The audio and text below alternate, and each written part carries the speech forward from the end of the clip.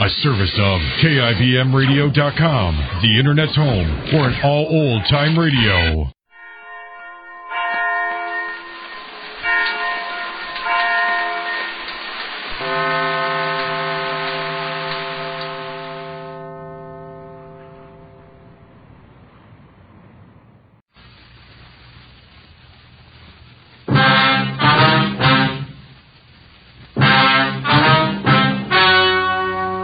Ladies and gentlemen, the story you are about to hear is true.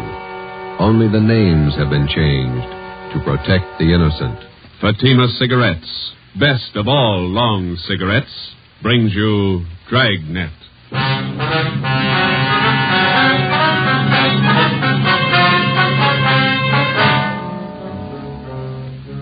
You're a detective sergeant.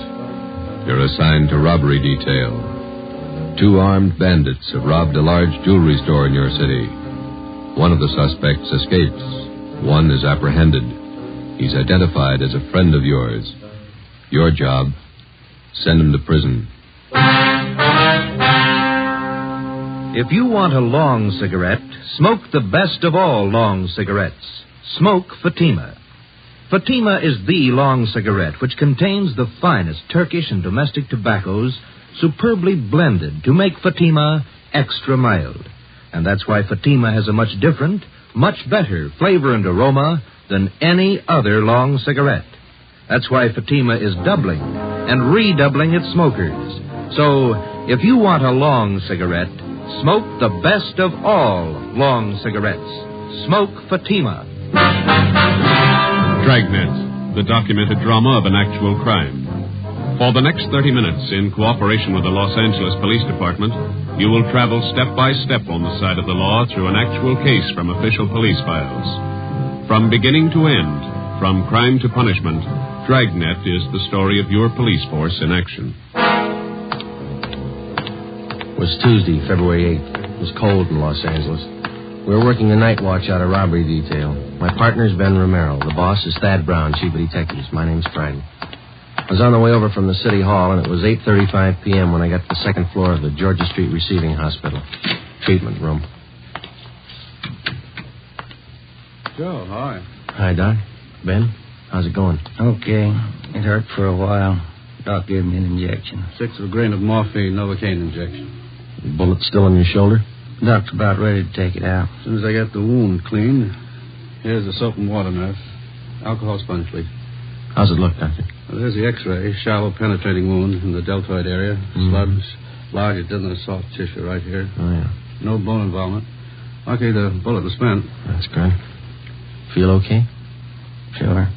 Nurse, methylate applicators, please. Thanks. Let's see now. Where'd you leave Tyler, Joe? Interrogation room. Reynolds and Thompson are with him. Let me have the probe, nurse.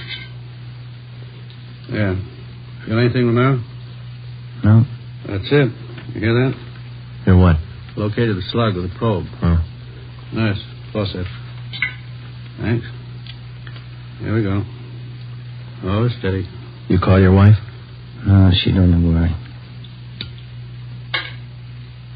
Here it is, boys. Want to mark it for evidence? Yeah, give it to me, will you? I will. Nurse, sterile saline solution. Irrigate the wound. No sign of Tyler's partner, huh, Joe? Guy got me? No, not yet, no. Sterile dressings, please. How long did you know this Tyler? Before he went wrong, I mean. I met him in the Army, helped him line up a job when he got out. It's too bad. Sure is funny. Meeting a friend of yours pulled an armed robbery. Must have surprised you, huh? Yeah, kind of. You want me to drive you home when the doc's finished, yeah? Let's go back to the office and talk to Tyler first. Okay. Is that all right, Doc? No. You're staying right here, Romero, till tomorrow morning. If you haven't got a temperature by then, I might release you. Oh, it's only a flesh wound, Doc. I feel all right. I'm not taking any chances with gunshot wounds. If infection set in and you were laid up, I'd have the pension committee to answer to. You're staying here. Sounds like an order. It is. You can pick them up on the P&F floor tomorrow morning. Okay. You gonna need anything, Ben? Yeah. I phoned to tell my wife I won't be home for dinner. His name was Max Tyler, white, male American, age 32. Dark hair, brown eyes, medium build, married, father of twin boys. He was a friend of mine. We served together in the Army overseas, and when the war finished, I came back to my job on the force, and Max went back to his old job. It didn't fit him anymore. He stopped working and started drinking. His wife didn't help much. Max started with small trouble, but it grew fast. On the afternoon of February the 8th, Tuesday, Ben and I surprised two men holding up a Main Street jewelry shop. Shots were exchanged, and Ben received a flesh wound in the shoulder. One of the hold-up men escaped. The other one was apprehended. His name was Max Tyler. Hi, Larry. Hi, Joe. Glad you got here. Tyler says you won't talk to anybody but you. Okay, boy. Thanks for standing by. Sure. I'll be outside if you need anything.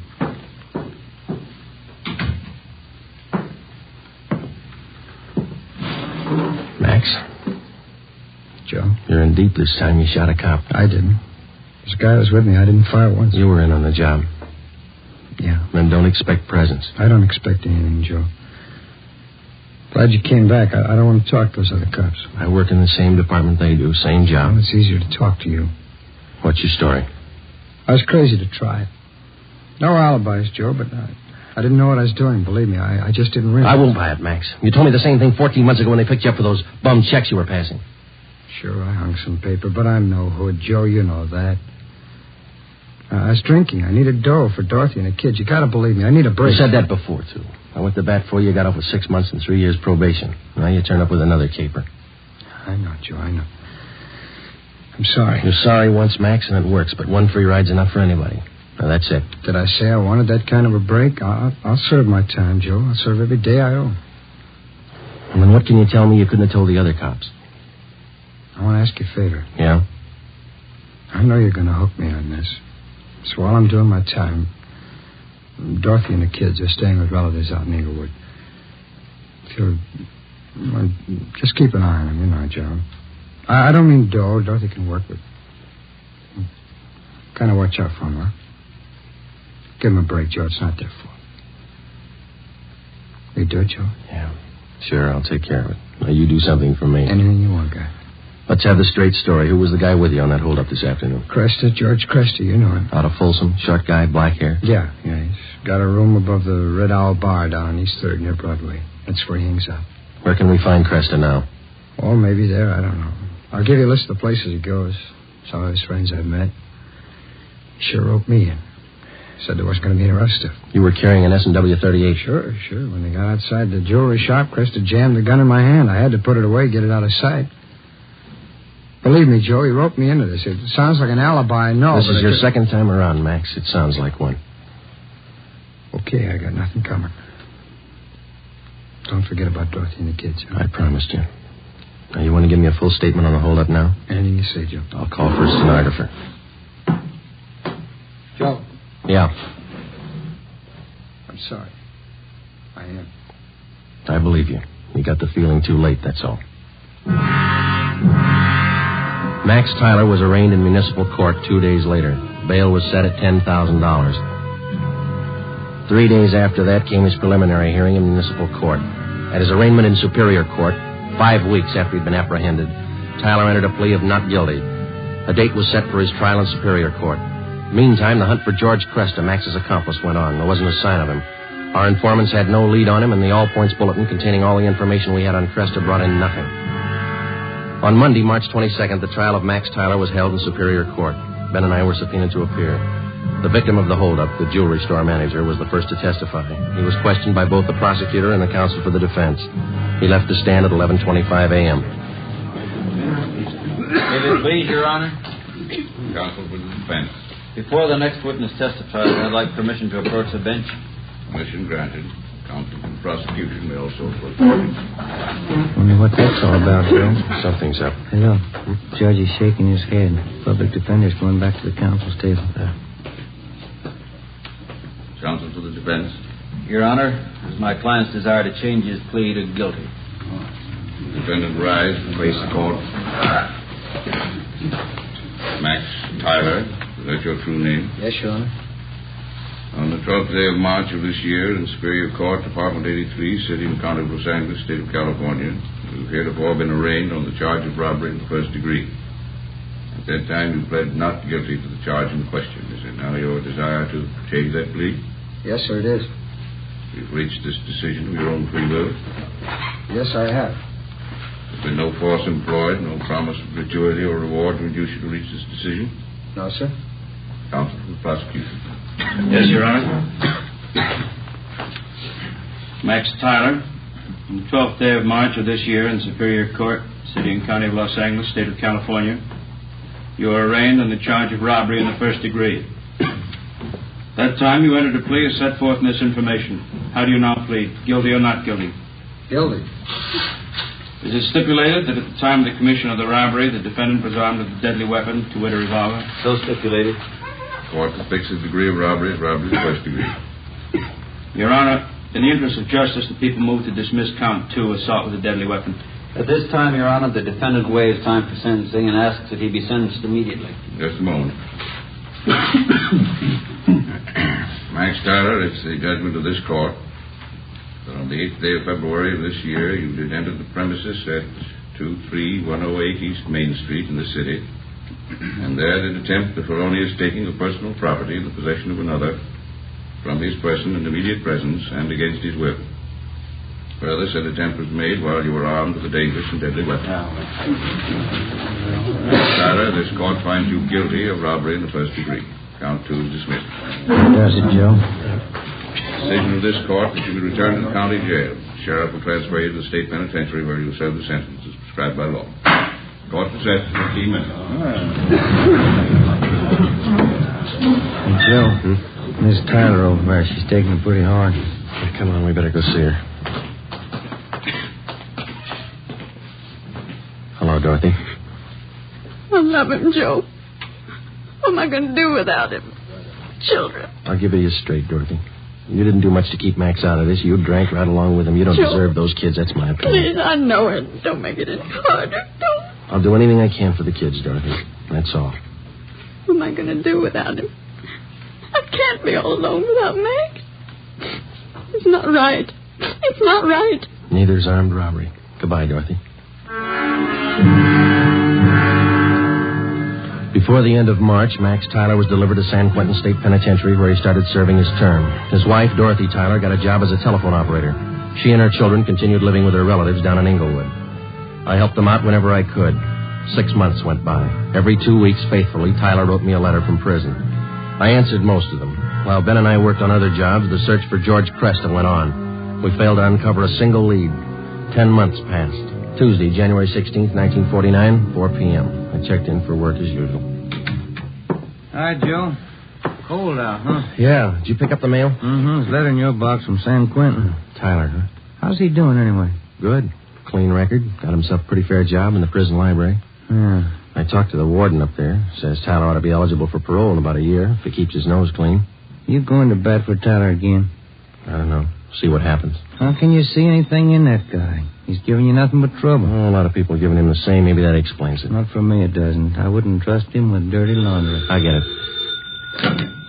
Robbery Friday. Joe, it's Dorothy Tyler. I got to talk to you. Yeah, Dorothy, what's the matter? I found Krista. I saw him. What? George Cresta. I know where he is. I saw him downtown. I followed him to his place. You sure it was him? I'm positive. He's staying at 134 Jesse Street. It's a rooming house just off Alameda. 134 Jesse. Got it. Thanks, Dorothy. Come on, Ben. 8 minutes later, Ben and I were interviewing the landlord at 134 Jesse Street, a cheap rooming house down on the south end of the city. The landlord's name was Peterson. We showed him Cresta's mug shot, and he told us he was in room 11. We went up a dark, narrow stairway to the second floor.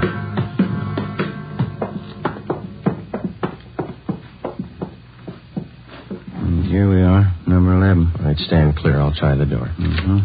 It's open. Yeah. Joe, have a look. He's asleep. He's passed out. Come on, slip the cuffs on him.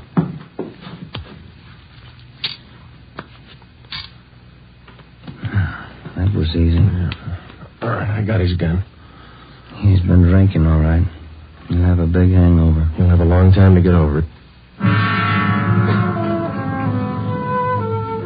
George Cresta was booked at county jail on suspicion of robbery. 2 months and 3 weeks later in Superior Court, he was tried and convicted of assault with a deadly weapon and first-degree robbery and sentenced to the state penitentiary. The day after Cresta was sentenced, I was called to the office of Chief of Detectives Thad Brown. Friday, this Max Tyler is coming up for parole in a couple of months. He's a friend of yours, isn't he? That's right, in a way. You've been writing letters to the warden. You've talked to the parole board about him. Understand you're helping on his kids. A few presents. They haven't had much of a break. They're just youngsters. You're working hard to get Tyler's parole. You think he's worth it? Well, I was off both him and his wife, and then she gave us that tip about Cresta, and Tyler's got such a good record up at Q, I figured they'd earned another chance. You're sticking your chin out, Joe, helping a con to get a parole. I think you realize that. Well, I believe he's a good risk now, Chief. He's pretty weak in some things. He needs direction, that's all. His wife's getting better. She might help more than she did. I hope both of them are worth it. If anything happens, I know I'm going to get it from all sides. You really think some men deserve another chance, don't you? Yes, sir, I do. I wouldn't want you working for me if you didn't. 2 more weeks went by. Tuesday, April the 19th. Ben came down with a bad cold and had to lay off work. At the same time, a new gang started a hold-up campaign among the liquor stores out in the Wilshire district. A new rash of armed robberies broke out in the central area. There was an attempted bank robbery. It was a bad week. Ben got back to work on Saturday. Rough time, huh, Joe? Busy, yeah. Did you beat that cold all right? Sure, I feel much better. Doctor gave me some new medicine. Works good. That's fine. Maybe I'll knock off early tonight if nothing's doing. That's a good idea. Shouldn't be too much tonight. Teletype for you. Just came in. Oh, thanks, Larry. Sure. What's the matter, Joe? What is it? Max Tyler. He broke out of prison this morning.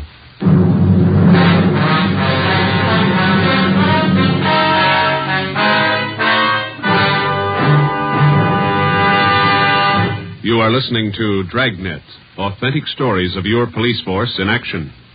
And now, here's an authentic report from Fatima Cigarettes. In 1949, Fatima doubled, tripled, and quadrupled its smokers. In 1950, enjoy Fatima yourself. You'll find Fatima extra mild. Because Fatima is the long cigarette which contains the finest Turkish and domestic tobacco superbly blended to make Fatima extra mild. You'll find Fatima tastes much better. Fatima's superb blend gives you a much different, much better flavor and aroma than any other long cigarette. You'll find Fatima tops in cigarette quality. Fatima has always stood for the best in cigarette quality. For a new year of great smoking enjoyment, buy Fatima in the appealing gold and yellow package. You'll agree, Fatima is the best of all long cigarettes.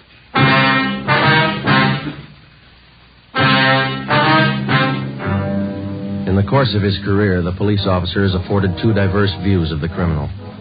At first, the rookie cop is taught to distrust the criminal at every turn, without exception. He's schooled in the 1,001 ways in which the criminal operates, his psychology, his mode of operation. Then, when he's thoroughly acquainted with the methods of the criminal and how best to detect them, the police officer starts to learn the most difficult lesson of all: how to distinguish between the confirmed criminal and the lawbreaker, in whom there is hope of rehabilitation. After 9.5 years of police work, my first experiment in this field was with Max Tyler. I'd given him 2 chances to prove himself, and he'd lost on both of them. So did I. 2 months before his parole hearing, which might have given him his freedom, Max Tyler had suddenly decided to escape. How he figured it, I didn't know, but it was my job to find him.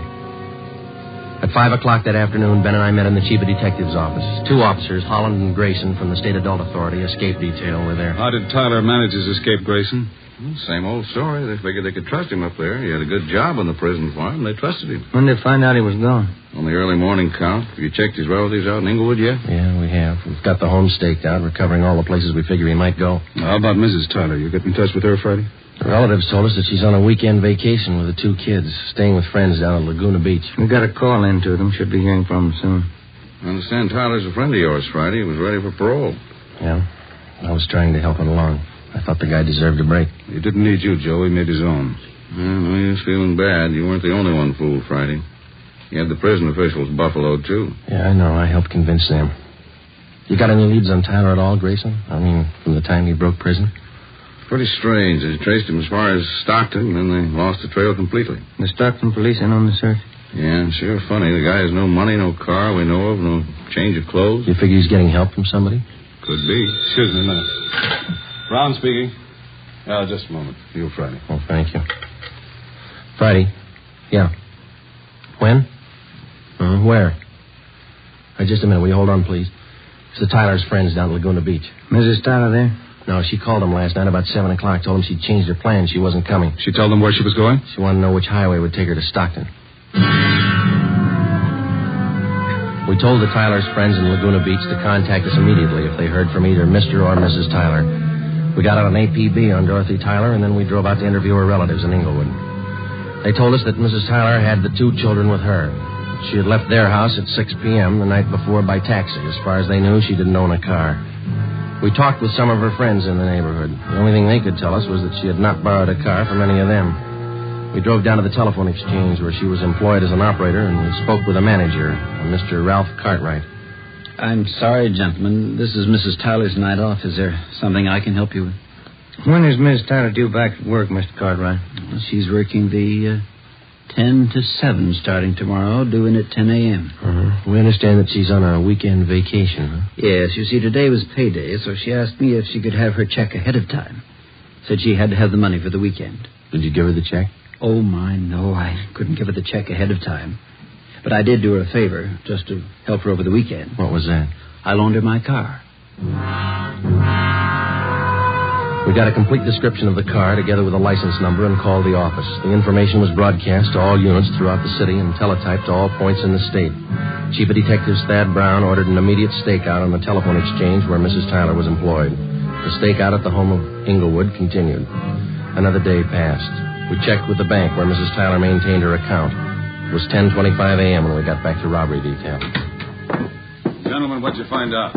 Miss Tyler closed her account 3 days ago, withdrew all her savings, $46.55. They're not going to go far on that. Any word about that car she borrowed? Teletype came in about an hour ago. They found it just outside Santa Barbara, abandoned. Anyone see the Tylers? No reports. I wonder how those poor kids are making out. He must be crazy, and his wife, too. If she was going to help him pull an escape, why'd she have to drag the kids along? It's the way some parents figure, Friday. They owe their children nothing. The children owe them everything. Call for you, Friday. Take it on 2. Oh, thanks, Larry. Friday. This is Hopkins, Friday, on stakeout at the phone exchange. Yeah, Bert. Tyler woman came for a check. We got her.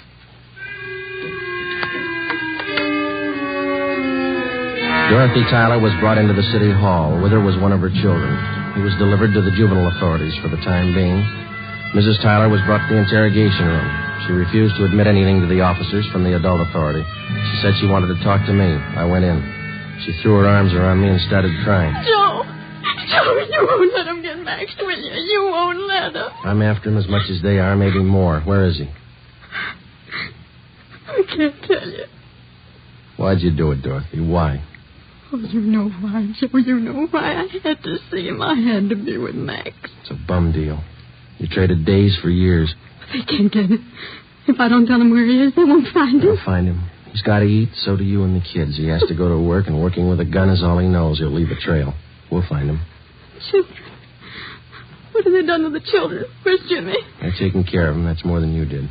Where's your other boy, Vance? Max. Max has him. Oh, that's fine. You and Max ought to be real proud of yourselves. I had to see him. You know that. I had to see Max. Has he got a gun? Has he? Has he used it? No. He just thought he might need it. He hasn't hurt anyone. I swear it. You helped him escape, is that right? You helped him. He needed help. I met him at San Rafael. We drove all night.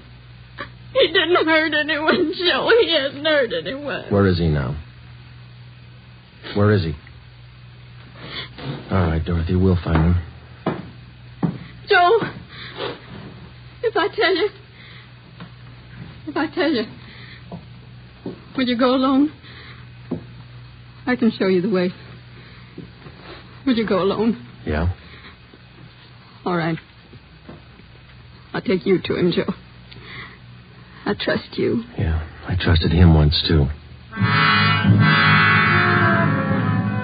5 p.m., Monday, April 25th. Dorothy, Tyler, Ben, and I got in the car and headed north for the coast town of Santa Maria. Acting under orders of Chief of Detectives Thad Brown, Larry Thompson from Robbery Detail followed in another car. Holland and Grayson from the State Adult Authority were with him. It was 10 minutes past 8 when we drove through the town of Santa Maria. Just outside the city, Dorothy Tyler directed us to turn off onto a dirt road. We drove about 2 miles. She told us to pull up. Across that field. Shack by those trees. Lonely out here. I'll go with you, Joe. Maybe Max won't understand. You stay here. Joe, that car. Car stopped here. It's cops, Dorothy. It had to be. They won't shoot unless Max does. But you promised. You said you'd go alone. I'll go alone. Friday? Hello, Grayson. Where is he? She tell you? That shack over there across the field by that clump of trees. He's got one of the kids with him, that right? Yeah, he won't be any trouble. He's armed. The cons up at Quentin say he won't be taken alive. They say he'll shoot it out. They talk a lot. You better let us take him. You're not getting paid for this one. I'll take him alone. I made a promise. That guy in the shack's in the habit of breaking promises. I keep mine. Keep an eye on Miss Tyler, will you, Ben? Thompson's watching her. I'm coming with you. I told her I'd go alone. There's 2 doors, front and back. Which one you going in? Front. I'll be around back. Careful, Joe. Yeah. I'll be right back, Grayson. I started to cross the field. The shack was about 100 yards from the road. The field was uncultivated, and I wasn't sure of my footing. I stumbled over a tree stump. Halfway across the field, the lights in the shack went out. Who's that? Who is it? It's me, Max. Joe Friday.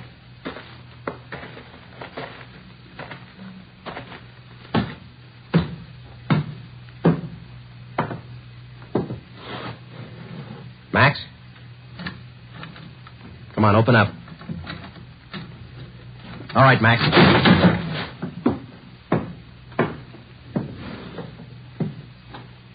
Why the gun, Joe? I never thought you'd take me with a gun. I never thought I'd have to kick down a door to get you. You've changed a lot, Max. How'd you find me, Dorothy tell you? Where is she? Outside. Your boy over there, Vance. He's sleeping. He's okay. Put out your hands. Put out your hands. Oh. I'm sorry, Joe. Yeah. You've been good to us. I won't try to explain. Neither will I, Max. Come on.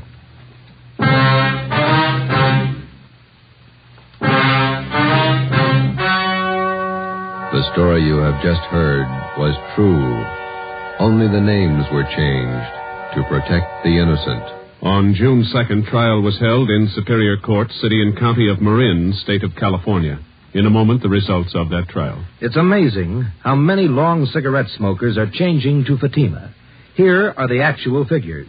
New York Division. Fatima sales up 132%. Los Angeles Division. Fatima sales up 545%. St. Louis Division. Fatima sales up 548%. Yes, in 1949, more and more smokers discovered that Fatima is the best of all long cigarettes. They found Fatima extra mild. They found Fatima has a much different, much better flavor. They found the name Fatima means the best in cigarette quality. In 1950, enjoy Fatima yourself.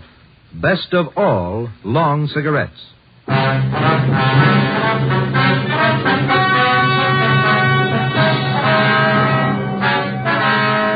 Max Tyler pleaded guilty to the charge of escape and was sentenced to the term as prescribed by law. He was returned to San Quentin and then transferred to Folsom Penitentiary, where he is now serving his sentence. You have just heard Dragnet, a new series of authentic cases from official files. Technical advice for Dragnet comes from the Office of Acting Chief of Police, W.A. Wharton, Los Angeles Police Department. Dragnet honors the state of California and the men of the California Highway Patrol, another of America's outstanding law enforcement agencies. One of these men, Highway Patrol Commissioner Clifford E. Peterson, outstanding administrator and educator in the field of law enforcement, dedicates his life to making yours more secure. Fatima Cigarettes, best of all long cigarettes, has brought you Dragnet from Los Angeles. Be sure to hear Mr. and Mrs. Ronald Coleman in the Halls of Ivy starting tomorrow on NBC.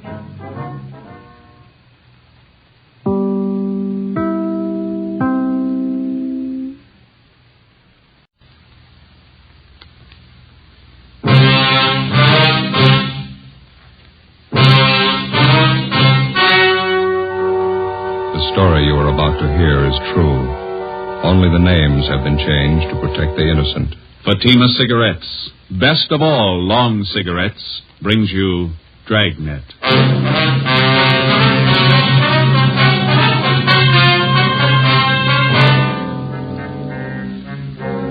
You're a detective sergeant. You're assigned to forgery detail. An accomplished check forger resumes operations in your city. The suspect's described as a middle-aged woman. She's written more than $20,000 in bad checks.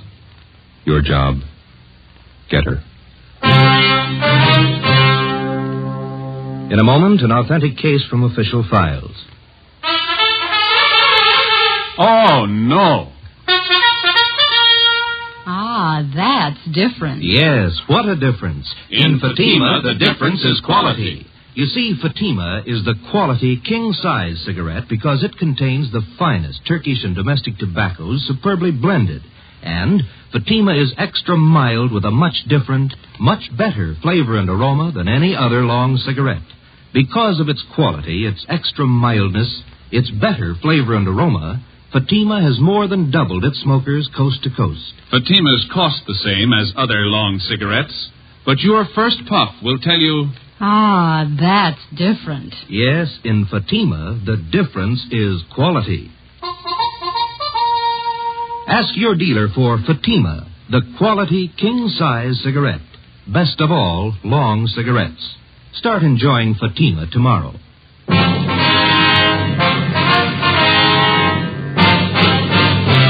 Dragnet, the documented drama of an actual crime.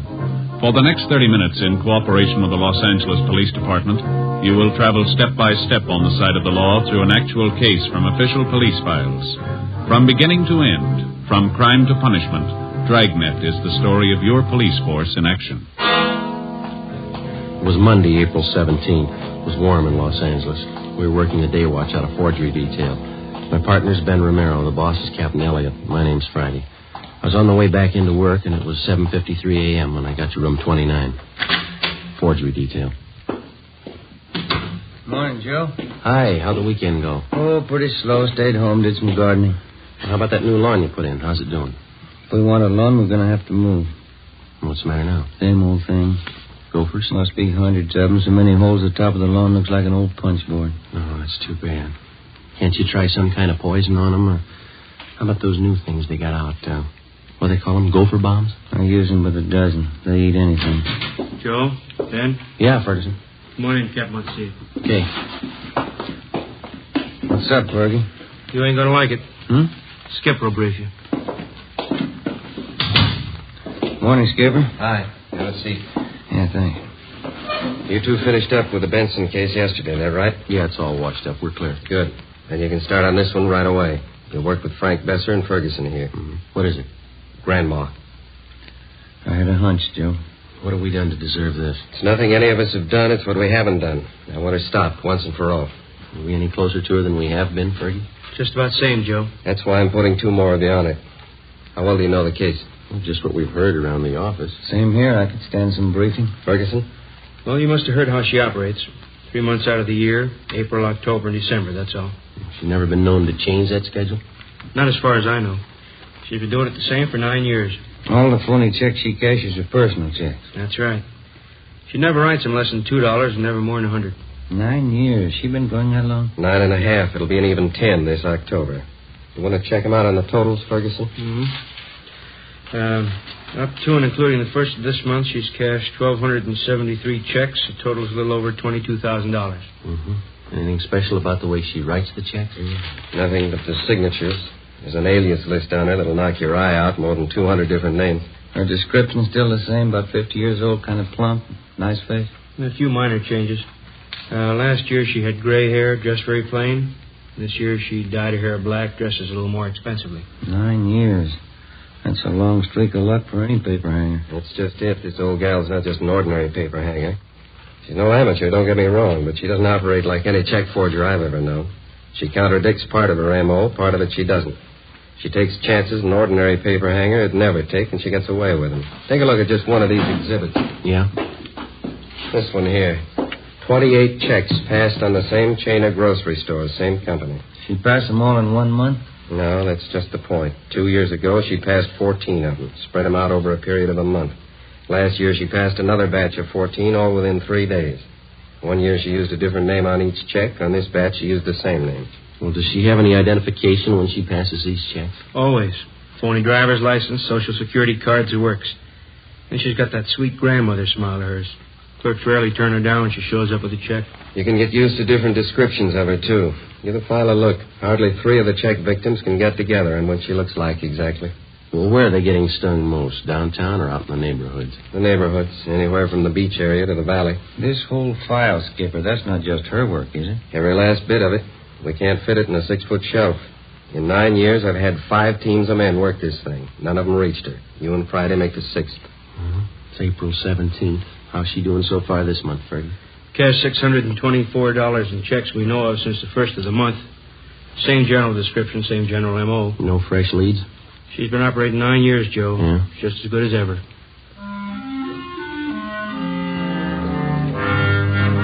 To the working detective, there's no tougher job than tracking a lawbreaker who's half professional and half amateur. You can expect a criminal who's entirely professional to react generally the same in a given set of circumstances. And the same with the amateur. But take the two, the professional and the amateur, and intermingle their possible and probable reactions. You'll likely have a sound reason why and how an elderly woman could victimize merchants with $20,000 in bad checks over a period of 9 years without being caught. Grandma, as she'd come to be known, worked only 3 months out of each year, April, October, and December. Her apparent fine sense of timing and her knowledge of psychology was far and away superior to that of the ordinary paper hanger. If the file on Grandma was any indication, she apparently had been born to be a successful check forger. After Ben and I spent 3 days on the case with Sergeants Ferguson and Besser, we were almost convinced that there was only one way we could reach the suspect. She had to make a mistake. Fergie, how'd you do? Pretty sour. 4 checks in 2 days. What'd you fellas get? 2. Don Meyer checked the signatures. They're all hers. Mm-hmm.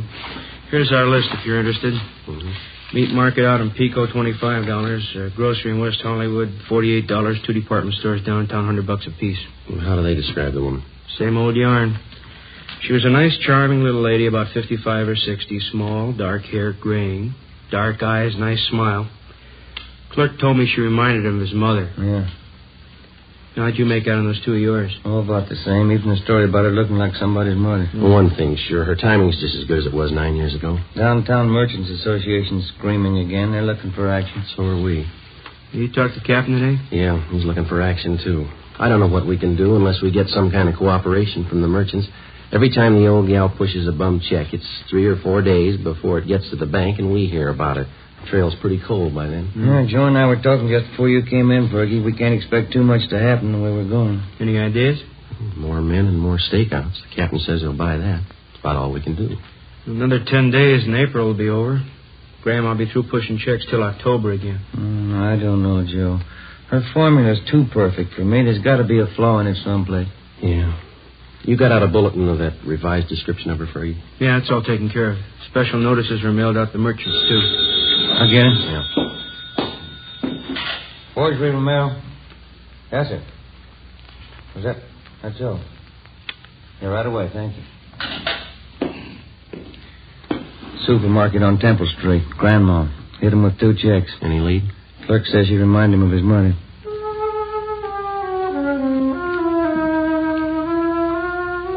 A week passed. The number of stakeouts on business places throughout the city was doubled. The M.O. and description of the suspect was circulated among the merchants in the downtown and suburban shopping centers. Clerks were especially warned to be on the lookout for. The precautions went for nothing. Grandma's checks kept showing up at the rate of 2 and 3 a day. On April 27th, she passed a check for $50 at the Delicatessen on Hollywood Boulevard. We drove out to interview the owner, Mr. Hemerston. Do you have one of those circulars we sent out on this woman? Well, I'm ashamed to say it, Sergeant, but I have, hanging right back there in the storeroom. The thing of it is, I never connected the two, the woman and the notice. It's the way she looks at you, you know, like you'd be a heel to even question her. Mm-hmm. How was she dressed the last time she was in? Do you remember that? Well, she had kind of a plain black coat on. Would you excuse me a minute? I don't like to keep customers waiting. Oh, sure, go ahead. Yes. How are you, Mrs. Lyons? Need some cold meat for kids' lunches. What do you got nice and fresh? You see right there in the case. Head cheese is very fresh. Good for the kiddies. Pimento loaf's nice, too. Oh, Kids don't like either one. Fussy. You better give me 35 cents for that small bologna, would you? Yes, ma'am.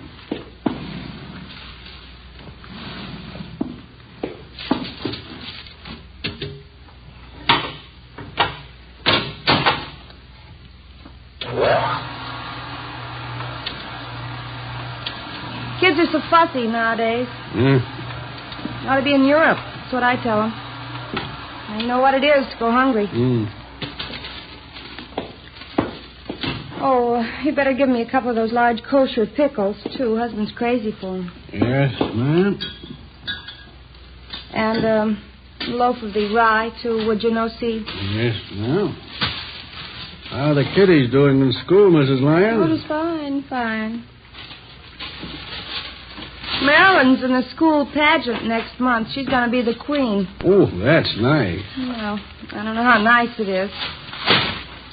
More work, that's all. I have to make her costume. There you are, Mrs. Lyons. Put it on the bill? Yeah, would you do that? I'll see you the 15th of the month. Yes, ma'am. Goodbye. Uh-huh. Goodbye. Sorry to keep you waiting, officer. Not at all. Let's see now. Where was I? Well, we asked you how the woman was dressed. Oh, yeah. Had a black coat on. I told you that. Yes, sir. Very plain-looking clothes, like any other housewife. Print dress, some kind of a scarf around the neck. That's about all I noticed. How about that description of her in the bulletin we sent you? That fit her pretty well? Yeah, I guess so. She didn't exactly seem plump to me, though. Kind of a nice figure for a woman of her age. Mm-hmm. Do you know if any of your customers were acquainted with her? I wouldn't know that. She acted as though she knew some of them, but now that this has happened, I can see she was just putting on. She was a great disappointment to me. Yes, she is to a lot of people. I used to josh with her all the time. I'm a widower, you know. Thought once or twice I might even date her up. That so? Yeah, she seemed like a real good sport, joshing all the time, fine personality, just as homey as you please. Well, that fits in with the other descriptions. Are you ever going to catch somebody like that?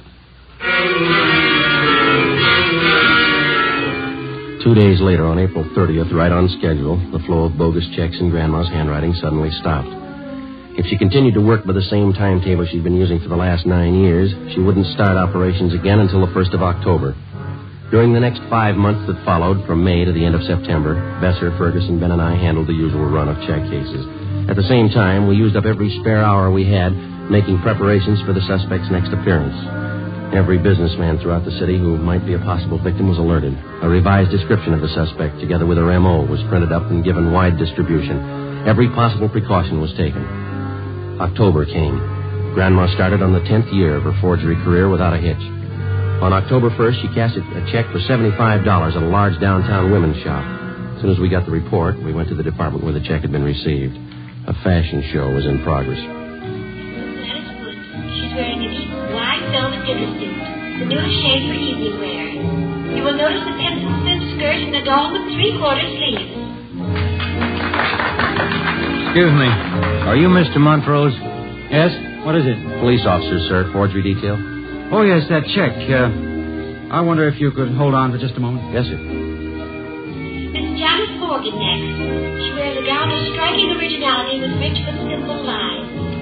A black dinner dress, a satin skirt with handmade points, a sculptured silk and latex sweater top with an oval neckline punctuated with ball fringe. Hey, Joe. What kind of outfit is that the model's wearing? I don't know. How much to it? All right, officers. Would you like to step this way, please? Okay. Yes, sir. This is my office here. Well, I don't know what I can do for you, gentlemen. The check was passed. Very unfortunate occurrence. You okayed the check for cashing, is that correct? Yes, the sales girl handled the transaction. She showed me the check. I knew the signature, so I okayed it. Mary Walker? Yes, that's how this check was signed. What kind of identification did the woman have? Her charge account plate. You know, the small metal card, charger plates we call them. I recognized that from the signature immediately. You know this Mary Walker pretty well? She's one of our best customers.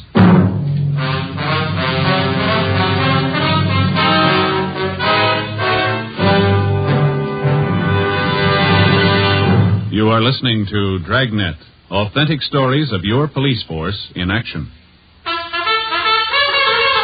Oh, no. Ah, that's different. Yes, what a difference. There's a difference you can hear, there's a difference you can see, but the difference in Fatima is quality. Yes, friends, when you compare long cigarettes, you'll find that in Fatima, the difference is quality. Quality of tobaccos. The finest Turkish and domestic varieties, extra mild and superbly blended, to give you a much different, much better flavor and aroma than any other long cigarette. Quality of manufacture. Smooth, plump cigarettes, rolled in the finest paper money can buy. Quality even to the appearance of the bright, clean yellow package. Carefully wrapped and sealed to bring you Fatima's rich, fresh, extra mild flavor. Fatima's cost the same as other long cigarettes, but your first puff will tell you... Ah, that's different. Yes, in Fatima, the difference is quality. Ask your dealer for Fatima, the quality king-size cigarette. Best of all, long cigarettes. Start enjoying Fatima tomorrow.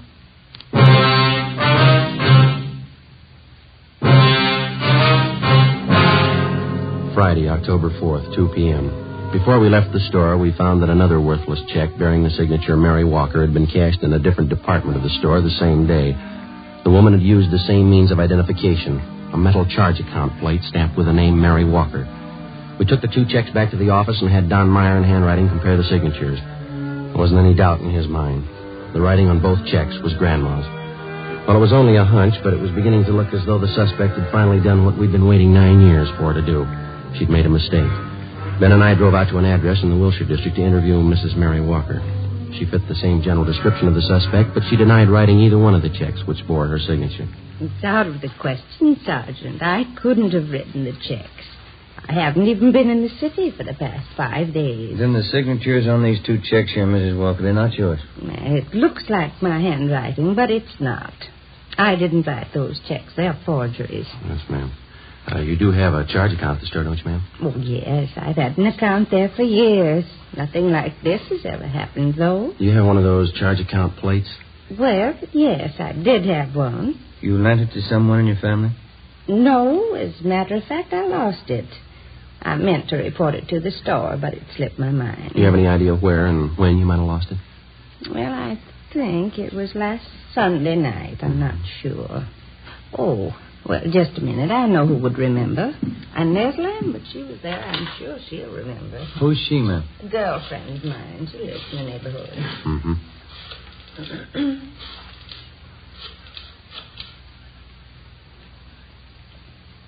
Hello, Inez. Mary Walker, Inez. Oh, just fine. And you? Oh, good. Say, Inez, which night was it we went to the Boosters Club meeting? Sunday? Yes, I thought that it was. Oh, nothing. Just some silly misunderstanding. Yeah, well, all right, Inez. Thanks for remembering for me. Yes, goodbye. It was Sunday night, Sergeant. Inez Lambert and I went to the neighborhood Boosters Club meeting. I'm sure that's where I must have lost it. Well, you think the charge account plate fell out of your purse, is that it? Well, either that or it was taken. Why do you say that, ma'am? Well, it's a serious thing. I didn't want to mention it. What's that? I left my purse on the chair next to me a part of the evening. When I got home, I thought I was missing a $5 bill from my change purse. I didn't notice at the time my charger plate was gone. Do you remember who was at that meeting, Miss Walker? Oh, 40 or 50 people at least. How many women would you say? Dozen or so, I suppose. I'm not accusing anybody of robbery, Sergeant. I know it's a serious charge to make. Do you know if one of the club officers might have taken a list of those present? Oh, they didn't have to. We do the same thing at every meeting. What's that mean? We all sign the attendance book when we leave. 3 p.m. Ben and I contacted the secretary of the Neighborhood Boosters Club. He gave us a list of those present at the Sunday night meeting of the club. As Mary Walker had told us, each person present had signed his or her name and address in the attendance book. We took the record downtown with us and had Don Meyer compare each signature on the list with samples of Grandma's handwriting. Number 32 on the list, fellas. That's it. Positive, Mick? No doubt in my mind. That's Grandma's handwriting. How'd she sign it? Mrs. Inez Lambert. went down the hall to R&I and had him check the name Inez Lambert through the files. She had no criminal record. Together with Besser and Ferguson, Ben and I spent the next day and a half trailing Inez Lambert wherever she went. She fitted the description of the suspect perfectly. We questioned her friends and her neighbors. We dug back into every corner of her life for the past 10 years. The results were pretty amazing. We found that she was highly respected by everybody she knew. She was active in a dozen civic and church organizations. Her reputation was spotless. There was only one hitch. Mrs. Lambert's hobby was charities. By checking back, we found that during the past 10 years, she donated an average of $3,000 annually to various charitable organizations. Her husband's total annual income was $7,000. From her bank, we obtained specimens of Inez Lambert's handwriting. It matched almost perfectly with every signature in the grandma file. Monday, October 7th, Ben and I called on Mrs. Lambert. Oh, yes, officers. Won't you come in? Mary Walker was telling me about you. Come in, please. Thank you, ma'am. Thank you. Mary told me about the things missing from her purse at the meeting. Is that what you're inquiring about? Yes, ma'am. We've got a few other questions to ask you besides that. Well, you sort of caught me at a bad time. Just getting ready to put some baking in the oven for dinner tonight. Would you mind very much if we talked back in the kitchen? I've got to get this done. No, not at all, ma'am. It's back this way. Oh, there goes my cream sauce again, boiled over. Just take a chair there, officers. I'll be right with you. Thanks. This cream sauce is so temperamental, can't take your eye off it for a minute. There. Shouldn't boil over now. Would either of you officers care for a cup of cocoa? Chilly out today. Well, no, thank you, ma'am. We only have a few questions for you. It won't take long. Yes? All right. Would you mind holding this bowl just a minute, Sergeant? Oh, yeah. I just have to get this in the oven for dinner. My husband's favorite dessert. It's called pinch pie. It's kind of a meringue tart. Mm-hmm. Let me see. Take 2 eggs, I guess. There we are. Get these egg whites beaten up nice and light. That cup of sugar on the sink, Sergeant. Would you be so kind? Yeah, all right. Here's your sugar, ma'am. Thank you. Now, what is it you wanted to know? Mrs. Walker had her charge account plate stolen that night at the Boosters Club meeting.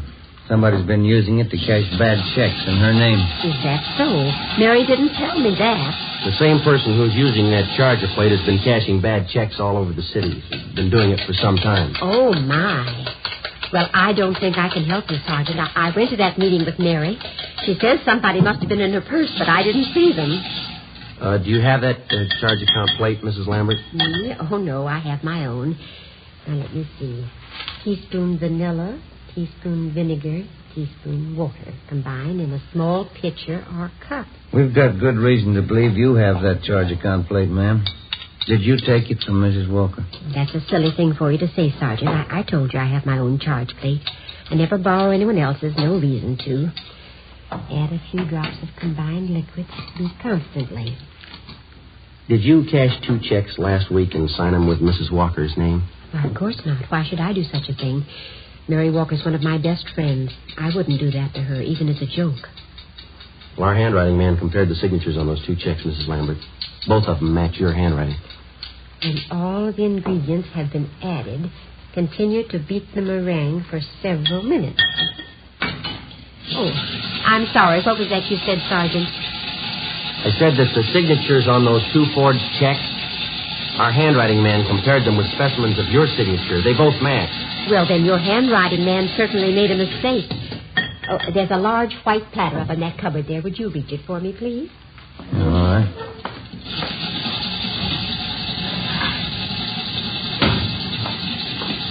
There you are, ma'am. Well, thank you. Now, you deny that you wrote those 2 forged checks last week. You deny that you've written and cashed about 1,500 worthless checks in the last 9 years. Well, of course I deny it. You're sure you haven't made a mistake? We're sure, ma'am. I'm sorry. You'll have to come downtown with us for questioning. Oh, what's that? Oh, my. It's the cream sauce again.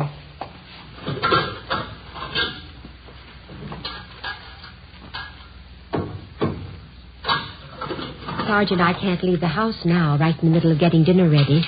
My husband would be furious. If you want to talk, couldn't we do it later on? I'm sorry, ma'am. Afraid not.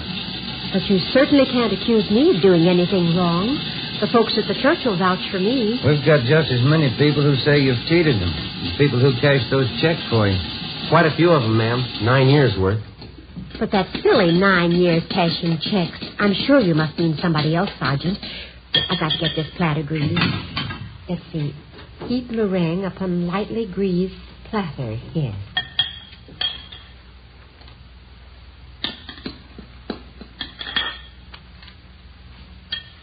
Look, we have a record downtown on every single check that you passed since you started, ma'am. We've got specimens of your handwriting and people to identify you. We know what your income is. We know how much that you've given to charities. Money's got to come from someplace.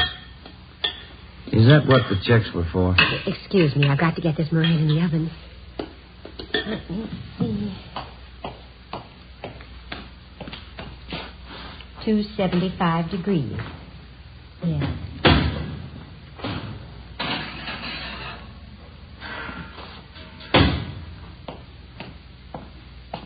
I hope I put in enough vanilla. You want to tell us about it?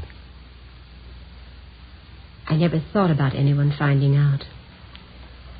I guess I should have expected it, shouldn't I? Yes, ma'am. It was all for charity. There were so many of them.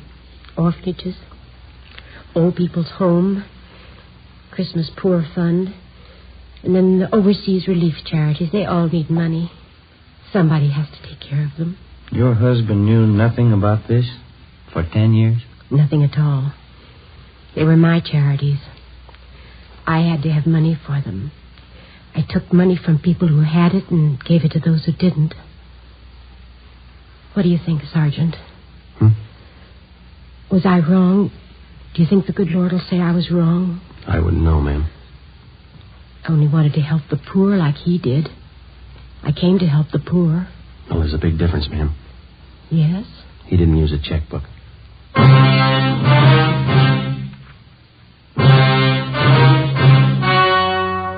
The story you have just heard was true. Only the names were changed to protect the innocent. On December 18th, trial was held in Superior Court, Department 91, City and County of Los Angeles, State of California. In a moment, the results of that trial. Now, here is our star, Jack Webb. Thank you. The efficiency of any local police department depends on the quality of its personnel. Each and every man is carefully selected and thoroughly trained. In uniform or plain clothes, your police officer knows his job. And so with a cigarette. The men who make Fatima cigarettes know their job. They carefully select and blend the finest Turkish and domestic tobaccos to make Fatima extra mild, different from other long cigarettes. They cost the same, but in Fatima, the difference is quality.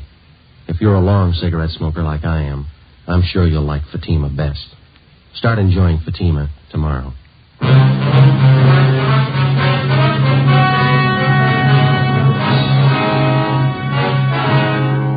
Inez Lorraine Lambert entered a plea of guilty to 2 counts of forgery, and the remaining charges were set off calendar.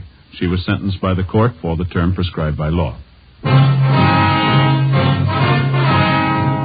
You have just heard Dragnet, a series of authentic cases from official files. Technical advice comes from the Office of Chief of Police W.H. Parker, Los Angeles Police Department.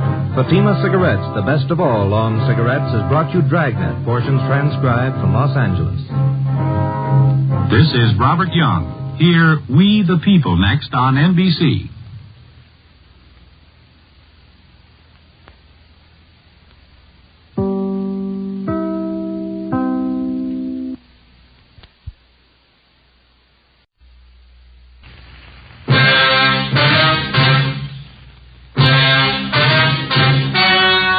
The story you are about to hear is true.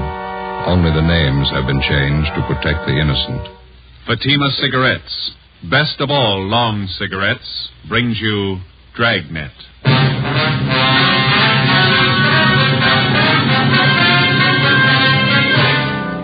You're a detective sergeant.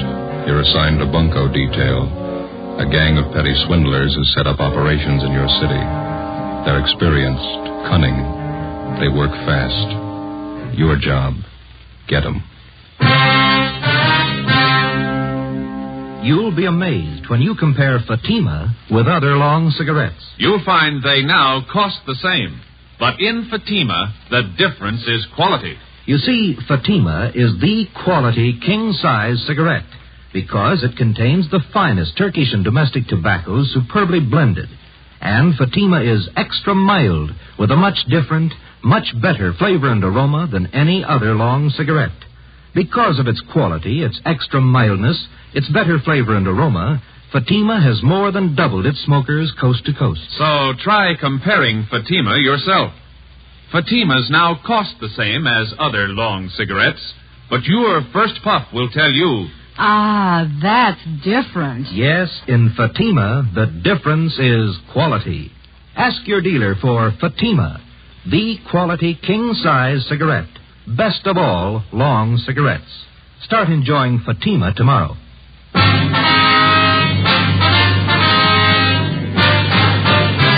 Dragnet, the documented drama of an actual crime.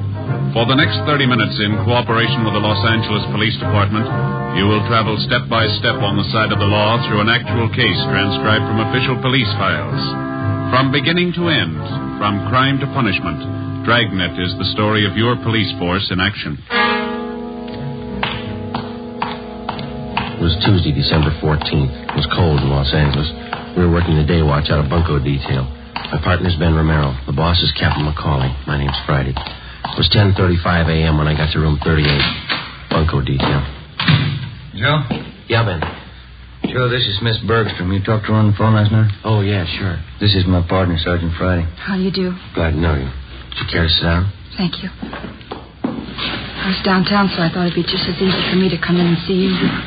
Did you bring those things with you, Miss Bergstrom? Here they are. Wristwatch. Pen and pencil set. Mm-hmm. Sure make them look nice, don't they? On the outside, yeah. Let me take the back off the watch for you. There. You can see for yourself, Sergeant. It's junk, not worth 15 cents. Charged me $48 for that watch. Said it was wholesale. He wasn't making any profit on it. Told me he was doing it because he'd known Harry so well. Watch only ran for a day, then it stopped. How about the pen and pencil set, miss? This is bad. Pen's just a shell, won't even write. Same with a pencil. I paid him $30 for them. Mm-hmm. This engraving on the pen. With love from Harry. That's Harry's boy I was engaged to. That's how the man got me interested to start with. Came to my house and gave them to me. The watch and the pen and pencil.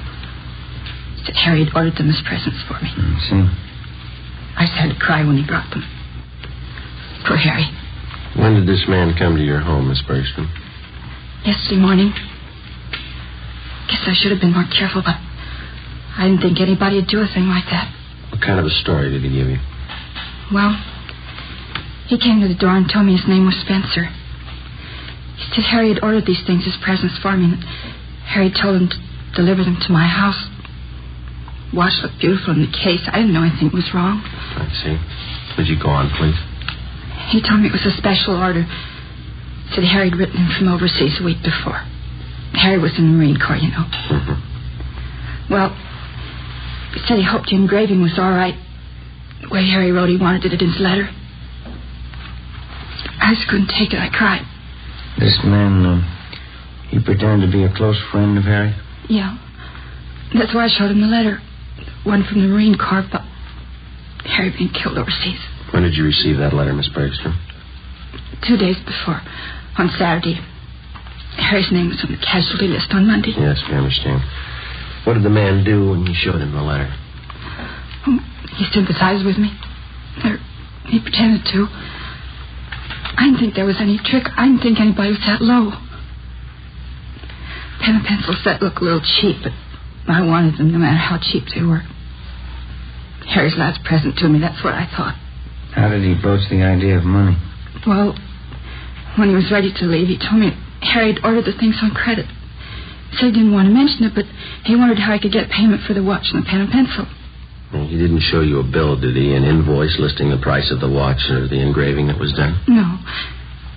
And I didn't want him bothering Harry's mother or father at a time like this. I borrowed some money from my dad and paid him. Let's see, it's $48 for the watch, $30 for the pen and pencil set. Yeah. He gave me a phone number to call if the watch needed adjustment. And when I found the watch was a fake, I called the number. It was a Chinese laundry. They didn't know anything about it. You haven't seen or heard from this man since he left your house yesterday morning? No. Could you describe this man for us, Miss Bergstrom? What he looked like? Clothes he was wearing?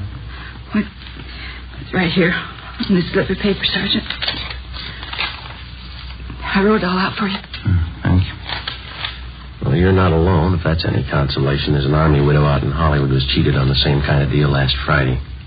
It's so cruel using a dead person's name to cheat you. Yes, ma'am. How can anybody get lower than that? They keep trying. Ben and I took Miss Bergstrom's crime report. The phony watch and pen and pencil set were booked as evidence. In the past 2 weeks, we'd received a half a dozen identical complaints from relatives or friends of lately deceased persons.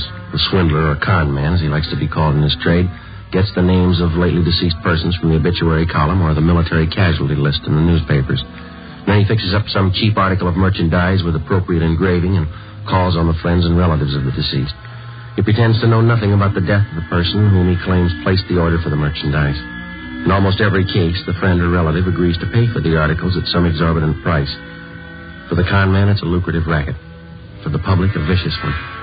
Wednesday, December 15th, Ben and I looked up an informant, a former con man. What do you think of it, fellas? Been in business for 2 months, doing fine. What do you think of it? Looks great, Judge. Nice setup. Finest baby laundry in South Los Angeles. That's why I advertise. Hey, you don't think that's too broad, do you? No, I don't think so, Judd. You got some nice equipment here. Baby laundry. How'd you ever get started? Father-in-law set me up with a loan. Says he got tired of me trying to sell him bum watches. Well, that's a good break for you, Judd. Say, you got a couple of minutes? We'd like to talk to you. Sure thing. Come on back here. Okay. Fine, thanks. Yeah, I'm squared away, living a solid life. Not bad at all, you know. It surprised me. You ever see any of the old gang, Judd? Not much, no. Some of the old grifters look me up now and then, try to touch me. I'll go. Hey, here you are.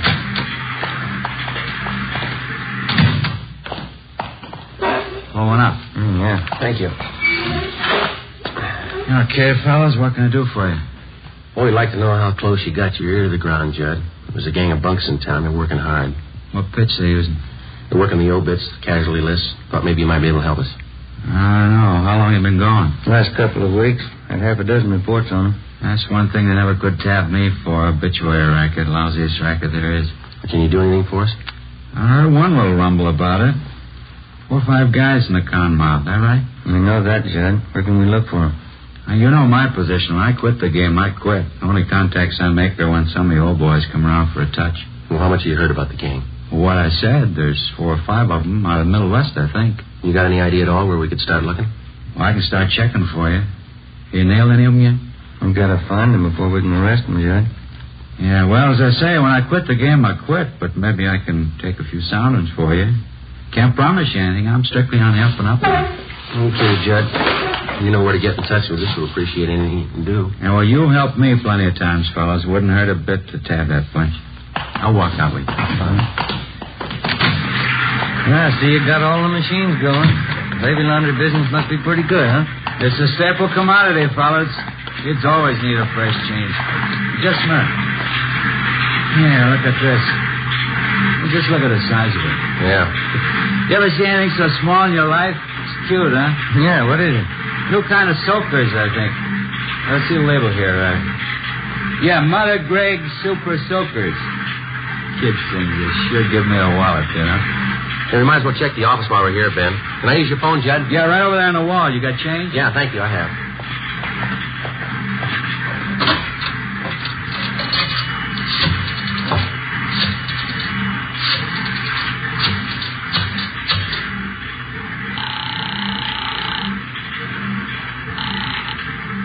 City Hall.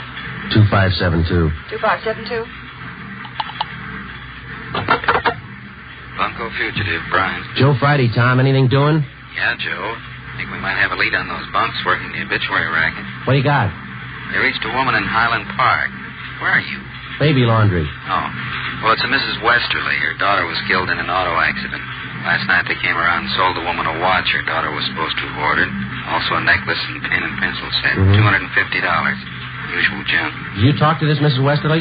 Yeah, we took the report. The man's description, his M.O., the rest all match up. What's the lead? She watched the man when he left her house. Yeah? He got in a taxi cab. 10:30 a.m. While Sergeants Bryant and Ullery got out a broadcast on the suspect, Ben and I drove to the offices of the cab company where we contacted the special agent. He helped us check the way bills for the preceding night. On the way bill for cab 213, we found the trip listed. Starting point, the intersection nearest the Westerly home. Destination, a hotel on South Flower Street. We went to the hotel and interviewed the desk clerk.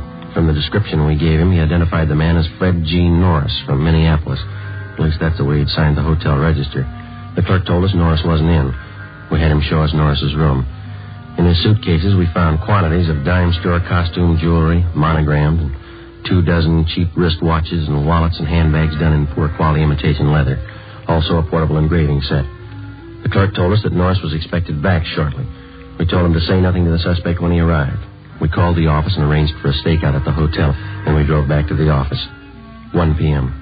They told us Norris had been recognized from his description and picked up by Unit 17R on the way back to his hotel shortly before noon.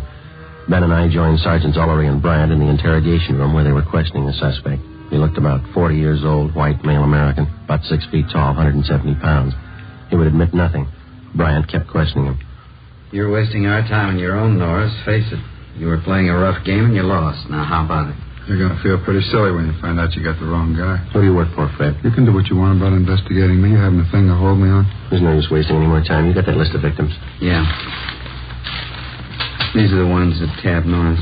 Thank you. Couple more here, Joe. Thanks, Ben.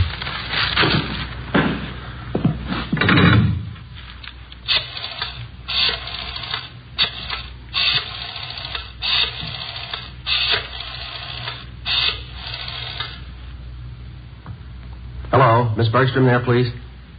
Oh, this is Sergeant Friday, Miss Bergstrom. Bunko detail? Yeah, we picked up a suspect. We'd like to see if you can identify him. Would it be all right if we sent a card for you right now? All right, fine. Thank you very much. Bye.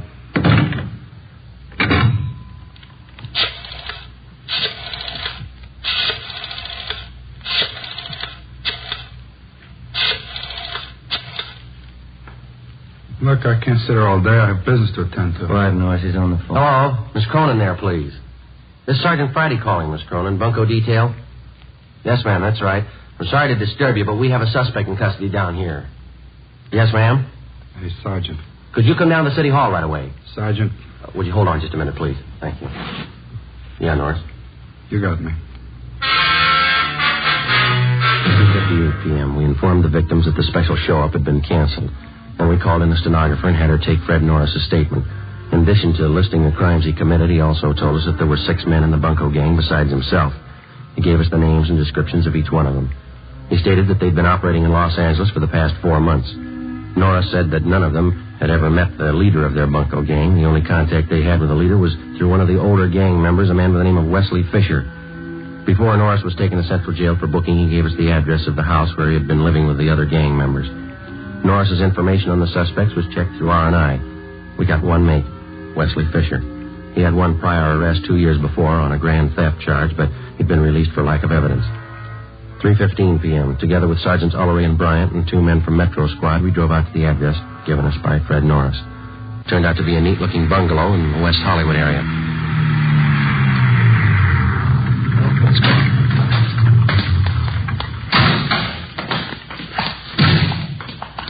We can take the front door, Joe. Yeah. Say, Tom. Yeah? You want to have Johnson and Brewer cover the back of the place, please? Okay, Joe. Maury and I'll cover the sign. Thanks. Let's go, man. Did you want to see the people who live here? Yes, ma'am. Do you want to check for the termites now? I'm Mrs. Callahan, the owner.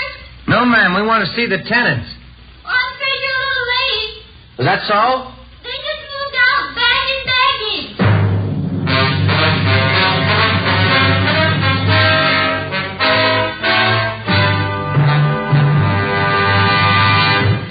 You are listening to Dragnet, authentic stories of your police force in action.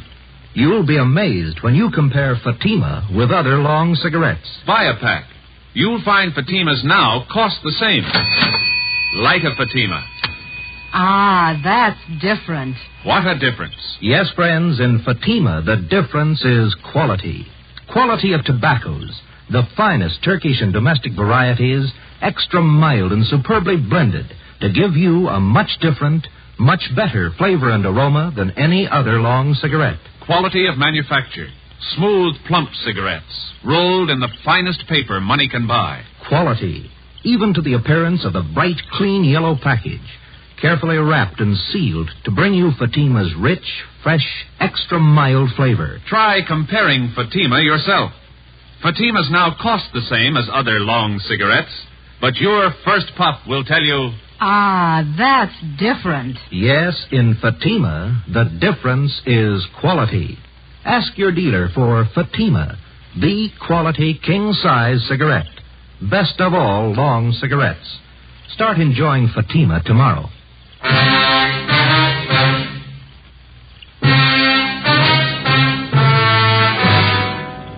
Wednesday, December 15th, 4 p.m. We made a thorough check of the house, which the 6 suspects had just vacated. We found nothing that would help us. We talked to the owner of the house where the suspects had been living. She told us that she'd rented the place, furnished to them, about 3 months before. She identified Wesley Fisher's mugshot, but she told us that he'd used the name of Charles Wilder. She also recognized each of the other gang members from the descriptions that Fred Norris had given us. She told us that while they were living there, the men seemed to keep odd hours and that they had a car. She told us that she'd taken the license number of the car the day the men moved in. The number was checked with DMV. It was registered in the name of Wesley Fisher, 1008 California Street. It's a transient hotel. The manager told us Fisher had moved about 9 months ago. There was no forwarding address. We got out an all-points bulletin on Wesley Fisher requesting that all occupants in his car be held for investigation of grand theft. Thursday, December 16th, 8 a.m. Oliver Ray Bryant, Ben, and I met with Captain McCauley. Where are they getting all this junk they're palming off? Where's their source of supply? The guy we picked up, Norris, told us they brought a good supply of it out with him from the Middle West. That hotel room Norris had downtown, they were using that for a warehouse. They didn't want to keep the stuff at the house they were living in. How are they hitting? Any possibility of stakeouts? No, not unless we cover every name in the columns. You might have to try it. Something's got to be done. Look at these. 2 more this morning, straight out of the obituary column. Took one family for $90. Another one for $60. How about that last run through the stats office? Help you any? They pulled some more mugs for us. I'm going to show them to the victims this morning. How about this Norris? You think he's come up with everything? We were up talking to him again at county jail yesterday. Didn't have anything new, Skipper. We dropped in at the sheriff's bunco detail. They've got one new case, same M.O. Description comes close to one of the guys. The victim was the father of a Navy flyer lost overseas. They sold him a gold watch chain that his son was supposed to have bought him for a present. Solid brass. The sheriff's men got anything new? We've been working pretty close with him. Nothing new. Excuse me. Bunko fugitive, Captain McCauley. Now talk to Joe Friday. Oh, yeah, hold on. You, Friday. Oh, thank you. Yeah. Joe, this is Judd. Can you meet me out at my place? What do you got? The name Wesley Fisher mean anything to you? 8:30 a.m. Ben and I drove out and met with Judd at his home. He was still in his bathrobe when he met us at the door. He told us he had an important appointment downtown at 9 o'clock and he was in a hurry. We talked to him while he shaved. Hope you fellas don't mind. Can't miss this date, lining up some new business, you know. It's all right, Judd. Go right ahead. Yeah, I gotta move fast on these things before they cool, you know. Well, works the same with us, Judd. What's the story? Well, I don't know what's worse. Brother Max called me this morning. Remember my brother Max, don't you? No, I don't think so. I works the Pink Parrot Bar in South Maine. When you were in to see me the other day about those grifters you want, I gave my brother a tumble on it. Told him to keep an eye open. I hand me that towel, will you? Oh, yeah. Here you go. Thanks. They're all steamed up. What'd Max come up with? Well, he's night bartender at the Parrot, you know.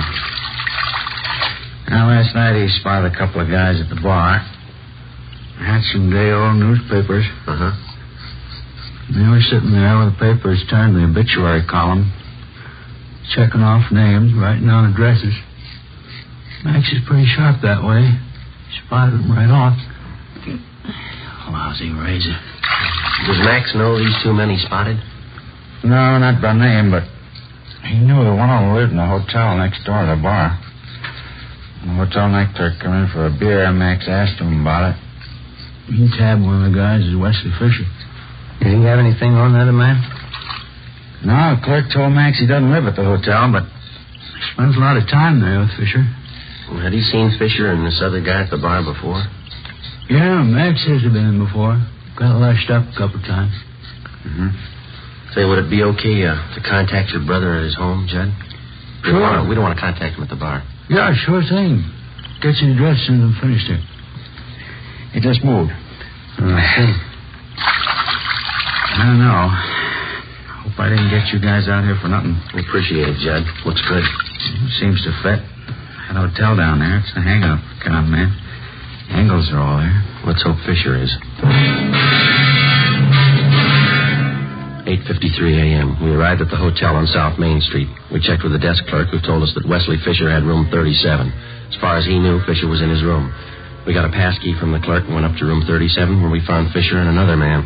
He identified himself as Raymond Breen, one of the gang members identified by Fred Norris. We also found a small supply of cheap watches and pen and pencil sets in Fisher's car.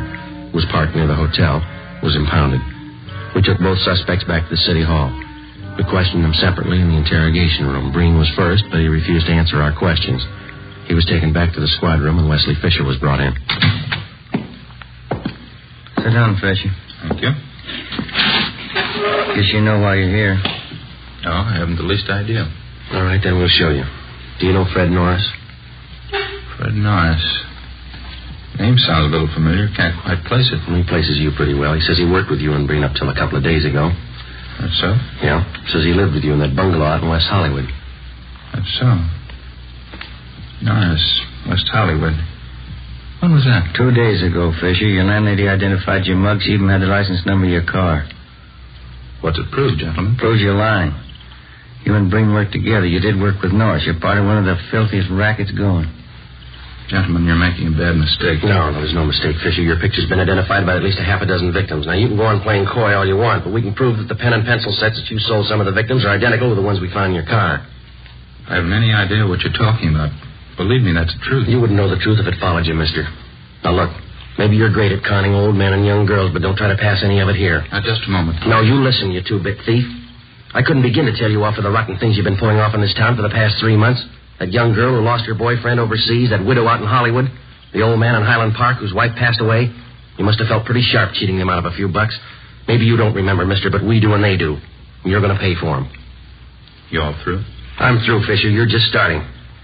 I have nothing further to say, gentlemen. You can talk to my lawyer. We'll give him your new address. Yes. County jail. Suspects Wesley Fisher and Raymond Breen were booked and transported to the county jail. Both of them were positively identified by the victims. Warrants were obtained for the 3 suspects, Norris, Fisher, and Breen. They were arraigned and held to answer at a preliminary hearing on several counts of grand theft. During the next 2 weeks and through the Christmas holidays, identical complaints of bunco operations continued to come in. Friends and relatives of lately deceased persons were still being victimized. The gang's operations continued as usual. There was only one change. The crime report showed that a woman was now operating in the obituary racket along with the male suspects. Christmas came and went. On New Year's Eve, Ben and I were assigned to standby duty. A few minutes before 8 p.m., we got a call from the county jail that Wesley Fisher wanted to see us. Went to the 10th floor of the jail, the interview room. I'm not going to take all the heat. They're in just as deep as I am. If they can't do right by me, I'll square it up myself. I'll tell you everything I know. Go ahead, Fisher. What is it? Her name's Betty McGraw.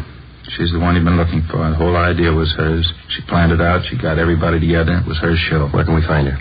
213 Foster, apartment 8. Wesley Fisher gave a complete statement of all his crimes and also implicated the other members. He told us Betty McGraw was his girlfriend.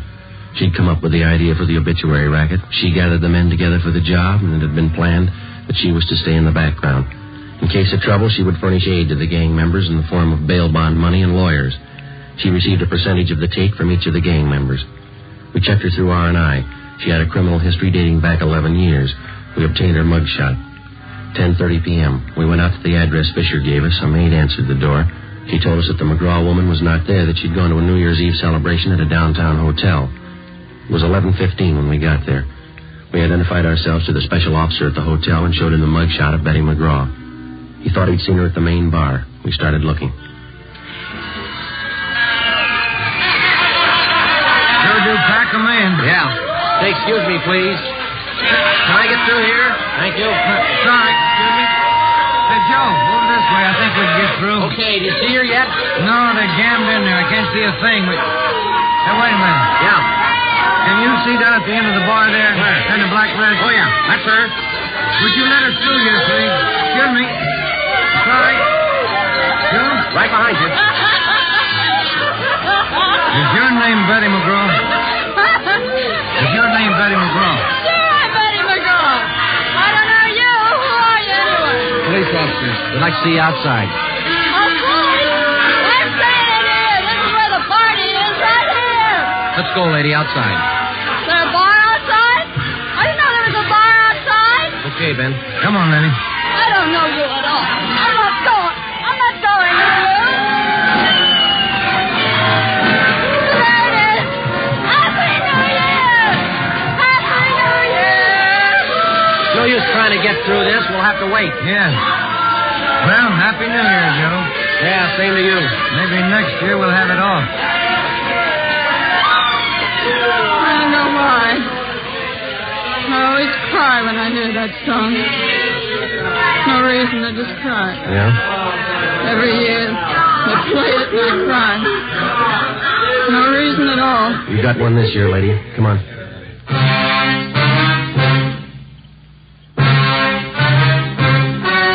The story you've just heard was true.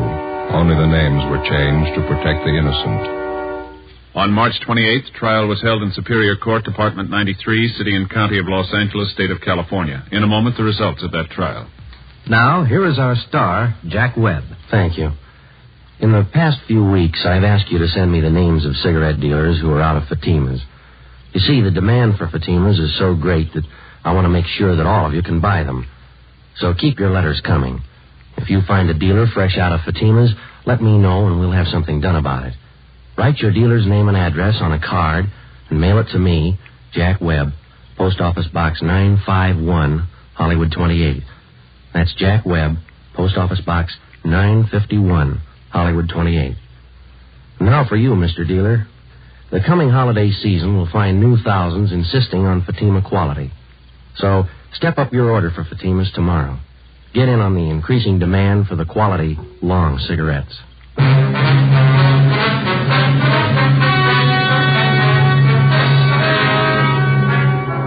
The remaining members of the Bunko gang were apprehended and brought to trial. All of them, including the gang leader, Elizabeth McGraw, were tried and convicted of grand theft. They are now serving their terms in the state penitentiary.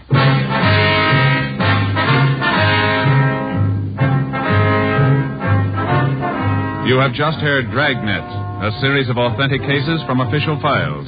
Technical advice comes from the Office of Chief of Police W.H. Parker, Los Angeles Police Department.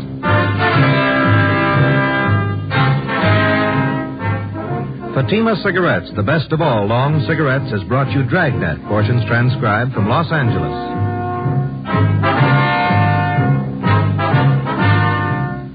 Coming up, We the People, then Screen Directors Playhouse on NBC.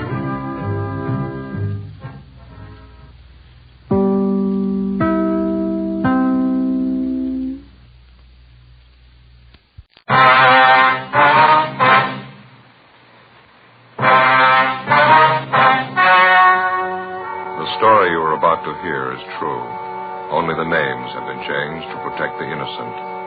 Fatima Cigarettes, best of all long cigarettes, brings you Dragnet.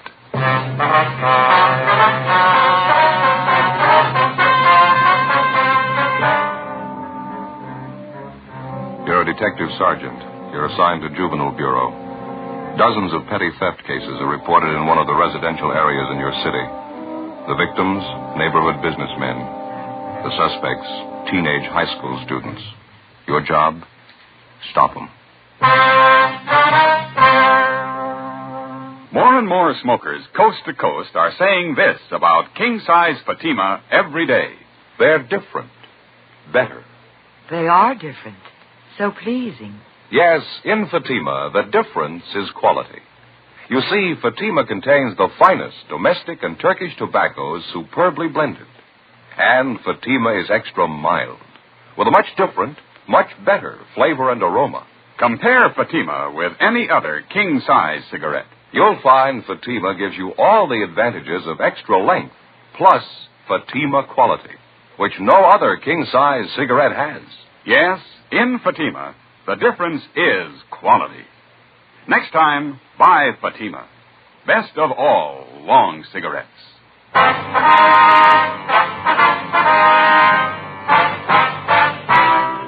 Dragnet, the documented drama of an actual crime. For the next 30 minutes, in cooperation with the Los Angeles Police Department, you will travel step by step on the side of the law through an actual case transcribed from official police files. From beginning to end, from crime to punishment, Dragnet is the story of your police force in action. It was Tuesday, February 4th. It was cloudy in Los Angeles. We were working a night watch out of Juvenile Bureau assigned to University Division. My partner's Ben Romero. The boss is Inspector Bowling. My name's Friday. We were on the way out from the office, and it was 7:13 p.m. when we got to the corner of South Waverly and Chester Avenue. The grocery store.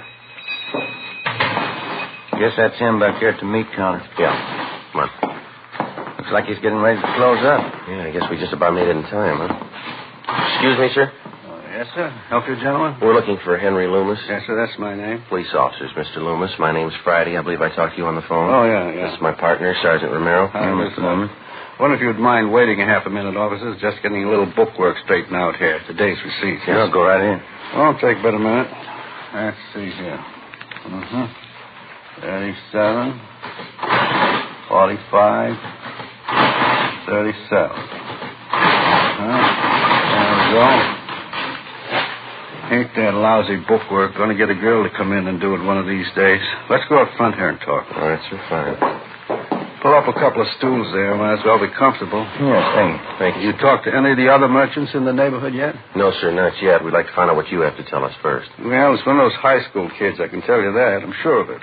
I don't want to sound like an old grouch, but this stealing's got to stop. You get quite a bit of business from the high school trade, do you? At the noon hour, and then just after school lets out. Usually have quite a bunch of them in here around those times. Mm-hmm. Do you especially cater to the high school crowd? I mean, do you serve lunch here or anything like that? No, I don't. I usually get the kids to take their lunch. They come in and buy soda water or milk to drink with their sandwiches. They seem like such a nice class of kids. I didn't think they were thieves. Well, how long has this stealing been going on, Mr. Loomis? I'd say about 10 days, 2 weeks. It's not very hard for them to get away with it. 15 or 20 kids crowd in here during noon hour. I'm usually busy up at the counter. It's no great trick for any one of them to make off with a couple of dollars worth of merchandise.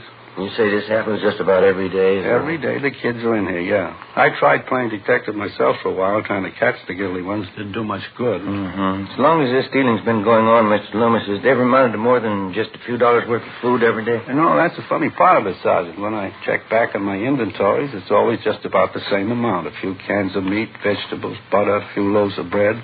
It's not so much the value of the stuff. I just don't like the idea of some kid making a fool out of me day after day. Has your cash register ever been tampered with, you know? I mean, any money stolen? No, sir. That's another thing I can't understand. If a kid's going to turn thief, you'd think he'd go after the cash. Whoever's doing it, they've never tried anything like that here. Well, how about some of the other merchants in the neighborhood, sir? You mentioned on the phone there were a couple of others having the same trouble that you are. Yes, sir. There's George Bopey. He's the newspaper distributor, and there's Collins. He's got the grocery place up the street. You can talk to them. I gave you their addresses on the phone, didn't I? Yes, you did. Just one more thing, Mr. Loomis, about this crowd of high school boys that hang around here.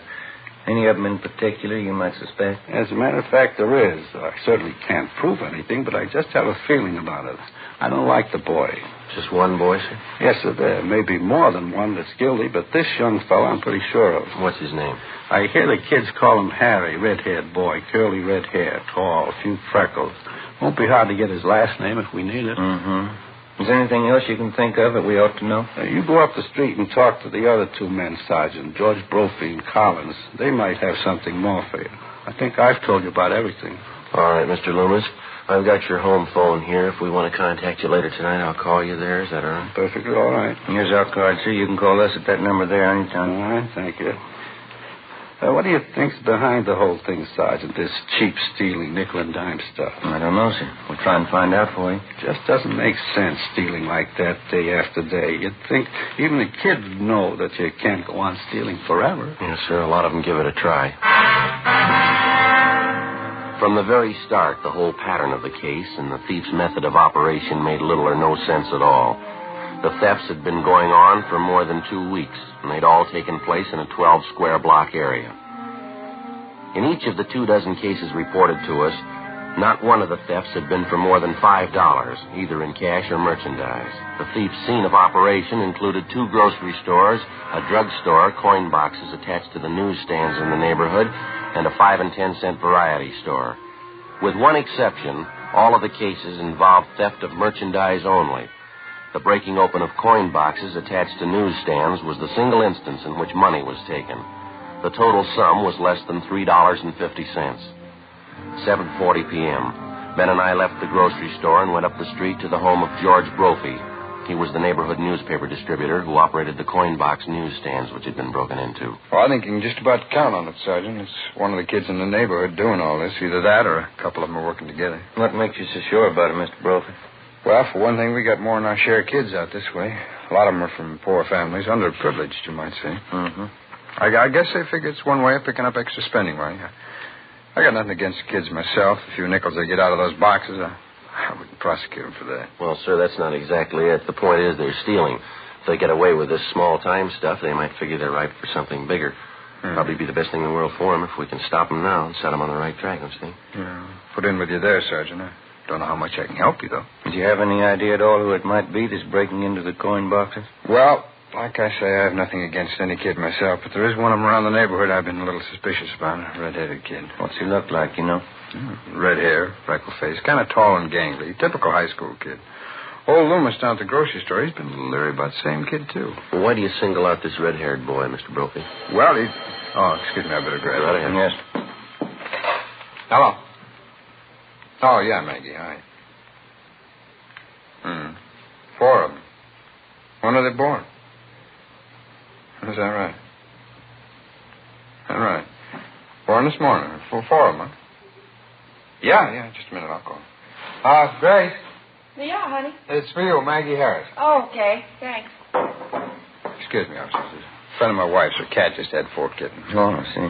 Oh, where were we? Oh, yeah, about the kid. Yes, sir. Why do you suspect Well, there's a couple reasons, Sergeant. Late one night when I was making my collections, I spotted the boy hanging around one of the newsstands. Didn't look like he had any business there at that time of night. He looked up and saw me coming. He turned and ducked down a side street. Well, do you have any idea where this boy lives, Mr. Brophy? No, can't say I do. He goes to that high school a few blocks up on South Waverly. I know that. It's the same boy that the grocerman had his eye on. You said there were a couple of reasons why you were suspicious of this boy, Mr. Brophy. Yeah. Well, this other thing doesn't mean too much. There wasn't anything really wrong with it. It just seemed a little queer, that's all. What was that? Well, I dropped in at the safety liquor store down the street last week. I wanted to pick up a little something. I saw the same kid in there. He was asking Benny, the guy who runs the place, if he'd sell him a fifth of bourbon. I heard the kid saying it was supposed to be for his father. His father was sick and couldn't come in. Of course, Benny turned him down. He wouldn't sell it to the kid. And that was the extent of it, huh? Yeah, that's all.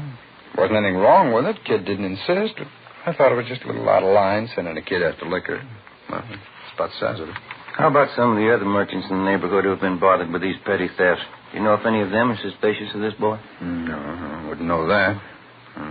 Henry Loomis down at the store is about the only one I know. Well, thanks very much, Mr. Brophy. If anything else comes up, you can get us at the number on this card here. Oh, okay, Sergeant. Fine. If I can help at all to clear this thing up, I'd be glad to do it. Well, we'll probably be checking back with you, and thanks again, sir. Sure is funny, the whole thing. I get a big laugh out of it. Sir? Oh, I mean the friend of my wife's called up, Maggie Harris. Cat had 4 kittens, like I told you. Uh-huh. Sure get a big laugh out of that. I kept telling her. She wouldn't believe me. What's that, sir? Well, she thought the cat was a male.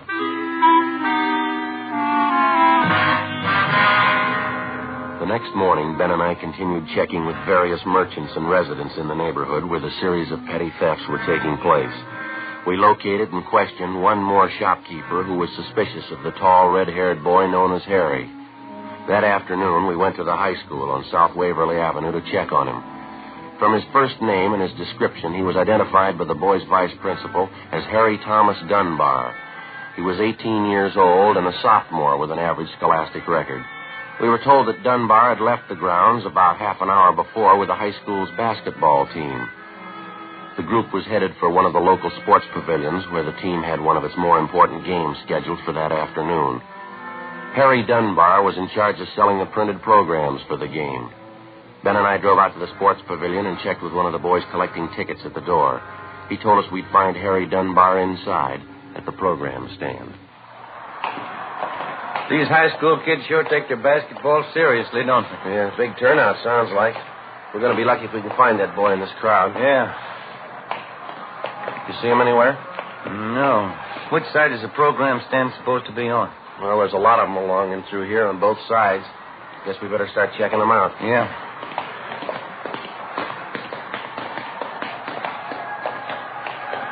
Joe. Yeah. That stand back down on the left, you see? Red-headed kid? Yeah. Let's check him. Okay. Programs, dime. Complete programs for the game, 10 cents. Excuse me, son. Program, mister? Your name Harry Dunbar? Yeah, that's right. We're police officers, Harry. We'd like to talk to you for a few minutes, if it's all right. Oh. Well, I can't talk to you now. I'm pretty busy selling these programs here. Then suppose we wait a few minutes, son. See, you only have a few left there to sell. No, it wouldn't do any good waiting. When I sell these, I got something else to do. It's only going to take a few minutes of your time, Harry. We won't keep you long. What is it, officer? What do you want to talk to me about? Just have a few questions for you, son, that's all. Can you step out in the lobby with us for just a minute? What's it all about? I'd like to know. We'd just as soon not talk about it out here. Oh, all right. We can go up this ramp here. All right. There's a hallway back here. Runs underneath the stands, won't be so noisy. Fine, we won't keep you long. Just a few routine questions. This ought to do okay. What is it you want to know about? Do you know a Mr. Loomis? Harry runs a grocery store near the high school. Yeah, old man Loomis. I go down to his store and eat lunch sometimes. Why? How about a Mr. Collins? He runs another store near the high school. Yeah, I know the place. Sometimes I go there, too. A bunch of the kids hang around there during lunchtime. We've had quite a few complaints from Collins and Loomis, some of the other stores in the neighborhood, too. We're checking on some of them. Thought maybe you could help us out, Harry. No, I couldn't help you any. Mr. Collins and that old man Loomis, they don't like us. They want to get us in trouble. I think they're lying. Lying about what? About us kids stealing things out of their stores. I bet they even told you I'm stealing things from them. Are you, Harry? Of course not. They can't say any of us stole things. They don't know. They can't prove anything. Do you know the man that distributes newspapers in your neighborhood, son of Mr. Brophy? Who? Mr. Brophy. Some of the coin boxes on his newsstands have been broken into. He thought maybe you could tell us something about that. Why me? I don't know any Mr. Brophy. Well, he knows you, Harry. He saw you hanging around one of the newsstands one night, and there's something else. He saw you trying to buy a bottle of liquor in the neighborhood. Is that right? We've had 3 or 4 reports on you, son. What do you say? You want to tell us about it? They're crazy. I haven't done anything. Well, you got nothing to worry about, son. I won't tell you anything. Look out, Ben. There, grab it. I got him. All right. Hold it up, son. Let me go. Let me go. Take it easy, young fellow. I haven't done anything. I haven't. Now, let me go, please. I haven't done anything. Why'd you try to run away?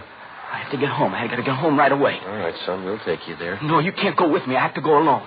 Afraid we're going to have to hold on to you, Harry. Either we take you home or we take you downtown. Which is it? I tried to tell him I couldn't do everything. I tried, but it didn't work. I can't do everything. What do you mean, son?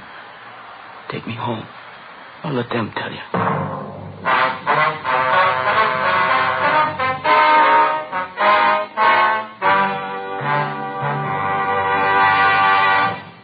You are in the forgery division of the Metropolitan Police Department. Handwriting analysis.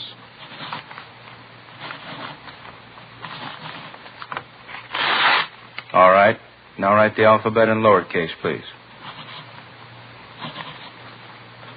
You are listening to a police officer taking a sample of a suspect's handwriting. This handwriting sample will be compared with a forged signature. Side by side, 2 signatures may often look alike, but closer examination will prove a world of difference. You'll find the same is true when you compare Fatima with any other king-size cigarette. Side by side, Fatimas are the same in length and circumference. 85 millimeters long, 1 1/64 inches around. And Fatima filters the smoke exactly the same long distance as any other king-size cigarette. But in Fatima, the difference is quality. Fatima gives you extra mildness, a much different, much better flavor and aroma. Remember, Fatima has all the advantages of extra length, plus Fatima quality, which no other king-size cigarette has. So insist on the best. Next time, buy king-size Fatima.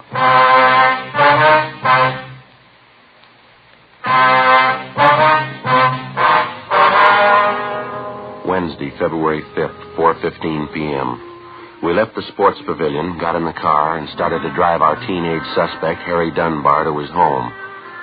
On the way, we questioned him about the series of petty thefts which had been going on in his neighborhood. We asked him about stealing merchandise from the grocery store run by Mr. Loomis. He admitted he was responsible. He said he'd been stealing things from the store for more than a month. We asked the boy about the petty thefts from the grocery store operated by Mr. Collins. Again, he told us he was responsible.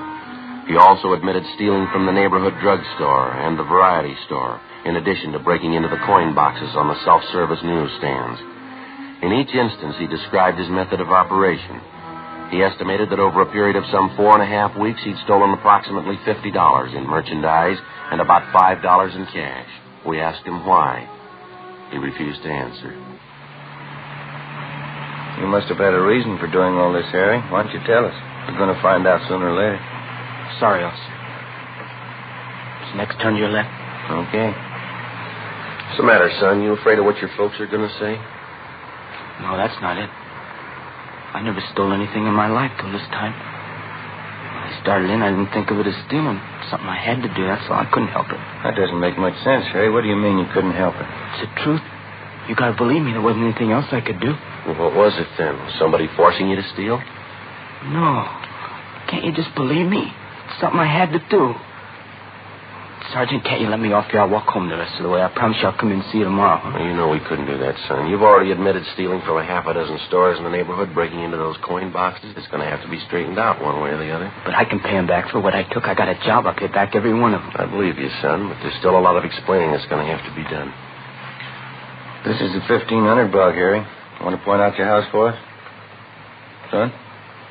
Can't we fix it up some other way? We don't have to go to my house, do we? The sooner you face it, the better. Now, how about it? Keep on going. It's way down the end of the block there. Well, now, which is it, son? There's no houses beyond this. It's just that shack down there. That's my house. Okay, Harry.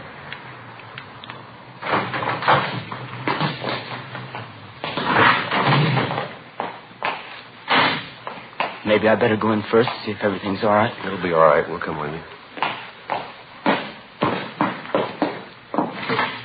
Ben and I followed the boy up the stairs and into the house. From the outside, it looked run down and badly in need of painting. On the inside, it still looked in fair condition, except for the housekeeping. The floor of the living room was littered with soiled clothing, ashes, dirt, and dust. The few pieces of furniture didn't look much better. A card table set in one corner was crowded with dirty dishes and scraps of half-eaten food. Across the room was a baby in a crib. Couldn't have been more than a few months old. Apparently, the bedclothes in the crib hadn't been changed for days. Next to the crib, huddled in an army cot, underneath a few thin blankets, was a dark-haired little girl, maybe 2.5 years old. Her face was thin and pale. She was asleep. Through an open door, we could see into the next room where a woman was lying on a couch. There was an empty glass and a newly opened bottle of whiskey on the nightstand. Should have let me come in first, officers. Would have had a chance to clean up a little. Kids mess up the house. Harry, is that you, Harry? That's my mother. Resting a little, I guess. This is the baby in the crib. His name's Jerry. Well, that's my little sister on the cot there. Her name's Annie. Get your mother out here, will you, son? We want to talk to her. Don't get mad at her, huh, will you? Ma's had a tough time lately. She tries to do her best. What's the matter with the kids here, son? Have they been sick? Yeah, the baby had a cold, but I got that medicine in from the drugstore. He seems to be okay. I'm not so sure about Annie, though. She had a bad cold. Doesn't seem to be getting over it. You want to take a look, man? Yeah. Get your mother up, son. Yeah. All right.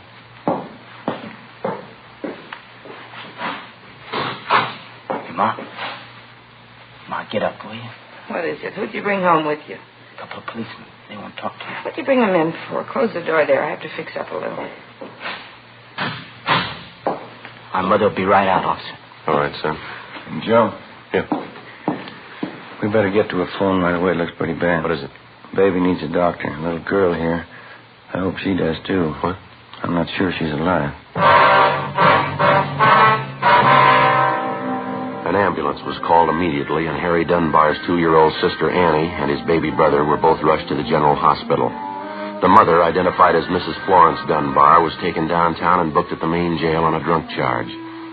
6:45 p.m. We took the boy, Harry Dunbar, over to Ben's house. We put in a call to the general hospital to check on his little sister, Annie, and his infant brother. They told us both the children were suffering from malnutrition. The little girl, Annie, had double pneumonia. Miraculously, the baby seemed to have been spared. He was sick, but his condition wasn't considered serious. After Ben's wife fed him dinner, 18-year-old Harry Dunbar sat down and told us the story. 3 months before, his father had deserted the family. His mother had made a pretense at supporting Harry and the 2 babies and then gave it up in favor of drinking. The whole burden of keeping the family alive was piled on the youngster's shoulders. Besides school, he had 3 odd jobs that he worked at to earn enough money to pay the rent, the gas and light bill, food, and general necessities. It wasn't enough, so he had to take to stealing. His mother wouldn't work, but at the same time, she wouldn't let the boy apply for charity.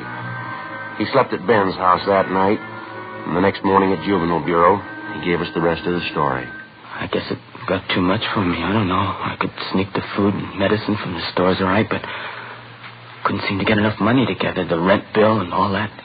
Kids need clothes, too. Well, why wouldn't your mother let you apply for help, son? Some of the local charity. Well, Ma'd never go for that, officer. She'd get mad when I talked about it. Said she had too much pride to take charity. Did your mother know that you were stealing the food and medicine that you used to bring home? I don't know. Guess so. Wouldn't be so mad at her, but every time I got some money together to pay bills, she wanted me to buy whiskey for her. She begged so much I couldn't say no. We're having your mother brought over from the main jail, Harry. We'd like to find out if we can't locate your father.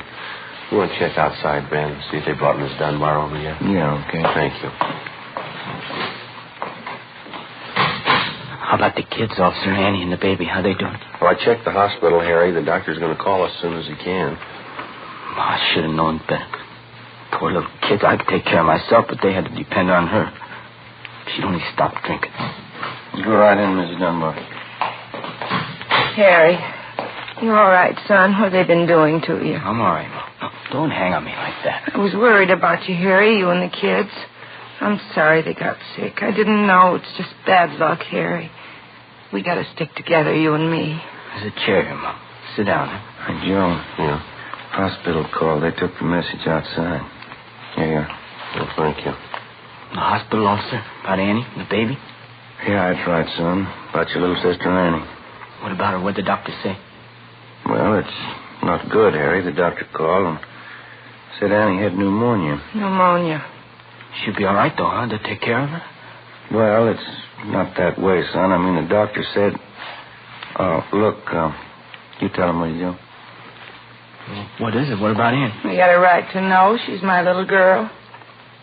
Sergeant, you can tell me. You want to sit down, Harry? Yes, sir? Annie died 10 minutes ago. The doctors tried. They couldn't help. Annie dead? That's right, son. Mm-hmm. She's only a little kid. She's only 2 years old. Harry. Harry, son. Poor little Annie. Why did it have to be her, my own little girl? My own little Annie. Be good to me, son. I don't know how I can stand it. My own little girl, Annie. Go outside, Mom. Go outside. No, Harry. I need you. I need you more than ever, son. Be good to me. We have to stick together now. We gotta love one another. All right, Miss Dunbar. No. I need Harry. He's all I got. Aren't you, son? It's so hard sometimes. Everything's against us. Lord only knows I've tried. We've got to try to be happy, to stay together, love one another. Lord only knows. Will you shut up, Mom? Harry, don't blame me, son. We've got to try to be happy. I blame you. Anybody blame you. You killed her. Poor little kid. You killed Annie. Harry, don't say it. Don't say it. I will say it, Ma. You did it. The whole terrible thing. Annie's dead. You did it. Don't you know what it means? Don't, son. Don't hurt me. All right, Harry. Now take it easy. You know it, too, don't you? She did it. Her and her whiskey and her drinking and laying around, not even caring about the kids. I tried to tell you, Ma. It's the least you could have done. Take care of the kids. See they're all right. You had to drink. You wouldn't work. You had to lay around. Don't you understand? I couldn't do it all. I tried. I couldn't do it all. You had to go on drinking. And later, let him watch Annie die. Please, son, don't say that. We're going to love each other. I wouldn't hurt Annie. You know your mother never do that. You're not my mother. You're not anybody's mother. You don't know what you're saying. Harry, I'm your mother. Lord knows I've tried to be a good mother. You don't mean what you're saying. Goodbye, Ma. I hope I never have to see you again. Harry, please, don't go. Ben, you better go get her. Yeah.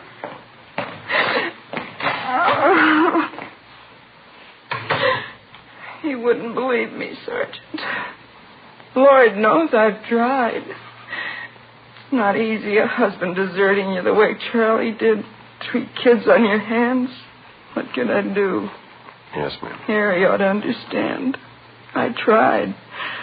Lord knows it's the best anybody can do. Just try and hope for the best. Yes, ma'am. I've only got one question. Yes? How hard did you try?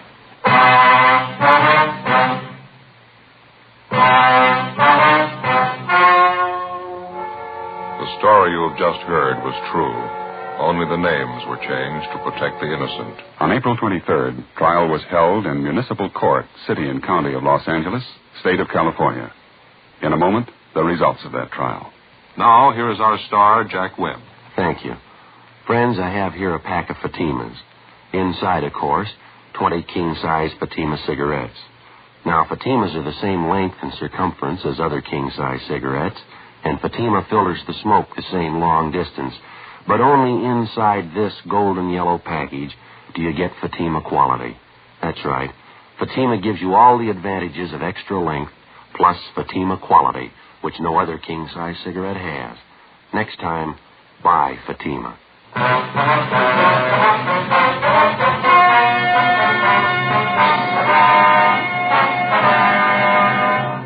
18-year-old Harold Dunbar was filed on in juvenile court. After the hearing, the court directed that the 2 Dunbar children be placed in a foster home. Mrs. Dunbar was permanently deprived of the custody of her children.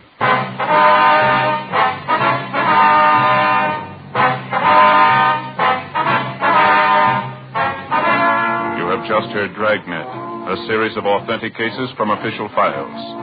Technical advice comes from the Office of Chief of Police W.H. Parker, Los Angeles Police Department. Fatima Cigarettes, best of all long cigarettes, has brought you Dragnet, transcribed from Los Angeles.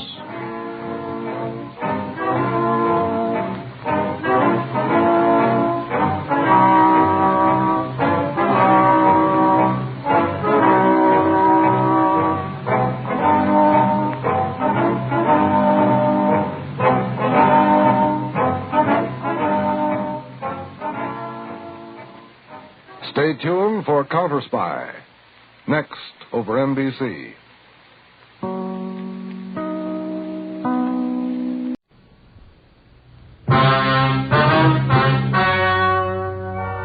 The story you are about to hear is true. The names have been changed to protect the innocent. Fatima Cigarettes, best of all king-size cigarettes, brings you Dragnet.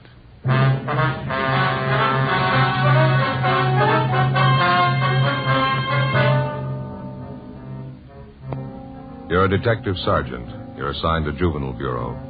A series of crimes suddenly starts among teenage children in your city. Robberies, burglaries, bodily assault. There doesn't seem to be any reason for it. The crime wave grows. Your job? Stop it.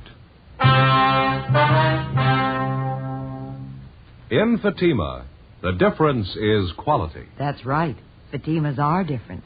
They're extra mild. Yet king-size Fatima costs no more than the cigarette you're now smoking. And because of its quality, more smokers are now insisting on Fatima than ever before. You see, Fatima contains the finest domestic and Turkish tobaccos, superbly blended.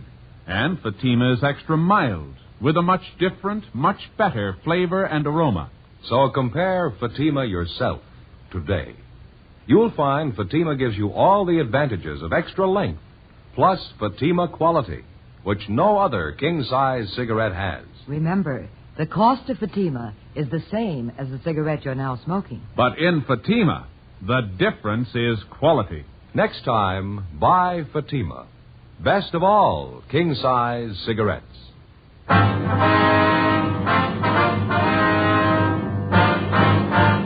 Dragnet, the documented drama of an actual crime. For the next 30 minutes, in cooperation with the Los Angeles Police Department, you will travel step by step on the side of the law through an actual case transcribed from official police files. From beginning to end, from crime to punishment, Dragnet is the story of your police force in action.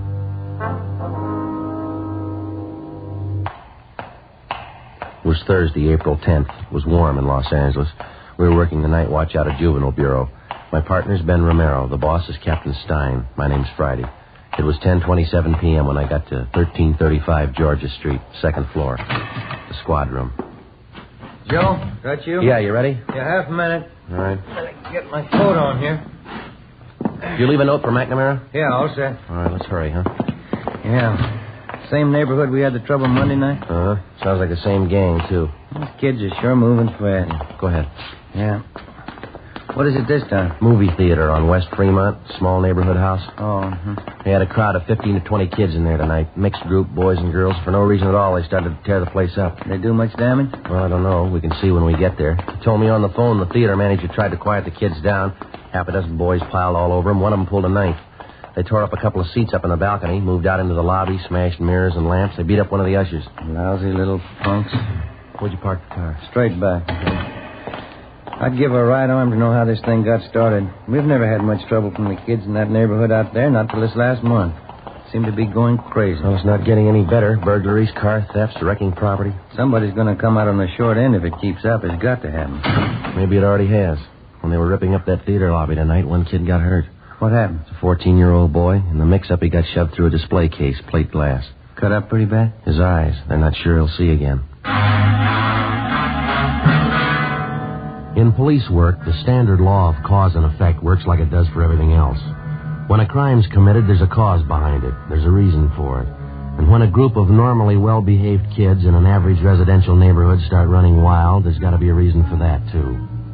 A month before, a rash of auto thefts, petty stealing, and public disturbances had broken out suddenly in the particular neighborhood. All of the incidents were traced directly to the teenagers in the area. Why the kids had suddenly decided to run wild, we didn't know, but the amount and the nature of the violations kept getting more serious. Juveniles who'd previously been picked up for petty thefts and placed on probation were now committing burglaries. Auto thefts in the area had jumped 20%. Misconduct and drunk charges against the teenagers, girls and boys alike, increased by the week. We had a fair idea what the root of all the trouble was, but so far we hadn't been able to trace it. 10:45 p.m. We got to the neighborhood movie theater on West Fremont and we went inside. The lobby was a shambles. 2 large mirrors had been shattered, lamps and sofas overturned and broken. The lobby candy counter had been wrecked completely. The glass showcases were caved in. The popcorn machine was smashed. The soft drink cooler turned on its side. The last showing of the feature picture was still going on. We interviewed the theater manager in the lobby, a Mr. Clyde Barton. They got real foul-mouthed. 1 or 2 of the girls, too. Some of the language I wouldn't even use at a stag party. I got so mad I grabbed 2 of the noisy ones by the neck and told them to get out. That's when it broke loose. Well, what exactly happened? The whole crowd of them jumped out of their seats and piled on me. I fell back down against the stairs and I started swinging. I'll tell you the truth, Sergeant, I was scared. I didn't know what to make of them. They seemed like a pack of animals, wild. I happened to hit this one kid and I saw him pull out a knife and come at me. Didn't take me too long to get out of there. Kids or not, when a bunch of them like that come after you, you run. Yes, sir. You called for the police as soon as all this happened? You bet I did. Just as soon as I could get out into the lobby and into my office. I locked the door. I could hear them tearing the place up outside. Just look at that. Smashed up everything in sight. I have to have something like this happen. Look at this candy stand. Well, how about some of the kids you recognized in that crowd, Mr. Barton? Oh, say, the last show's ready to break. Folks are going to be coming out. You want to step back here into my office? We can talk there. Be out of the way. That'll be fine, son.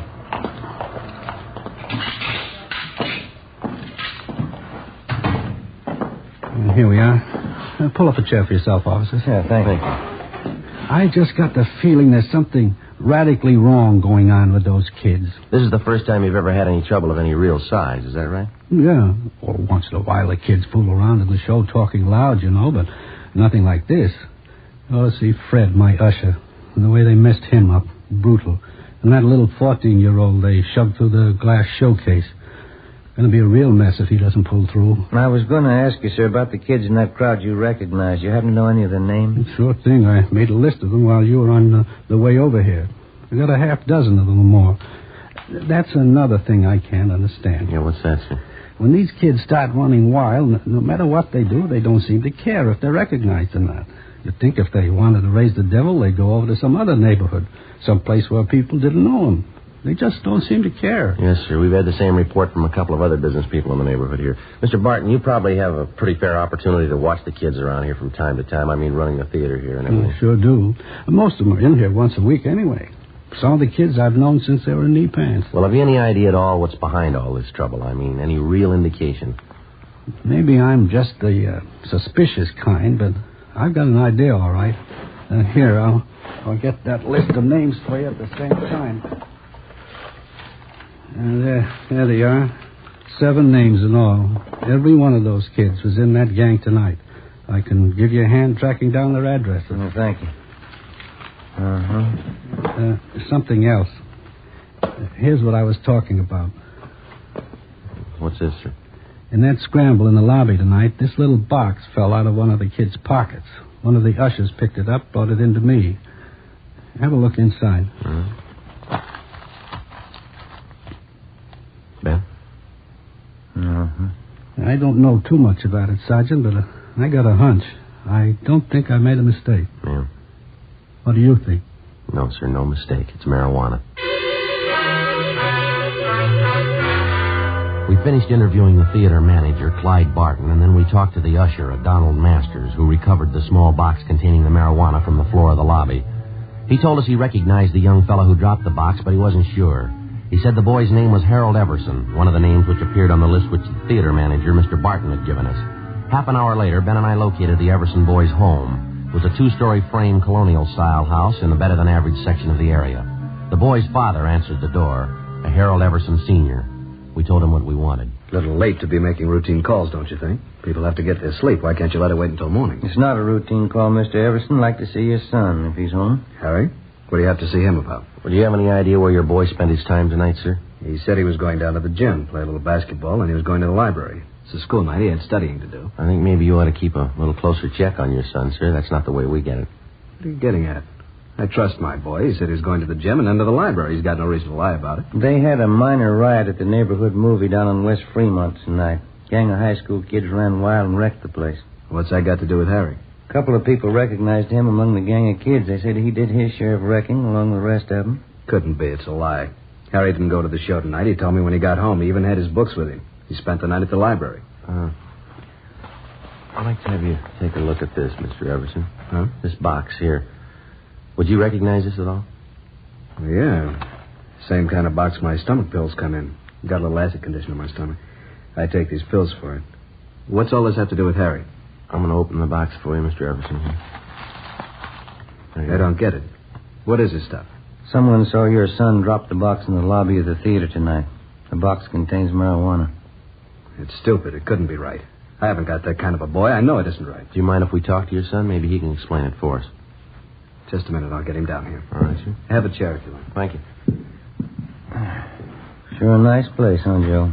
Yeah. Beautiful furniture, isn't it? There's nothing like period furniture. Never goes out of date. Be just as much in style 10 years from now as it is today. Mm-hmm. We better be sure and tag by Georgia Street Hospital on the way back and see how that kid's doing. You know, the one that was hurt at the show. Oh, yeah. This is my boy, Harry, officers. Hello, Harry. How are you, sir? Harry just told me, officers, he doesn't know what this is all about. He was at the library, like I said. Well, sure, I was there till they closed. Somebody made a mistake. I wasn't at the show tonight. Harry, do you know Mr. Barton, the man who runs the theater? Yeah, I know him. Why? Well, he swears you were there tonight. So does one of the ushers. Who? A boy by the name of Donald Masters. He says he knows you pretty well. I don't know any Donald Masters. You go to the same high school together, son. You're in the same class. I told you I don't know any Donald Masters.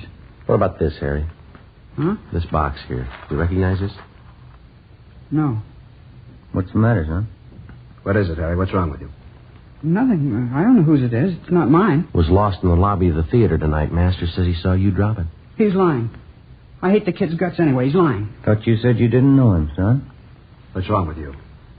What are you shaking for? What kind of a story are you trying to tell? I I didn't mean it, Dad. A kid got this stuff for me. I didn't mean to get it. I didn't mean to, Dad. It's beginning to look like I'm the dummy of the family. Huh? Take it easy, Mr. Everson. Harry, you're a liar. A kid got this stuff for me. That is the truth. I didn't buy it. You want him downtown, officer? Afraid so, Mr. Everson. Like to have you come down with him. Get your clothes on. Go back to your room and get your clothes on. Okay, Dad. Hard to believe. My son using marijuana. I can't tell you how I feel. I'm afraid there's going to be more folks feeling the same way before this is cleaned up. It'd be different if Harry didn't have a chance, but good home, good training. The boys had the best I could give him. Yes, sir. Wife and I, we never thought we had a worry in the world as far as Harry was concerned. Yes, sir. Maybe that's why it happened. Before we left the Everson house, we checked the boy's room and came up with another small box full of marijuana, which he'd hidden back in his closet. Besides Everson and his son, Harry, more than a half a dozen other teenagers who'd had a part in the theater brawl were rounded up and taken downtown along with their fathers for interrogation. By the time we finished our questioning and the teenagers had finished talking, we had most of the story pieced together.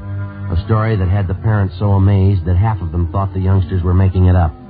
The pattern was familiar enough for us to know that they were telling the truth.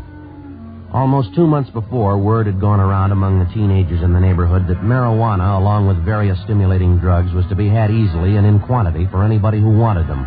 Word was passed around that it was the new thing to do, the smart thing to do if you wanted to keep up with the crowd. In questioning the Everson boy, we found that he seemed to know more about the history and operations of the narcotics campaign in the neighborhood than the other boys did. I know one of the guys who first showed up with the stuff. Name's Johnny Demring. He's about my age, 17. I used to know him pretty well. How do you mean he was the first to show up with the stuff, Harry? What kind of stuff? Marijuana. Some of the other things, yellow jackets, goofballs. More of the kids go for them than they do for marijuana. Well, do the youngsters know what these goofballs are made of, son? Do they know what they are? Well, it's dope, I guess. Narcotics. The kids get a big kick out of them. I guess that's all they care. Mm-hmm. This Johnny Demring, does he sell the stuff around the neighborhood, Harry? Yeah, he was the first one. He's got a couple of other kids selling for him now. A couple of them are girls. They sell a lot for him. Johnny makes pretty good money. Yeah, I guess he does. Where does he get the stuff from, do you know? No, I wouldn't know that. Someplace downtown. Johnny knows a guy. He's never told anybody where he goes to meet the guy. Nobody ever goes with him. Was Johnny at the show with you tonight? No, he doesn't hang around with the kids much anymore. He's getting a little big time, I think. He's got his own car and a good-looking girlfriend downtown. Says he's going to quit school next month. Mm-hmm. Where does Johnny live, son? Can you tell us? I don't know the address right off. I can check it in the phone book for you. How about the kids Johnny gets to sell the stuff? Can you give us their names? Yeah, okay. I think I can remember who they are. You going to bring Johnny in and talk to him? That's the idea, yeah. I don't know if you're going to find him right away. He probably heard about the trouble tonight, and Johnny's a pretty smart guy. I don't think you'll find him very easy. I think we'll find him. Nobody knows much about him. He never talks about what he's doing. Never tells anybody anything. Pretty smart guy. He told you. How smart was that? Complete statements were taken from each of the youngsters we brought in for questioning, and then in practically all cases they were released into the custody of their parents pending action by the juvenile court. With the information we had at hand, it took us the better part of 4 days to round up everybody involved in the narcotics distribution system, which had been set up among the teenagers in the neighborhood by 17-year-old Johnny Demring.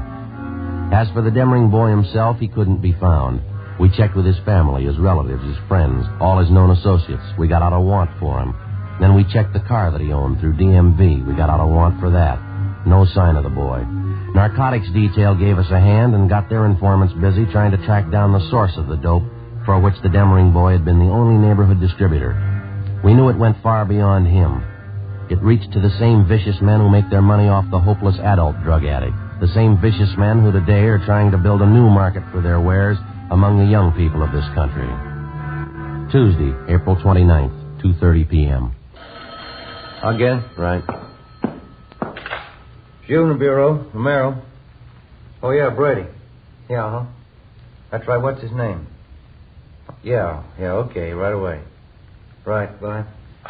Brady from Narcotics. They figure they got our man. The Demring boy? No, the guy who pushed the stuff to Demring. Mm-hmm. His name's Jocko Harris. They found him in the county hospital this morning. Yeah. Somebody got a hold of him 2 nights ago and gave him a good working over. If we're lucky, we'll make it. What do you mean? He's not supposed to last out the day. 2:35 p.m. Ben and I left the office and went immediately to the county hospital, where we were allowed to briefly interview the narcotics suspect, Jocko Harris. He was in a critical condition with a fracture of the skull. He gave us a statement in the form of a dying declaration. He admitted being the contact man for 17-year-old Johnny Demring, and he admitted also that he had kept the boy supplied with enough narcotics to keep the neighborhood teenage demand for the stuff fully satisfied. Seemed like a good kid. Never thought he'd turn. What do you mean, Jocko? How'd he turn? Why do you think I'm here? You mean he's the one who worked you over? Yeah. Where is he, Jocko? Do you know? No. Do you know where he's staying? Do you have any idea at all? No. Stole all my stuff. Every ounce. What was it, heroin? Yeah. Listen. Yeah? Get him. Fast. He's got enough junk to start a war.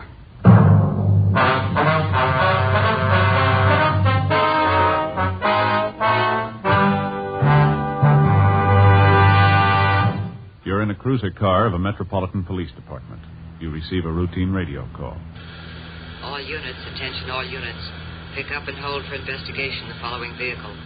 1948 Ford, two-door sedan, black white sidewall tires. There are many cars that fit this description. You listen for more facts. This car will have extensive damage to right front end.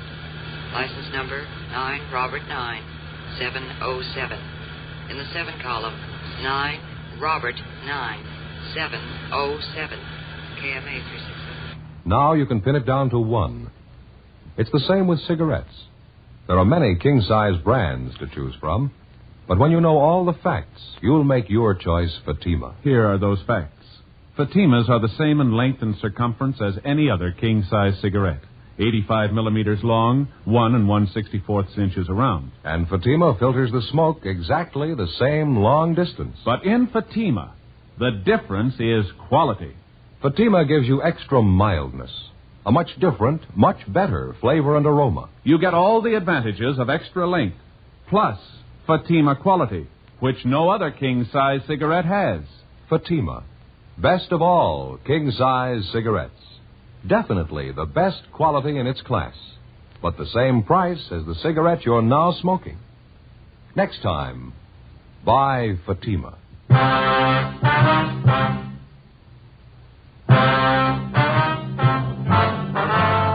Wednesday, April 30th, 9 a.m. The hunt for 17-year-old Johnny Demring was intensified. To our knowledge, because of the information we'd gained from narcotics peddler Jocko Harris, the teenage youngster had a large store of high-grade heroin, which we knew because of his inexperience he was unaccustomed to dealing with.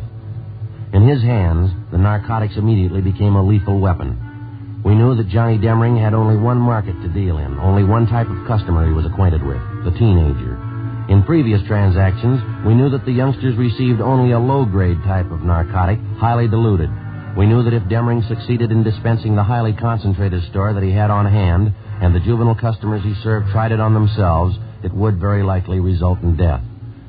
3 p.m. Wednesday. Despite all our efforts, Johnny Demring and the store of high-grade narcotics which he'd hijacked from Jocko Harris were still missing. Wednesday, 12 noon. We began rechecking every one of the possible sources that might lead us to the suspect. One of them was the boy's mother, Mrs. Frances Demring. We talked to her at work. She was employed as a multigraph operator in the mailing department of a large downtown department store. Not since the last time you talked to me, Sergeant. I haven't heard a word from my boy. Nothing at all. Have you heard anything? Well, yes, ma'am, in a way. We've got an idea he's still somewhere in the city. That's why we figured we'd come back and talk to you again. Have you been in touch with your relatives in town recently, Miss Demring? I mean, those that Johnny might possibly contact? Yes, there's just my sister and my mother. Yes, ma'am. I guess it just wasn't to be right from the start. Johnny's father ran away, you know.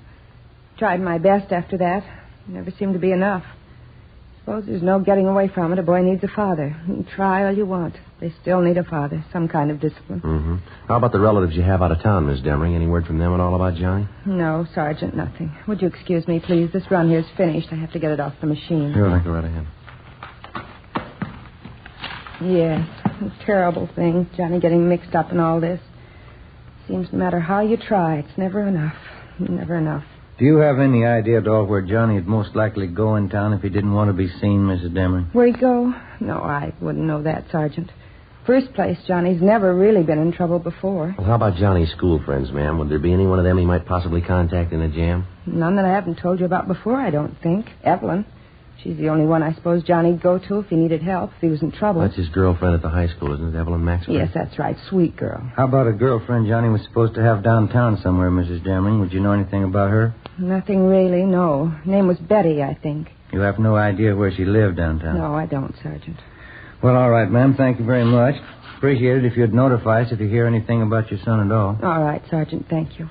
Tomorrow's Johnny's birthday, you know, I meant to tell you. Always expect Johnny home on his birthday. Seems no matter where he is, how he's tied up with his school or sports or something, Johnny always makes it home for his birthday. I see. I wonder how it'll be tomorrow. He's never missed once. Not once. Well, if he shows up, I guess you can count on one thing, ma'am. What's that? He's going to have to miss next year. 2 p.m. Ben and I picked up a glass of milk and a hot dog for lunch, and then we continued making a check of Johnny Demring's closest friends. Next in line after his mother was Demring's high school girlfriend, Evelyn Maxford. We located her at her home, a tall, attractive brunette, nicely dressed and well-mannered. She seemed unusually nervous as we interviewed her. I haven't heard a word, Sergeant. I know tomorrow's his birthday. His mother's expecting him home. I know he won't come, though. I'm sure of that. How are you sure, miss? Well, I just know that's all. I'd like to ask you again. Yes? Are you sure you haven't heard from Johnny Demring recently in the past 2 days or so? No, that's what I told you. Don't you believe me? Do you know why we're so anxious to locate Johnny, Miss Maxford? Well, I think so. It's about the narcotics business. You say Johnny had a hand in it. He was selling those things to the kids. I still don't believe it myself. It's a lot more than that, the way it stands now, Miss Maxford. What do you mean? Well, when he was at school, Johnny was kept supplied with narcotics by a man named Jocko Harris. He's what we call a pusher, kind of an in-between supply man in the narcotics trade. Mm-hmm. Well, 2 nights ago, Johnny caught up with this Harris. He beat him up badly enough to send him to the hospital with a fractured skull. And then Johnny stole every bit of narcotics that Harris had in his room, some of the strongest stuff you can buy on the market. That's why we want Johnny, Miss Maxford. I don't think I understand. What does it mean? It means that most of the teenage kids Johnny's been supplying stuff to have been getting fairly weak grades of narcotics. If he gets some of this stuff to them and the kids start taking it, it might prove too strong for them. If they take too much of it, it could kill them outright. Mm-hmm. Now, you see what we're up against. We've got to find that boy. We've got to find him soon. Couldn't you talk to his mother? Maybe she could tell you something. Well, we already have, miss. She couldn't tell us anything. That's why we halfway depended on you. Why do they have to put it in my lap? Why does it have to be me? I liked Johnny for a while. I don't know what to think now. Well, have you heard from him, Miss Maxford? Now, there's no reason to be afraid. You'd probably feel a lot worse if something happened to one of the high school kids, wouldn't you? Miss Maxford? I got a call from him yesterday, Johnny. He wouldn't tell me where he was. I asked him, but he wouldn't tell me. What else did he say? He knows everybody's looking for him. He doesn't know about the stuff that he stole, though. I'm sure of that. He doesn't know what it could do. Did he make any dates with you? Did he want to see you? Yes, he wants to see me. He wants me to meet him tonight. Where? Excuse me. Yes, go ahead. Hello? Yes? I don't know. I don't really. What? 7 o'clock, all right. Yes, I'll meet you then. All right, goodbye. That was Johnny just then. He wanted to make sure I was going to meet him tonight. When? 7 o'clock tonight, right near Westlake Park. Which side, miss? The west side, Sergeant. I hope to God it's not true. What's that? The narcotics he stole from that man. You said they were powerful? Yes, we did. Johnny's been taking them for 2 days. 6:45 p.m. Together with 2 other men from Juvenile Bureau, Hurst and Ty, we drove near the appointed spot along the lake in Westlake Park where Evelyn Maxford's meeting with the teenage suspect Johnny Demring was to take place. We staked out at a reasonable distance, and Miss Maxford went ahead to the meeting spot. As far as we could see, there was no sign of Demring. Somebody on the opposite side of the lake was playing a phonograph. The music came over faintly across the water.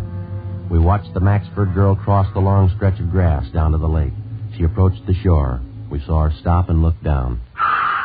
Joe, let's go. Come on. Yeah. We ran all the way as fast as we could get there. When we got close enough, we found out the reason for the scream. He was lying face up on the ground near the edge of a small clump of trees close to the water. He was a good-looking boy, dark hair, good build. Took only one look, and you knew right away he was too young to be dead.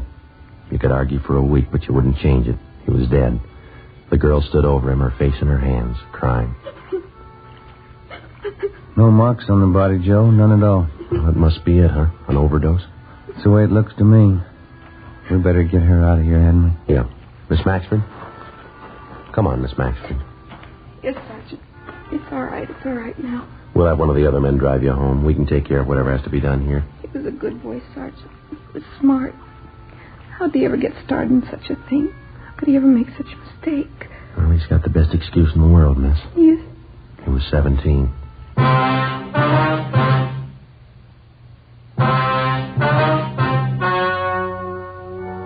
The story you have just heard was true. The names were changed to protect the innocent.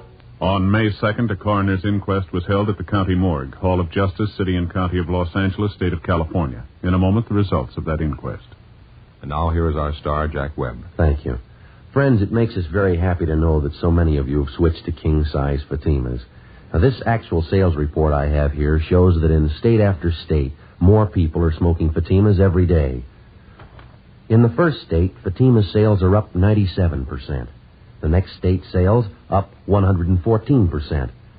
Still another state, 117%. And still another, 69%. Well, those are just a few. Now, in my opinion, that can mean only one thing. That thousands and thousands of smokers, coast to coast, agree with what we've been saying. Fatima is the best of all king-size cigarettes. If you haven't smoked them yet, remember this. Fatimas cost no more than the cigarettes you've been smoking. Fatima gives you all the advantages of extra length, plus Fatima quality, which no other king-size cigarette has. So tomorrow, buy Fatima.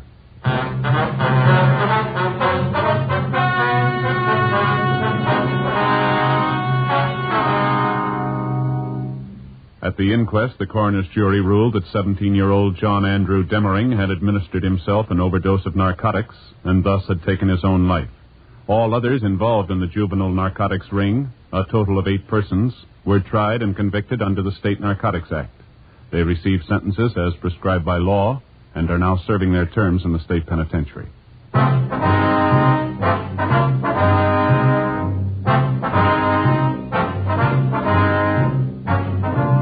You have just heard Dragnet, a series of authentic cases from official files. Technical advice comes from the Office of Chief of Police W.H. Parker, Los Angeles Police Department.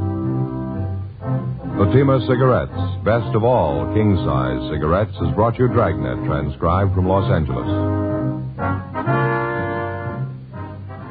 Stay tuned for Counter Spy, next on NBC.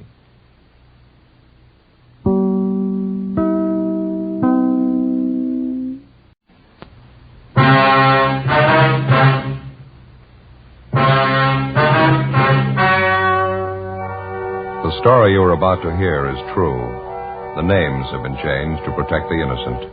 Fatima Cigarettes, best of all king-size cigarettes, brings you Dragnet.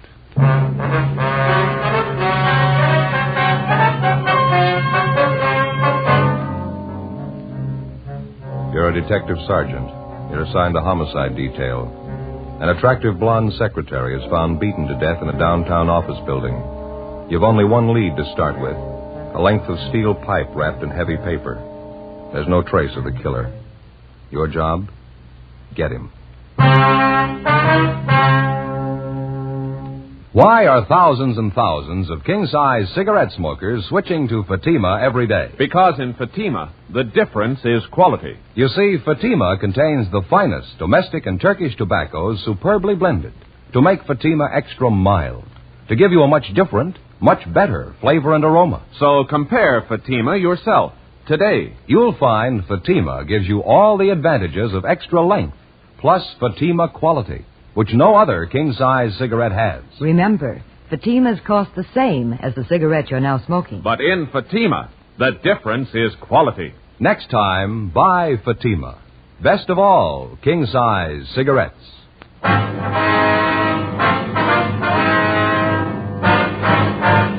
Dragnet, the documented drama of an actual crime.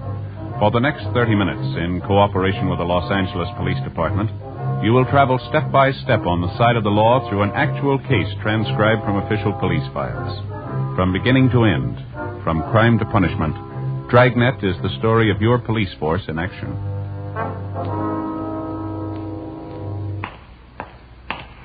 It was Wednesday, September 28th. It was hot in Los Angeles. We were working the night watch out of homicide detail. My partner's Ben Romero. The boss is Thad Brown, chief of detectives. My name's Friday. I was on the way back from the crime lab, and it was 11:48 p.m. when I got to room 42. Homicide. Romero? Ben? Hey, Romero? Not here. You, Friday? Oh, yeah. Lopey, how are you? You seen Romero around the last half hour? Supposed to meet him here. Well, he's come and gone. Still around the building, though. Got a call. What was it about, do you know? Yeah, I was on that killing tonight. Call came from one of the cruiser cars checking the neighborhood down where it happened. Yeah? Did they find something? Picked up a guy about 3 blocks from the murder scene, acting suspicious. Men in the cruiser car figured maybe you'd want to talk to him. They're bringing the man in now? Yeah. Mm-hmm. You been over checking with the crime lab? Yeah, there's not much. The murder weapon's about all we got so far. It's a piece of pipe with heavy manila paper wrapped around it. Uh-huh. Light and prints do any good? Yeah, they lifted a lot of fingerprints. They all belong to the victim. None of them are foreign. Mm-hmm. Hey, you got a toothpick, Joe? And corn on the cob from there. No, I haven't. Why don't you try the top drawer over there in Mike Pena's desk? He usually has some. Oh, yeah. Thanks. I understand it wasn't much to look at, the killing, I mean. It was a pretty vicious thing. The girl took a terrible beating. Oh. Who found the body? One of the scrub women in the building. It was an office up on the 9th floor, import-export company. Victim was a secretary there. She's a pretty girl. Mm-hmm. She dead long? Must have happened around 7 o'clock tonight. That's my figure. It's just a guess. Uh-huh. What's the girl's name? Been identified yet? Yeah, Adele Pryor. Her boss is out of town. She was working in the office alone. There was no one suspicious seen entering or leaving the office around the time of the murder. There's no one we know of, anyway. Mm-hmm. Yeah, it's going to take a lot of checking. Yeah. Any idea what the motive could have been? Well, it wasn't robbery. They didn't keep any cash in the office. As far as we know, the girl wasn't carrying much money. We'll start making the rounds in the morning, checking with her friends, see what we can pick up. Mm-hmm. Joe Friday, you on? Yeah, I'm right here. Back here, Ben. Oh, hi, Joe. Hi. Lopey? Hi. They bring the guy in, Ben? Mm-hmm. Lopey brief you about it, Joe? Yeah, a cruiser car picked up a suspicious-looking guy near the murder scene. Is that about the size of it? A little more than that. They found the man beating his head against a brick wall in a back alley about 2 blocks from the office building where we found the body. Uh-huh. Guy'd been drinking heavily, and when they picked him up, he's pretty far gone. Kept mumbling something about how he didn't deserve to live, how he's a murderer, killer. Not too coherent. Mm-hmm. They asked him about the dead girl, Adele Pryor? Yeah, but the stuff he said didn't make much sense. He sobered up a little since he picked him up. We might as well see what we can get out of him before we book him in, huh? Got him in the interrogation room now. Okay. Give it a try, anyway. Any calls come in, you know where to find us, Lopey. Yeah, sure, right, sir. Thanks a lot. Did you check with the crime lab, Joe? Yeah, about all we're sure of is the murder weapon. No prints, no other physical evidence.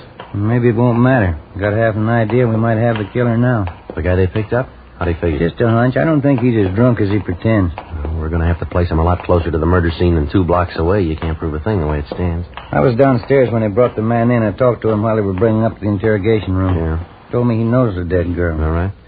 Said he was with her an hour before she died.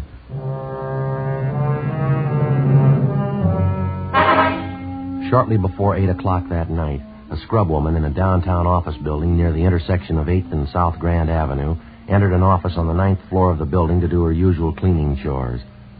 Lying face down behind a desk in the small office, she found the body of 28-year-old Secretary Adele Pryor, beaten to death.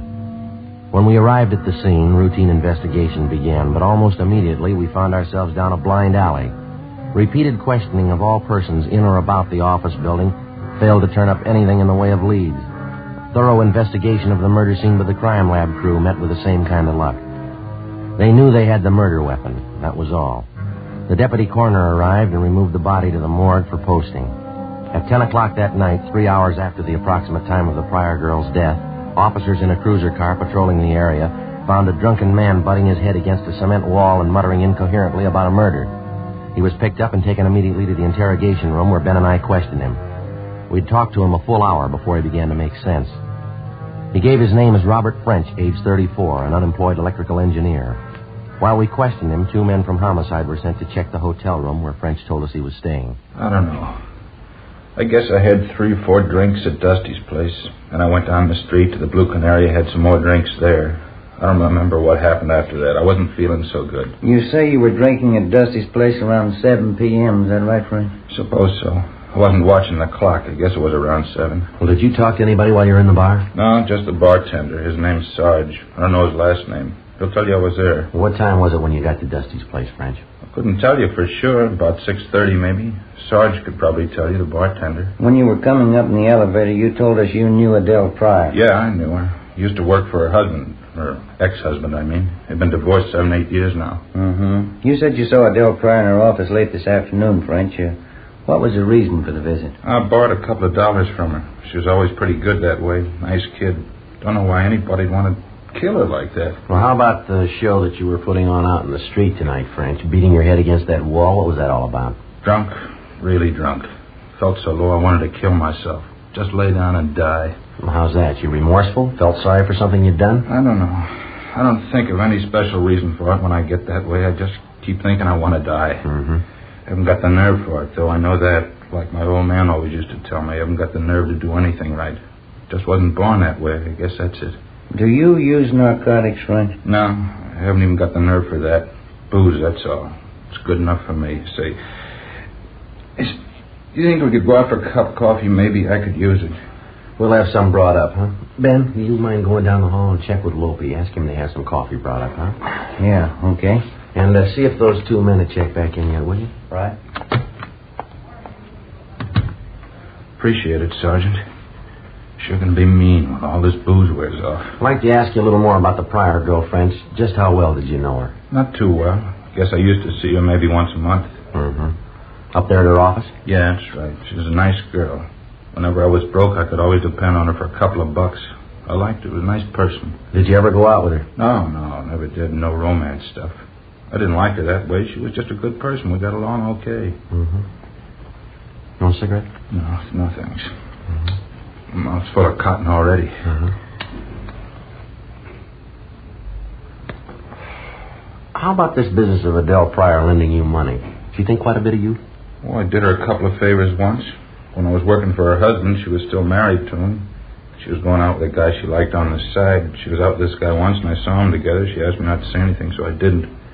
Before she got a divorce, I used to cover up for her all the time. She never forgot it, I guess. Uh-huh. How about when you saw her in her office tonight, French? How'd she seem? All right to you? Yeah, same as ever. I asked her if she could lend me a $5, and she did. I left. It was about 6:15, I guess. There anyone else in the office when you left? Yeah. There was a guy waiting in the little reception room there. Didn't know who he was. You remember what he looked like? Well, tall fella, about my size, my age. Uh-huh. Joe, can I see you a minute? Yeah. Dorothy and Brian have checked in. They just got back from going over French's hotel room. They find anything? White shirt, a pair of brown shoes, a pair of dark trousers. What about them? Bloodstains on all of them. The stained pieces of clothing found in the suspect's hotel room were delivered to Lieutenant Lee Jones at the crime lab for detailed examination. Coffee was brought in, and Ben and I continued to question French until about 4 a.m. He denied any knowledge or complicity in the killing of 28-year-old Adele Pryor. He told us the blood-stained clothing in his hotel room was the result of an accident he'd been in 2 weeks before when he'd been drinking heavily. He was checked through R&I while we talked to him, but he had no previous criminal record. French kept insisting that we check on the tall, dark-haired man who'd been waiting in the reception room of the Pryor girl's office the night before when French left her. We gave the description of the suspect, along with the M.O., to the Stats office, requesting them to furnish us with any information regarding any assaults or any solved or unsolved murder. At 4:15 a.m., we booked in Robert French at the main jail on suspicion of 187 PC, murder. The next morning at 10 a.m., the legwork began. Lopez and Doherty from Homicide started checking on the background and alibi of the suspect, Robert French. It didn't hold much water. None of the people at either of the bars where French said he'd been drinking at the time of the murder could definitely vouch for his presence, but they all volunteered the information that no matter how much he drank, French was never violent toward other people, only himself. Lopez and Doherty continued investigating the suspect while Ben and I checked on the background of the victim, Adele Pryor. At 8:25 p.m., we got back to the office. Hi. Been waiting for you two. Loping, you and Doherty do any good? Nothing to celebrate over. Long day, tired feet. What'd you find out, Lopey? Anything new at all? Oh, maybe French is our man. Can't prove it by me. Every place we checked, everybody we talked to, same answer. Yeah? He's a smart guy with a good education. He's on the bottle and he's out of work. Everybody seems to like him. He gets drunk, but he never bothers anybody. That's about the worst anybody can say about him.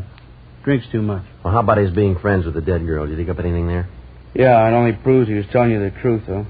As far as we could find out, there was nothing going between the two of them. Mm-hmm. Everything we got only verifies what he told you.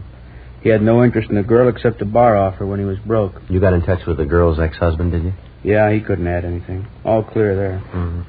Hey, by the way, here, Lee Jones called from the crime lab just before you came in. What did he have, Lope? Finished testing the blood stains on those clothes they found in French's hotel room. None of the stains on them match the victim's blood type. It's another dead end. Yeah. It's sure hard to figure. You got anything else, Lope? Oh, yeah. You got me stuff. A report for you from the stats office. Oh, thank you. You asked him to make a run for you last night, didn't you? Yeah, I did. What's it look like? Just a minute. Yeah, well, it doesn't help much. Looks like more legwork. What's that, Joe? Well, French told us when he left Adele Pryor last night there was a man in the reception room waiting to see her. He gave us the guy's description, and the stats office made a run on it for us. This is the best one they got. Yeah? The guy's name is William Tanner, WMA, 33 years old, 6'1", 195 pounds, dark hair, dark complexion. Fits the description French gave us of the guy. The rest of it's a lot closer to home. How do you mean? William Tanner was a prominent suspect in the Donaldson murder last September. Testimony of friends and relatives subsequently cleared him. Donaldson's murder is still unsolved. Mm-hmm. Well, what's the point? Well, the same thing that killed Donaldson killed Adele Pryor. What do you mean? Piece of steel pipe wrapped in paper. To the working detective assigned to examine a criminal case, the element of coincidence when it occurs generally serves to complicate any investigation. Toward the solution of the crime, coincidence may mean a lot or it may mean nothing. In any event, it can't be dismissed. This time we had two examples of coincidence to deal with. A girl had been beaten to death in an office building. Within 2 blocks of the murder scene, we found a man fairly well acquainted with the victim who admitted seeing the girl within an hour of her death. Primary investigation uncovered some facts which tended to incriminate the man, some facts which tended to prove him innocent. Was his presence in the immediate neighborhood of the killing only coincidental, or was he there at the particular time for the purpose of murder? We didn't know. By the same token, a man by the name of William Tanner was suspected 1 year before of beating an elderly woman to death with an identical murder weapon, a length of steel pipe wrapped in paper. This same person, William Tanner, matched the description of a man reportedly seen entering Adele Pryor's office shortly before she was murdered. Tanner also had a criminal record of 1 conviction for assault. Maybe it was a lead, maybe it was nothing. It had to be checked out. We showed Tanner's mugshot to our first murder suspect, Robert French, but he failed to identify it. We went to William Tanner's last known address, but he'd moved. We checked with his next of kin, his brother, Martin Tanner. He was with the city fire department. We found him on duty at the neighborhood fire station on Norwich Avenue. No, I'm afraid not, Sergeant. I haven't seen my brother Bill in 3 weeks now. If he's not at his apartment, I couldn't tell you where to find him. We tried the last address we had on him. He wasn't there. 8625 Norman Road? Oh, no. He moved out of there 6-7 months ago. I got his new address in my locker. I can give it to you if you want. We'd appreciate it, yeah. Okay, back this way and then upstairs. All right. What's it about, Sergeant? My brother in some kind of trouble again, I guess, huh? Oh, it's just a routine check. You sound like you almost expect your brother to be in trouble, Tanner. Well, to tell you the truth, I guess I do. I don't know what... Excuse me a minute. No, it's not our call.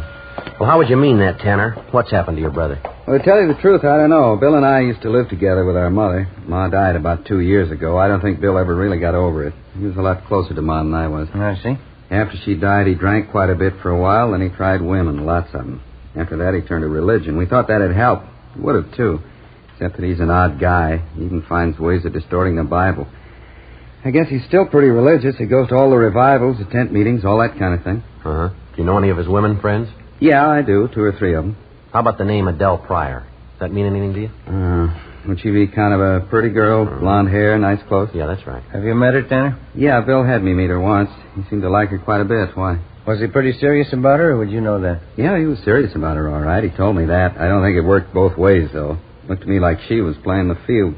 Bill took it way too serious. How do you mean? Well, they went together steady for a while, and then they broke it up. She did, I mean. Mm-hmm. How'd your brother take that? Not so good. I remember the night about a month ago. Never saw Bill like that before. Real bad shape. Wasn't drinking either. Is that so? Never saw Bill like that in my life. Like what, Tanner? Off his head. He could have gone out and killed a girl. Before we left the fire station, we got William Tanner's new address from his brother, Martin. It was the same address as that of the murdered girl, Adele Pryor, an apartment house close by the intersection of Wilshire and La Brea. Tanner's apartment was on the 3rd floor, just down the hall from the Pryor girl's apartment. But Tanner wasn't there. The apartment manager told us he'd moved out the night before without leaving a forwarding address. Ben put in a call to the suspect's place of business, an industrial chemical company, where Tanner was employed as assistant office manager. What was the reason, sir? Oh, I see, uh-huh. Yeah, well, all right, thanks very much. We'll be checking with you later. Bye.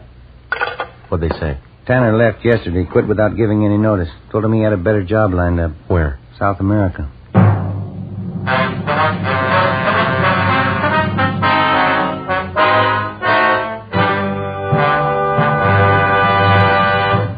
You are listening to Dragnet, authentic stories of your police force in action. If you smoke king-size cigarettes, listen to Fatima's amazing new offer. Buy a pack of Fatimas. Enjoy their extra mildness and superbly blended tobaccos. If you don't like Fatimas better than the king-size cigarette you're now smoking, return the pack with the unused Fatimas and we'll give you your money back, plus postage. We make this amazing offer because we believe Fatima is the best of all king-size cigarettes. Smokers all over the country are confirming this every day. Here is the latest state-by-state report. State 1, Fatima sales up 72%. 2, sales up 54%. 3, sales up 107%. 4, sales up 192%. And those are just a few. Remember, if you're not convinced Fatima is better than your present king-size cigarette, just return the pack with the unsmoked Fatimas before December 1st and get your money back plus postage. Fatima, Box 37, New York 1. Buy Fatimas, best of all king-size cigarettes.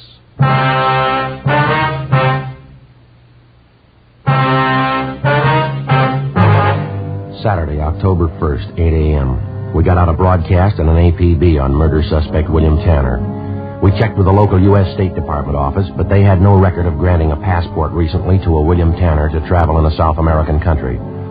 We talked to the various consulates in the city representing South American nations, but none of them had issued a visa to a William Tanner recently or anyone answering his description.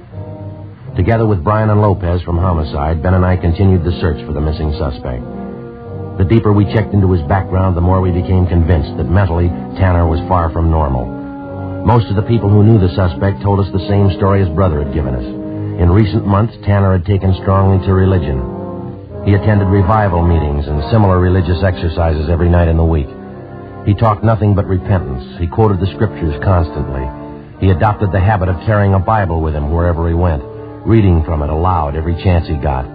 He kept urging his friends to join him in being saved. On Monday, October 3rd, we began a check of the various revival halls. On Wednesday, October 5th, we found him. He was attending a gospel revival in a meeting hall in the south end of the city. He told us he had a room in a small hotel directly above the meeting hall, but he seemed reluctant to take us up there. While Lopez and Brian got a pass key from the manager and went up to check the room, Ben and I questioned Tanner downstairs in the lobby of the meeting hall. I'm sorry to hear about Adele. What happened to her? It's a terrible thing, isn't it? Yes, sir. We understand you knew Adele Pryor fairly well, Mr. Tanner. Is that correct? Yes, that's correct. I liked her quite a bit at one time. We used to see a lot of each other. I was engaged to her, you know. Well, how is it you never married, Tanner? Did she break off the engagement? No, I was lucky. I found out in time. I broke off with her. Well, how do you mean you found out in time? What'd you find out? I found the truth, Sergeant, the everlasting word. But know this and understand that no unclean person or covetous one has any inheritance in the kingdom of Christ and God. For these have given themselves up in despair to sensuality, greedily practicing every kind of uncleanness. Do not then become partakers with them. That's the everlasting word, Sergeant, the Holy Book. Yes, sir. I'm not quite sure I follow you. Open your eyes and ears to the everlasting word, and you will know and understand all things. It's very simple, officer. I don't want to say anything uncharitable about her. Adele wasn't for me. I'm glad I found out in time, that's all. Mm-hmm. When's the last time you saw her, Tanner? Do you remember? No, I don't. Not exactly. I think I saw her a week or so before it happened, before they found her dead. Where was that you saw her? How's that? I say, where was it the last time you saw her?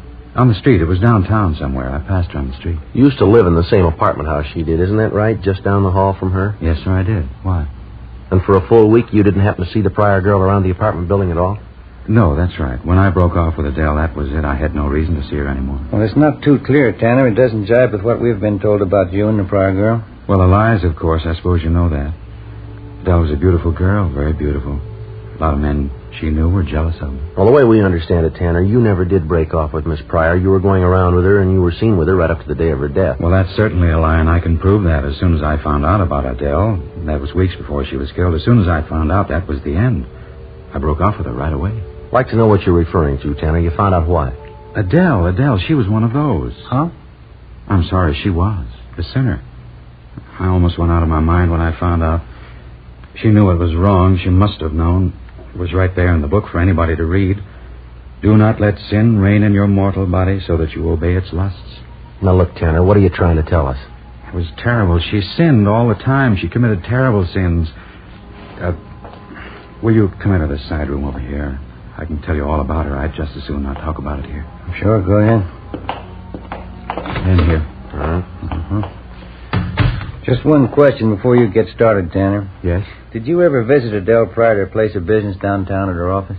No, I never did. Why? Did you visit Adele Pryor at her office the day she was killed? The Lord is my witness, Sergeant. I have nothing to fear. Why should you ask me that question? We have a report that you were seen going into the office less than an hour before the Pryor girl was murdered.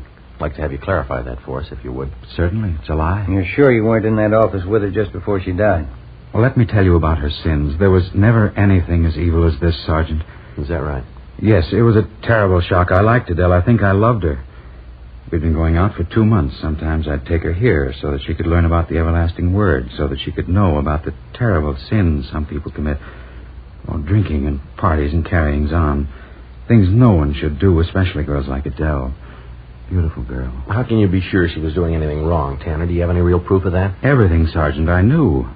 Just knowing that she was sinning against the Lord. Did you know any of the other men she went out with? They were sinful, I knew that. They only liked Adele because she was beautiful. Did you know any of the men, Tanner? Did you know for a fact that there was anything wrong? I knew everything, Sergeant. She was a beautiful girl, and I thought she was a woman of the Lord, and I wanted her for my wife. But she gave in to sin. Now, I guess that's her business, Tanner, how she lived. We're trying to find out how she died. Well, just let me tell you about it. I'd lie there in the dark in my room upstairs, and I'd wait to hear her come in down the hall. It was always late. 2 and 3 o'clock in the morning I'd hear her come in. You still haven't told us, Tanner. What about the men she went out with, this Pryor girl? Slaves of the devil, every one of them. I thought I'd go out of my mind. All right, now, come on. You want to tell us, mister, how about it? Is that what made you do it? No, wait a minute. You don't want to wait to listen. You say made me do it. Made me do what? I think you know what we mean, Tanner. You want to tell us now? It's a terrible thing. All this sin around us. It's a grave thing. The whole world. There is not one just man. There is none who understands. There is none who seeks after God. There is none who does good. No, not even one. Their throat is an open sepulchre. With their tongues they have dealt deceitfully. The venom of asps is beneath their lips. Their mouth is full of cursing and bitterness. Destruction and misery are in their ways, and the path of peace they have not known. There's no fear of God before their eyes. No fear of God. Yes, sir. We'd still like an answer to our question. Maybe we could talk a little better downtown. The wisdom and the knowledge is here and now. I knew Adele and her terrible sins. They had to be paid for. Adele had to pay for every one of them. You want to get to the point, mister. Now, what is it? What are you trying to tell us? The grace of our Lord Jesus Christ and the charity of God and the fellowship of the Holy Spirit be with you all. Amen. So she sinned and so she died. Yeah. In the name of God and in the name of our Lord. Amen. I killed her.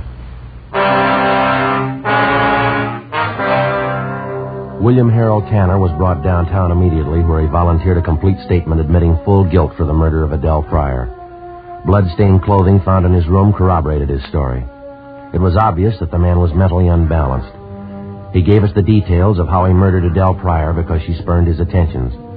We began questioning him about the Donaldson murder, which had taken place more than a year before and which was still unsolved. The victim, 64-year-old Louise Donaldson, had met death in the same manner as Adele Pryor. No, I didn't know the old lady, but she had money. I'd been told that. I was broke and I needed the cash, so I thought it'd be a good thing. This was in September a year ago that you murdered her. Yes, sir, September, all right. She was all alone. She didn't have anybody. She was sick. I probably did her a favor. Your package here says that you figured in the investigation on the plot to blow up the Rexmore Hotel about 3 years ago, homemade bomb planted in the basement of the hotel? Yes, that was mine 3 years ago in September. You never could have traced it. Too bad the bomb didn't go off. I hated those hotel people. Is that right? What was the matter? I worked at that hotel once, you know. Worked hard, too. One Saturday, they held up my paycheck. I didn't get it till next Tuesday. Never forgot that. September. September. Now, what's that got to do with it? I don't know, really. September's always been the time, that's all. I work into some kind of trouble. Last 4 years, every September. I don't know what it is. Seems to be the best time to get rid of them. Yeah, September. It's always September. Mm-hmm. I didn't really want to kill Adele. There wasn't anything else I could do. She was a sinner. Yeah. Drinking, running around. She committed sins all the time. Worst kind of sins. Terrible. Let me tell you, maybe you better check the book, Tanner. You're way ahead of her. What do you mean? What kind of sin's worse than murder?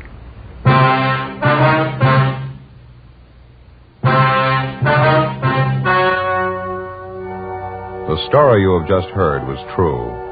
The names were changed to protect the innocent. On January 10th, trial was held in Superior Court, Department 87, City and County of Los Angeles, State of California. In a moment, the results of that trial. And now here is our star, Jack Webb. Thank you.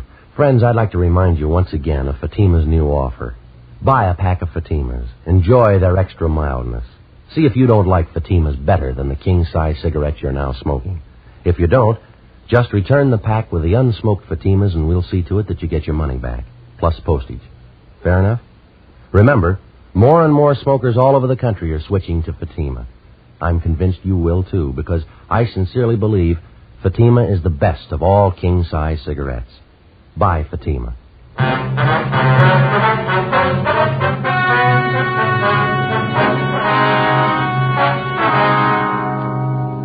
Further investigation proved beyond a doubt that William Tanner, besides murdering Adele Pryor, had also taken the life of 64-year-old Louise Donaldson the year before, and that he was responsible for the attempted bombing of the Rexmoor Hotel the year before that.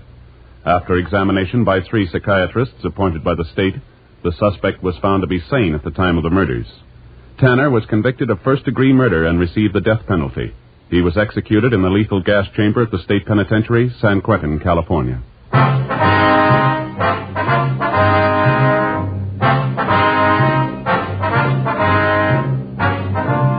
You have just heard Dragnet, a series of authentic cases from official files. Technical advice comes from the Office of Chief of Police W.H. Parker, Los Angeles Police Department. Fatima Cigarettes, best of all king-size cigarettes, has brought you Dragnet, transcribed from Los Angeles.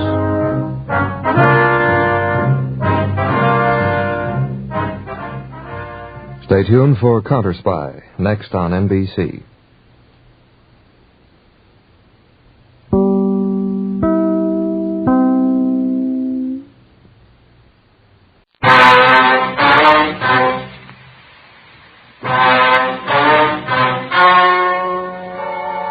The story you are about to hear is true.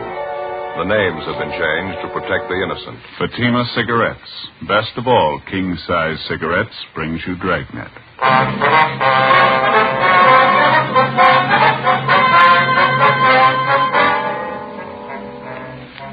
You're a detective sergeant. You're assigned to homicide detail. A 40-year-old mother is found murdered in the bedroom of her home. The body bears the marks of a savage attack with a knife. The killer showed no mercy. Your job? Get him. See the difference. Taste the difference. Smoke the difference. You'll find that in Fatima, the difference is quality. Quality that gives you extra mildness. A much different, much better flavor and aroma. Yes, in king-size Fatima, you get all the advantages of extra length, plus Fatima quality, which no other king-size cigarette has. Fatima, best of all king-size cigarettes. Definitely the best quality in its class, but the same price as the cigarette you're now smoking. Remember, thousands of Americans are switching to Fatima.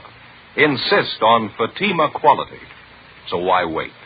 Switch to Fatima today. Look for the sunny yellow pack. Buy Fatima. Best of all king-size cigarettes.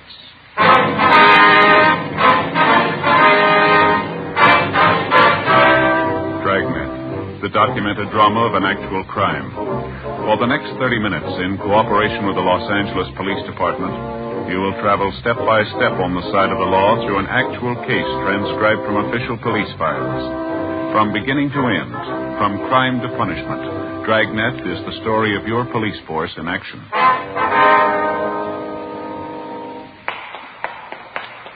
It was Tuesday, February 18th. It was cold in Los Angeles. We were working the day watch out of homicide detail. My partner's Ben Romero. The boss is Thad Brown, chief of detectives. My name's Friday.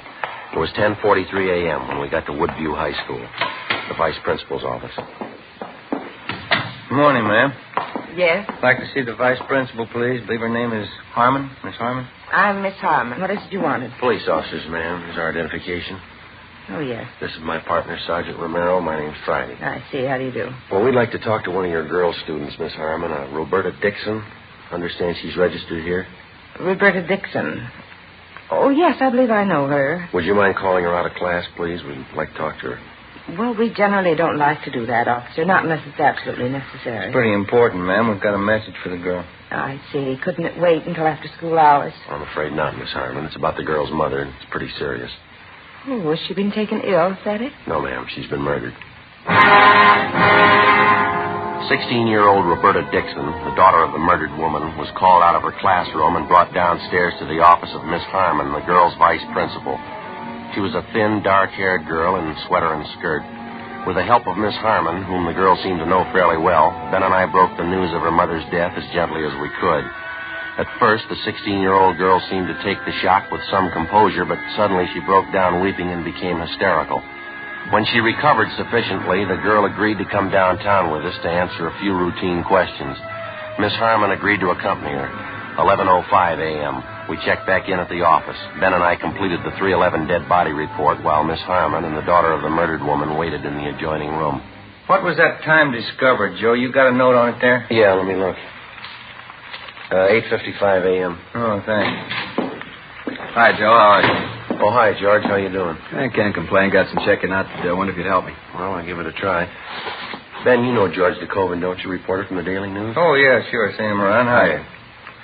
Say, I understand you two are working on that knife murder out on Pico, the dead woman they found this morning? Yeah, that's right. A few things I'd like to check with you before I do the story.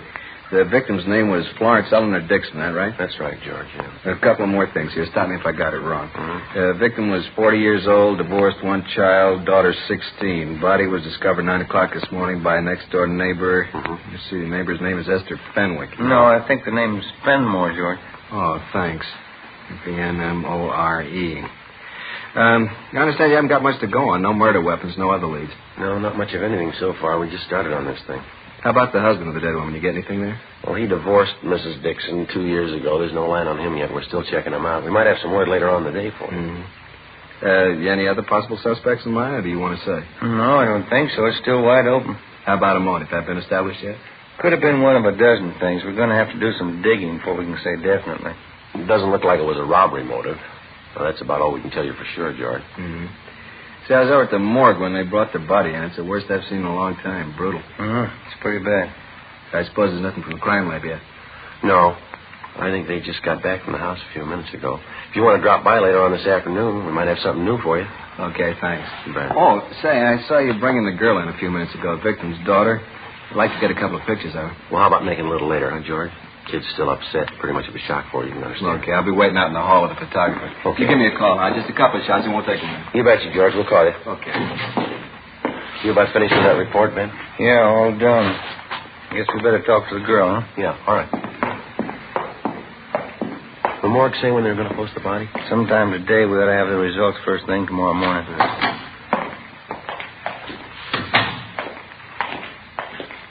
Miss Harmon? I think she's a lot better now, Sergeant. Roberta, the officers would like to talk to you a few minutes if you feel up to it. All right. Who killed my mother? Have you found out? Not yet, Roberta, and we think you might be able to help us, so. So hard to believe. I just saw her this morning. She was all right then. Well, you try to take it easy, Roberta. We'll make it as brief as possible. Now, you and your mother are the only people living at your house, no one else? No, me and my mother, that's all. My father used to live with us. He doesn't anymore. How long has it been since your father left? I'm not sure. About 5 years, I think. He and Mama didn't get along. They got divorced. Do you see your father at all anymore? I mean, does he ever come to your house to visit? He did once. It was about a year ago, I think. Wasn't much good. He and my mother argued all the time he was there, and he left. He hasn't been back since. Has he been in contact at all with your mother? Do you know? Does he write her letters, call her on the phone? No. The last time was when he came to our house. I haven't heard anything about him since. I don't even know where he is. I don't care, I guess. I hardly even knew him. I'd like to have you think about this carefully now, Roberta. Did your mother have any close friends who used to come to the house quite a bit? Yes, 2 or 3 women friends of hers at work. Any men friends? No. Mama didn't have any men friends. She didn't like men. She said they were all no good. She used to tell me that all the time. Do you have any relatives we can contact? I don't know about my father's side. My mother has a brother and sister in West Virginia. Dresses at home. What am I going to do? Why would anybody kill my mother? All right, now you try to take it easy, Roberta. Everything's going to work out all right. Look, now, do you think you can give us a list of most of the people your mother knew, friends around the neighborhood, the people she knew at her work? Yes, I think so. Most of them are in her address book. I think I know where it is. All right, fine. Just before you left for school this morning, Roberta, was there anyone in the house besides you and your mother? No, just the two of us. Was your mother expecting anyone? Not that I know of. Your mother was all right, was she? There didn't seem to be anything bothering her? No. She acted all right to me, just like any other morning. We got up at 6:45. I got dressed. Mama took a shower. I fixed breakfast. We ate, and then I left for school. About what time was that, Roberta? A little before 8:30, usual time. I have my first class at 9 o'clock. When I left Mama, she was just finishing her breakfast. I said goodbye. It was the last time we saw her. Can we talk after a while, please? Maybe I'll feel better. Can't talk now. Oh, sure, that's all right. Would you like to rest here? I don't know why I'm crying. It's stupid. I don't care anyway. No reason to cry. You better get some rest, youngster. No reason. It doesn't make sense crying about Mama. How's that? I'm not sorry. I'm glad she's dead. Early that afternoon, after she'd rested sufficiently and recovered herself, we had another interview with Roberta Dixon, the teenage daughter of the murdered woman. Miss Harmon, the vice principal, went back to the school, and a policewoman was called in to be present during the interrogation. Again, she insisted that she wasn't at all sorry that her mother was dead. She said that privately she didn't have any love for either one of her parents, least of all her mother. She told the usual story of a broken home, a father who showed little interest in his daughter or providing a good home for her, a strict, overbearing mother who apparently made no effort to understand the girl. We continued to interview Roberta Dixon, but outside of what she'd already told us, she showed no further knowledge of the murder. Pending action by the court, we had the girl placed in the custody of the juvenile authorities.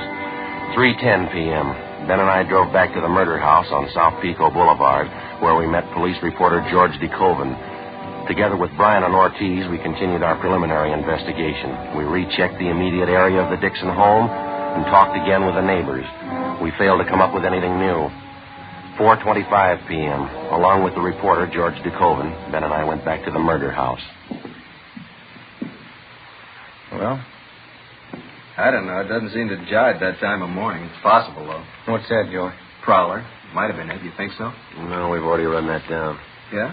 We checked communications. There's no recent complaints about anybody prowling the neighborhood. We talked to the neighbors, too. No indication of it. No sign anybody tried to break in here, either. Got me. I can't figure. And Dixon woman sure kept to herself. Lived here 11 years, and we can't dig up more than half a dozen neighbors who really knew her.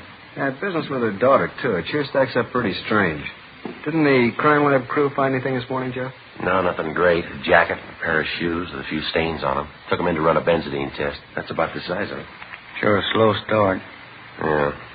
I expected a little more from the neighbors. So did I. You know, it'd be different if the thing happened in the middle of the night. According to the daughter, it must have happened at least after 8:30 this morning. Now, if the killer got in the house after that, you'd think somebody on the block would have noticed it. Neighbors close by on either side. How about checking out in the yard and back? I didn't get too good a look around this morning. Well, there's nothing more to cover in here. Crime lab's been all over it. And how about where this Mrs. Dixon worked, Joe? Anybody tag base there? Yeah, Tommy Bryan did. Hotel down on South Grand. She worked in the linen room. A couple of people she knew there, they couldn't tell him anything. How about some of her other friends? No, nothing yet. We're still checking. Go ahead, Joe. Thanks. Oh, it's a big backyard. Kept it nice, didn't it? You want to check alongside here, Ben, with the house? I'll give the back of the yard a look, huh? Yeah, okay. Well, good-sized garage, huh? Pretty hard to find them like that anymore. Pretty good-sized lot, too. She sure must have worked at keeping it up. There's not a weed on the place, is there? Yeah. More you can say for the neighbors. Have a look, George, down here. Huh? Flower bed here. 2 little mounds of dirt. You see them? Oh, yeah.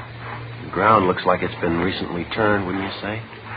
Fairly recent. I wonder what that's supposed to mean. Yeah. Oh, small wooden crosses pressed down in each one of the mounds. Queer one, huh? Looks like a couple of small graves, doesn't it? You want to reach me that stick over there, George? Oh, yeah. Here you go. Thank you. Have a look here. Nice. Nothing on my end. How are you doing? What's this? Oh, we're not sure ourselves. Wait a minute. Uh-huh. What is it? Wait a minute. Yeah, all right. There you are. A bird. Little canary. How about that? Hasn't been buried long. Look here. At the breast. What do you think, a knife? Could be. Sharp instrument of some kind. Just a minute. I'm going to try this other mound here. Wait a minute, Joe. Yeah. It's another one. Yellow canary, same thing. Look at the breast. Neither one's been buried for more than a few days. Funny one. The Dixons raise canaries, you know? I don't know. I don't think so. It sure doesn't make any sense to me. If they didn't want the birds, you'd think they'd give them away. Why go slaughter them like that? Yeah, well, it works both ways. Deep wounds in the chest. Some kind of sharp weapon. Yeah. The Dixon woman. She died the same way. 4:35 p.m. We took the 2 canaries, wrapped them in paper, and brought them downtown to Lieutenant Lee Jones at the crime lab to be processed.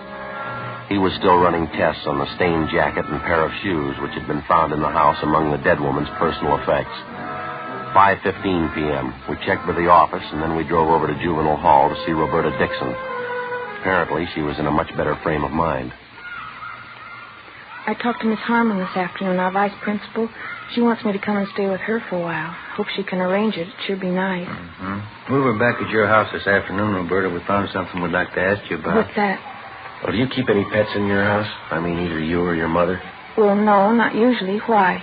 Well, how do you mean, not usually? Well, we didn't up until a week ago. Mama didn't like animals. She didn't want them around. Mm-hmm. Then I got these 2 canaries. I bought them with my own money. I work after school, you know. I see. I bought a cage for them, too. My mother was mad when I brought them home. She didn't like any kind of animals. She kept preaching at me. She finally made me get rid of them. How'd you do that, Roberta? I got a knife and I killed them.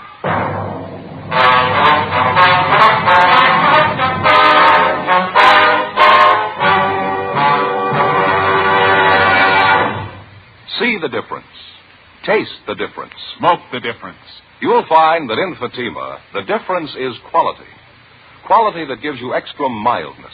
A much different, much better flavor and aroma. Yes, in king-size Fatima, you get all the advantages of extra length, plus Fatima quality, which no other king-size cigarette has. Fatima, best of all king-size cigarettes. Definitely the best quality in its class, but the same price as the cigarette you're now smoking. Remember, thousands of Americans are switching to Fatima. Insist on Fatima quality. So why wait? Switch to Fatima today. Look for the sunny yellow pack. Buy Fatima. Best of all king-size cigarettes. Remember, thousands and thousands of Americans are switching to king-size Fatima, insisting on Fatima quality. So compare Fatima yourself. When you see the difference, taste the difference, smoke that difference, you'll switch to Fatima. Because in Fatima, the difference is quality. Look for the sunny yellow pack. Buy Fatima. Best of all, king-size cigarettes.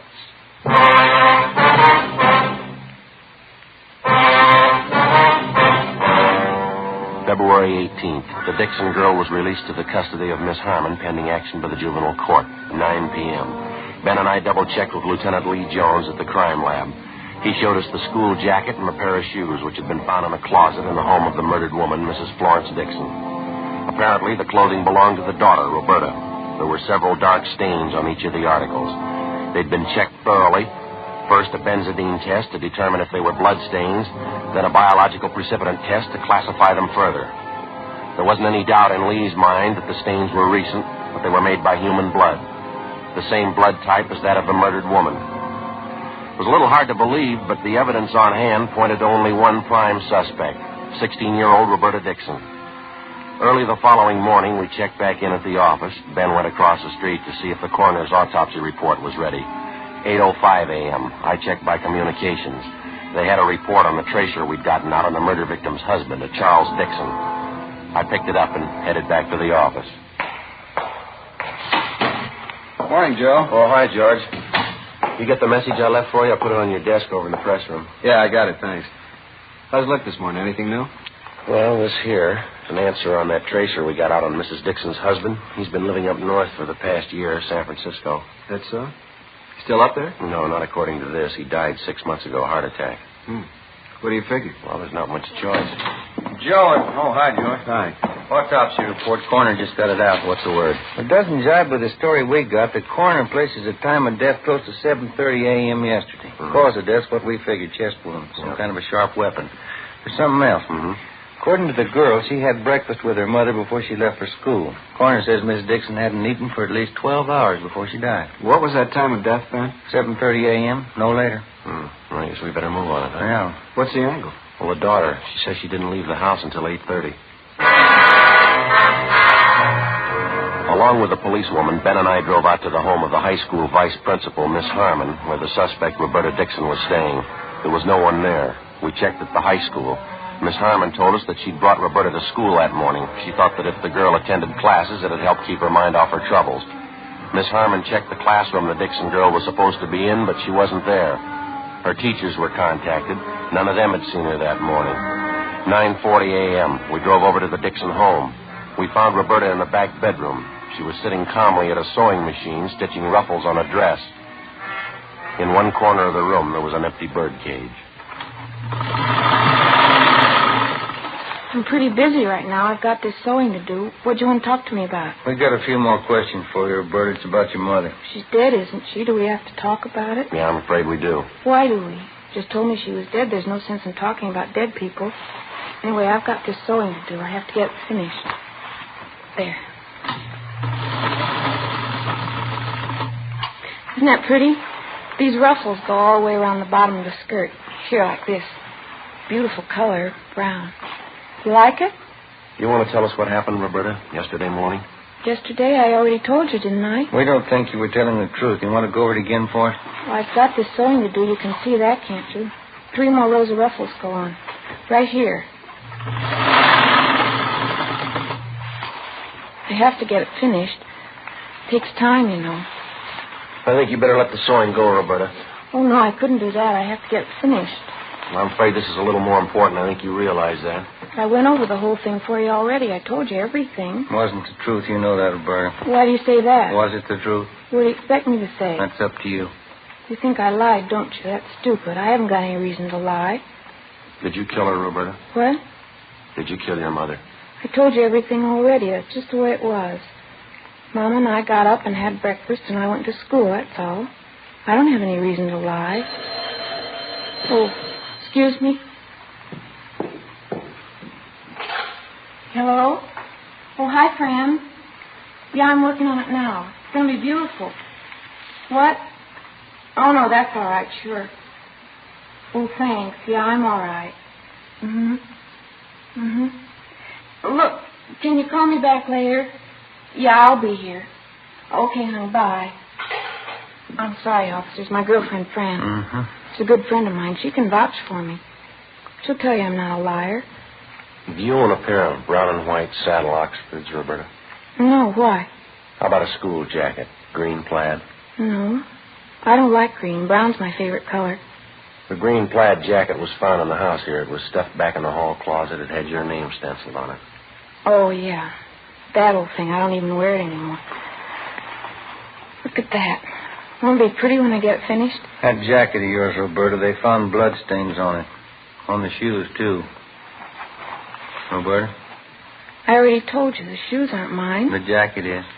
Why do you keep calling me a liar? Can't you believe me for once? Isn't it bad enough the way things are? Now, the last time we talked to you, you said you left the house at 8:30 yesterday morning. Is that right? Yes, it was around 8:30. Well, we got the report on your mother this morning, Roberta. The coroner says she died at 7:30, no later. That's stupid. How could he tell anyway? He can tell. He's a liar. Something else, Roberta. You told us you and your mother got up and you had breakfast together. Yeah, we had breakfast together. Why are you picking on me? You couldn't have had breakfast together. The time she died, your mother hadn't eaten anything for 12 hours.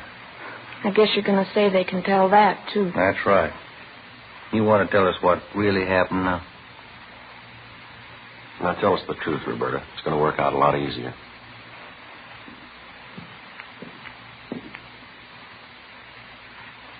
These are some of the toys I had when I was little. I saved almost all of them. My best doll. I had a lot of dolls. I loved them. Guess I still do. I love them more than her. You mean your mother? I wasn't fooling. I don't care if she's dead. She didn't mean anything to me. She never did mean anything. These are more of my dolls here. I dressed them all myself, every one of them. What was the matter, Roberta, between you and your mother, I mean? I don't know. I guess she just didn't mean anything. Not like anybody else's mother. She didn't mean anything at all. Same as my father. We were in the same house, that's all. Nobody cared for anybody else. It wasn't anything but fighting, or just not saying anything at all. I'm glad she's dead. You killed her? Is that what you want to say? Here's a little piano I had. I got one Christmas, I think. Look, still plays. You want to tell us from the beginning?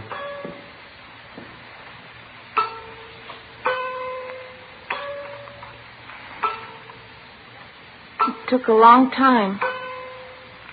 I thought about it a lot. A week ago I made up my mind. It's time to kill her. She was getting worse. I couldn't do anything. I was always wrong. Couldn't go out, couldn't do this, I couldn't do that. She started the same way yesterday morning. I got the knife from the kitchen. I went in and she was sitting on the bed putting her stockings on. I don't think she knew what happened. It didn't take long.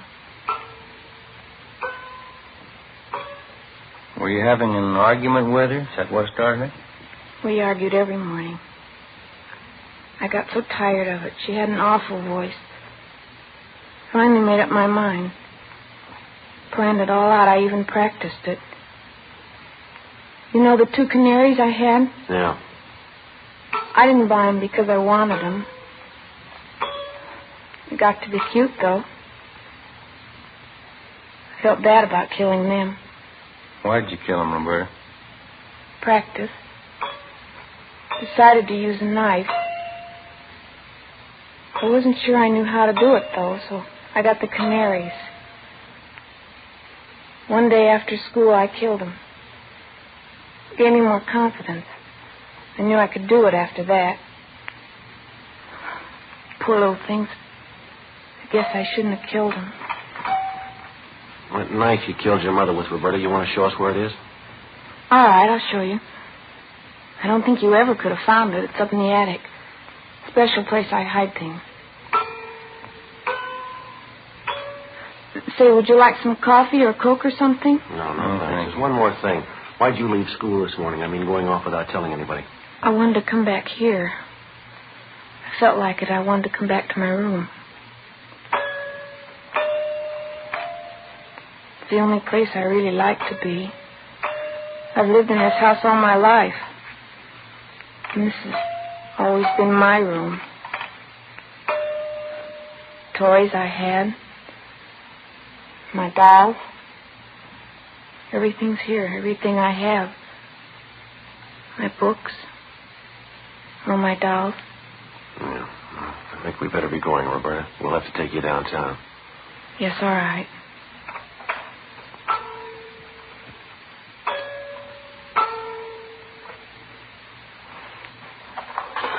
I'll get my coat. Then I'll show you where the knife is. All right. Officers, could I ask you one favor? What's that? It probably sounds silly. It'll help a lot, though. This doll here.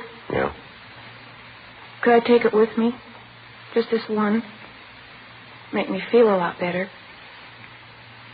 Please, do you think I could? Yeah, sure. Bring it along if you like. Thank you. You probably think I don't care for anything but my dolls. There's one thing, though, I want to tell you. What's that? I'm sorry now, I really am.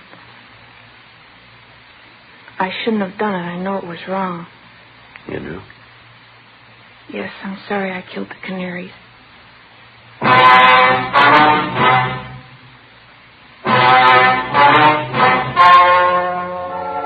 The story you have just heard was true. The names were changed to protect the innocent. On May 6th, the hearing was held in Juvenile Court, Department 38, City and County of Los Angeles, State of California. In a moment, the results of that hearing. Now, here is our star, Jack Webb. Thank you, George Fenneman. Friends, I'd like to take just a moment this evening to tell you about Fatima's Christmas gift carton. When you visit your dealer, take a real good look at it. I think you'll agree with me that it's the smartest of all Christmas cartons, just as it should be, because Fatima is the best of all king-size cigarettes. This Christmas season, I'm buying Fatimas for all my friends, and I hope you will, too. Compare Fatima. See the difference. Taste the difference, and then smoke that difference. Because in Fatima, the difference is quality.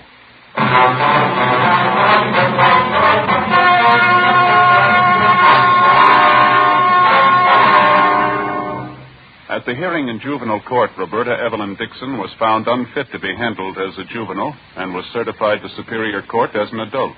There, she was found to be criminally insane by 3 psychiatrists appointed by the state. She is now confined to a state mental institution where she is undergoing treatment.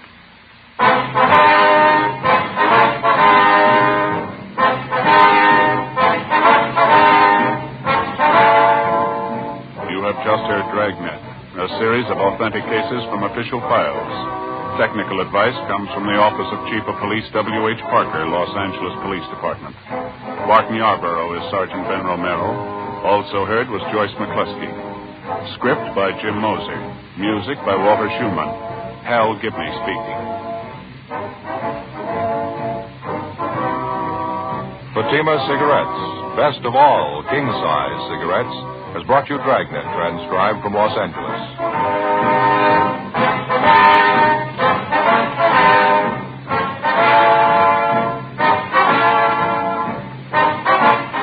Counter Spy fights international intrigue next on NBC.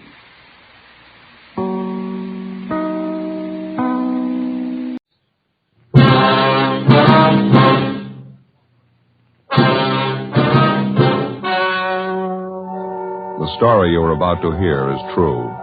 The names have been changed to protect the innocent. Fatima Cigarettes, best of all king-size cigarettes, brings you Dragnet on both radio and television.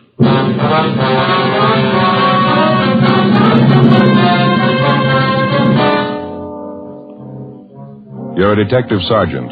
You're assigned to robbery detail. A jewelry salesman is slugged and robbed of $20,000 in precious stones. After months of investigation, you finally discover the man responsible for the holdup. You've got the evidence to prove him guilty.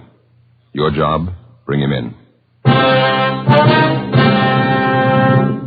Fatima, America's first largest-selling blended cigarette. Now, best of all king-size cigarettes. Prove it yourself today. Compare Fatima with any other king-size cigarette. 1. Fatima's length filters the smoke 85 millimeters for your protection. 2. Fatima's length cools the smoke for your protection. 3.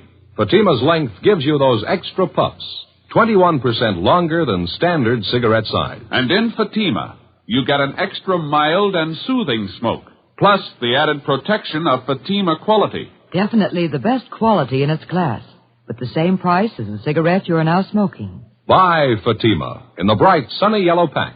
Best of all king-size cigarettes.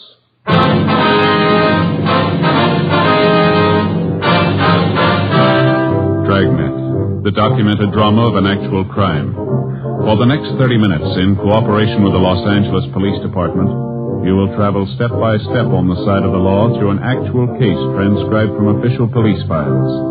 From beginning to end, from crime to punishment, Dragnet is the story of your police force in action.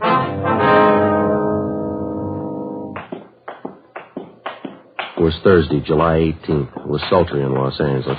We were working the day watch out of robbery detail. My partner's Ed Jacobs. The boss is Captain Didion. My name's Friday. It was 1:35 p.m. when we got back to the city hall, the interrogation room. What's going on, Mr. Garvey? Yes, you want to call the captain, Ed? Let him know we're back? Okay. Thanks. I'd still like to know what this is all about, Sergeant, dragging me down here in the middle of the day. I've got an office. Just a minute, Mr. Yeah, I just got back. Mm-hmm. All of them? Good. Yeah, interrogation room, right? The others check in yet? Yeah, they're all back. Worked out fine. Would you please explain what this is about, why you've brought me down here? We think you know why. I don't. I haven't any idea. You take me away from my store on a busy day. You put a police guard on it. You insist on bringing me down here. What's it all about? Tell me. You know, you tell us, Mr. Garvey. Tell you about what? The jewel robbery 9 months ago, that holdup. What holdup? My store hasn't been Talk robbed. about your friend, Thomas Ashley. Ashley? What about him? We think you remember it 9 months ago, parking lot back of the building down on 4th Street. Oh, sure. Some hold-up man slugged him, stole his case of samples. I remember it now. Poor Tom, the thief made a big haul, didn't he? Unset diamonds, $20,000 worth. I remember it now. I don't think Tom's gotten over it yet. I was a jewelry salesman for the same company at the time, you know. Same company Tom was working for. Yeah, we know all that. Some of the big bosses thought Tom had a hand in it. They figured it was a put-up job. Nothing was further from the truth. That's so. Sure, I know Tom. He's a close friend of mine. He wouldn't be mixed up in a deal like that. Tom and I worked out of the same office for years. We've had him over the house for dinner. We've even been on vacations together. He's one of the most honest men I know. You sure of all this, honey? Of course I'm sure. And that isn't why you called me down here, is it? You don't think Tom had anything to do with that robbery, do you? You don't think he was in on it? He had nothing to do with it. I think you know that as well as we do. Then why am I here? There's nothing I can tell you about the holdup. Only what I heard from Tom, what I read in the news. No, you can tell us a lot more, Garvey. We didn't bring you here just to pass time of day.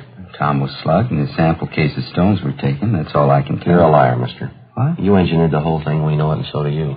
Was this some kind of a joke? If it is, I think it's in It's a long way from a joke, Garvey. You planned the job. You got the loot. We can give you chapter and verse. I really think you're serious. You think I robbed Tom? We're past the thinking stage, Garvey. We already told you. We know you robbed him. Now, wait a minute.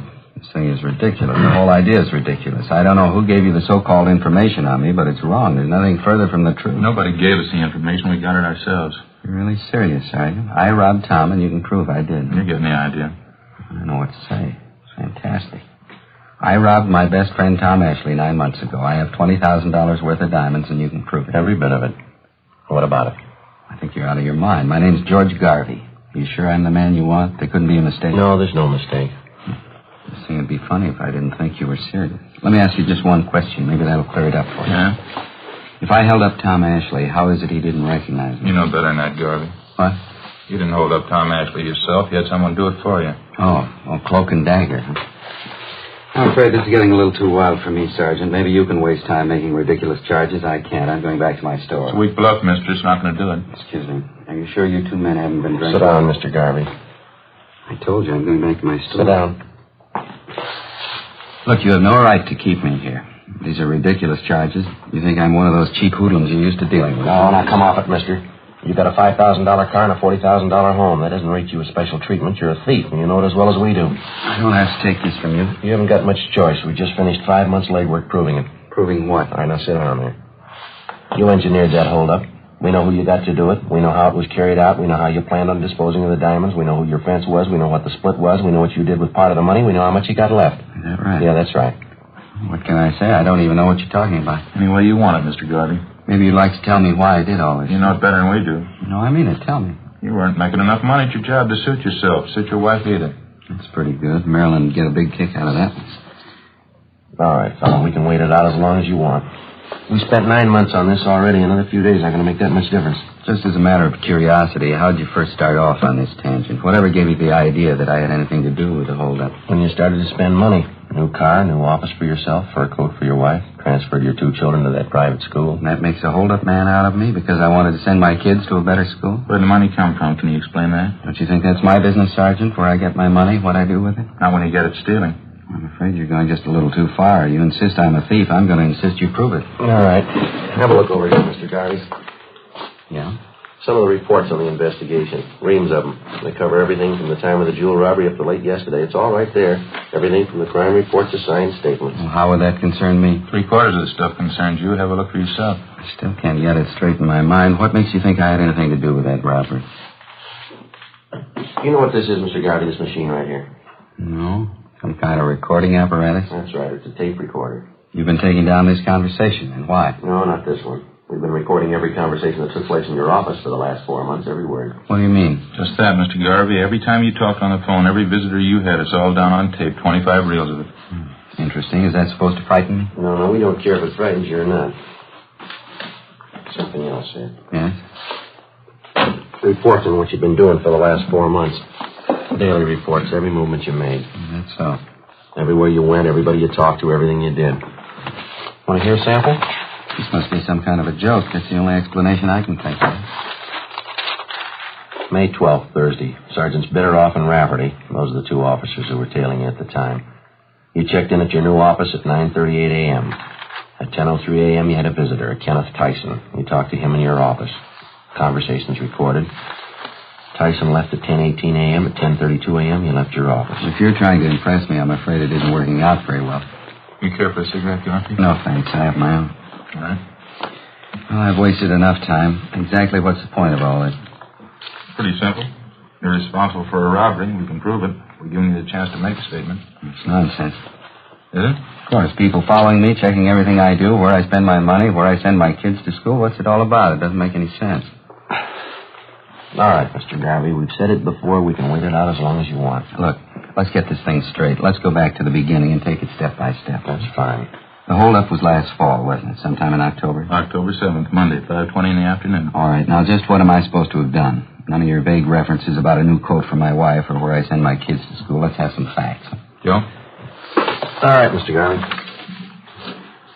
You went to work as a jewelry salesman for the company 10 years ago. Your friend Tom Ashley, the victim, started the same year. The two of you have been pretty close friends. That's right. I told you that. I will skip the rest of your background for now. 2 weeks before the robbery on September 24th, you had a meeting with a Kenneth Tyson. You met in the cafeteria on South Broadway. Tyson's 19 years old. Lives with an older sister. He works in a gas station on Olympic Boulevard. He's done some work in your car for you. That's how you happen to know him. Yes, I think I remember the boy. I don't know him well, though. I don't recall the meeting either. No, you know the boy very well. At the time of the meeting, you promised him $1,000 if he'd hold up your friend Tom Ashley. Ridiculous. Tyson agreed to it, and you briefed him on the plan. The following day, you gave him a gun. .32 caliber Smith & Wesson, serial number 36274. Nonsense. Where did you get that information? Tyson. Well, he's lying. Believe me, if he told you that, he's lying. Is he the one who robbed Tom? October 7th, at your direction, he was in the parking lot behind the Hunter Crosswell building. Tom Ashley came out to get in his car. He had his case of sample diamonds with him. Tyson held him up, slugged him, took the stones, and got away. Of course, it's obvious. Tyson's trying to say I put him up to it. He's trying to get out of it that way. Afraid not, Mr. Garvey. Boy couldn't have carried off the holdup by himself. Well, of course he could. It's obvious he's trying to cover up. There were 6 people in the company you worked for who knew that on Mondays Ashley always took the case of sample diamonds along when he made his calls. Only on Monday you were one of the people who knew that. I suppose you've considered the other 5 people. They were all checked out at the time. They were all cleared, you along with them. But I'm not clear anymore, is that it? This young hoodlum Tyson, you're willing to take his word over mine? After the robbery, he took the case of diamonds to you. That was the next day. You paid him $500 and promised him the other $500 when he got rid of the stones. Oh, I suppose I've gotten rid of them, or do I still have them? 2 months after the holdup, he contacted a fence up in San Francisco. He drove up there and sold him some of the stones, and he broke them up and sold them. We know who he sold them to. We know what he got for him. Well, this Fence, he's supposed to be another good friend of mine. You're still doing business with him. His name's Fred Lawrence. It's a new one on me. I don't know any Fred Lawrence. Can't even recall the name. Well, maybe this will help you, Mr. Garvey. Listen to him on the tape recorder. It's wheel 4, isn't it, Ed? Yeah, I think so. All labeled there right on the back of the box. Yeah, here we are. Well, what's all this about? Phone conversation, Mr. Garvey. One of the things we recorded from your office. I told you about it before. Let's see. This one was on March 18th. I always thought wiretapping was against the law, or do you pay any attention to that? We didn't tap your telephone line. We recorded everything from pictographs we installed in your store and back in your office. They started recording the day you moved in. That was the 1st of March, wasn't it? I don't know why you're telling me. I can sue you for that, you know. I can sue you for your last dollar. All we're concerned with right now is Fred Lawrence. You say you don't know him. Let's have you listen to this. This is recorded March 18th in your office. Okay? Here we go. Go. Yeah, Mary. Mr. Lawrence? Yeah, sure. Put him on. Hi, Fred. How are you? I'm good. No, everything's fine. No heat at all. Tyson? No, he's all right. Believe me, he's a good kid. Nice. All right, where? I don't know. It might not be so good if you sleep down here. Only 8 o'clock, 8:30. Okay, fine. Suppose 8:30 be ready. Bye, Fred. Bye. Mr. Garvey, you recognize that? How about it, Garvey? I understand they can do clever things with tape recorders nowadays. There's a way of piecing words together, isn't there? They can record your voice and then fix the tape, take a simple sentence and change the words around to mean just the opposite. You can examine the tape if you like. We didn't make a splice in it. All you'll find is the usual factory splice. It's just where it comes from the manufacturer. Well, what difference does it make anyway? There's nothing criminal about that conversation. Nothing at all. You told us a few minutes ago you didn't know Fred Lawrence. You never heard of him on that recording. It sounds like you know him pretty well. It's a fairly common name, wouldn't you say? Must be quite a few Fred Lawrences. I didn't happen to remember the name right off. How about Tyson? What? Tyson. You told us you didn't know him well at all. I don't. Well, it didn't sound that way on that tape, did it? You were telling Lawrence that he was all right. You said, believe me, he's a good kid.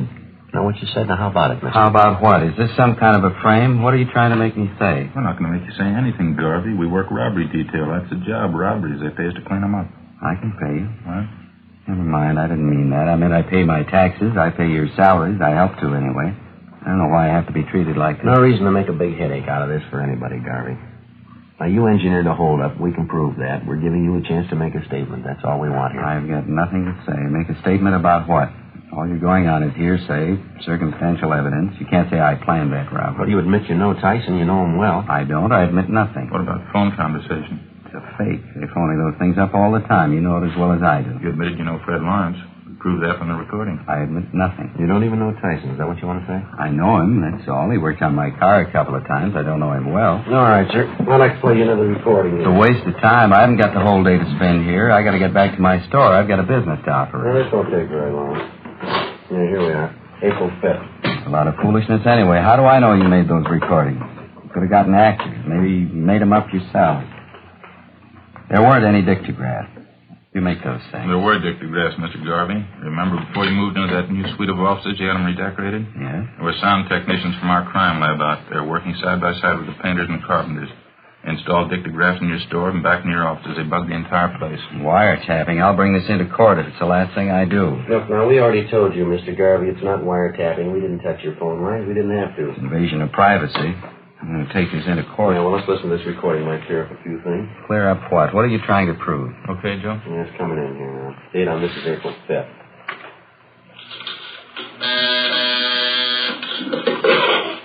Yeah, Mary. Who? Tyson? Well, does he know I'm in? Yeah, okay, send him back.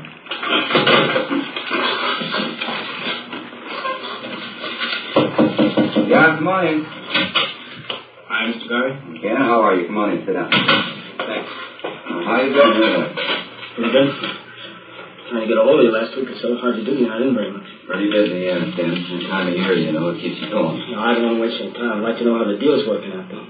Going back east to Albany next month, I'd like to get the rest of my money if I could. Well, just like I told you the last time, Ken, I'm sending the stuff north. I hope to hear in a couple of days. Yeah, I know. That's what you told me before. It was a pretty heavy job. I could use the money. I mean, if it wasn't so heavy, I wouldn't mind, but I got it coming, I think. Huh? Of course you do, Ken. There's no question there. It's just that I haven't got it right now. Believe me, you'd have it in a minute if it was mine again.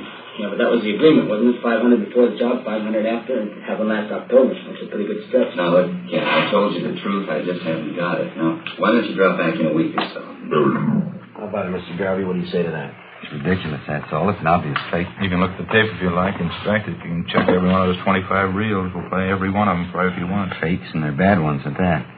Now, look, I'll give you both a chance. Either you book me in on a charge or else release me. You try booking me in, and I'll sue you for false arrest. I'll break you. I'll sue you blind. I can promise you that. Yeah? Release me, and I'll get back to work. I'll forget all about it. Now, you name it. Which one? Book me in or release me? Oh, that's fair enough. You're going to give us a choice, huh? You bet it's fair. You could get in a lot of hot water. Now, it's up to you. Which one? You ran a bad bluff, mister. What? We're booking you in.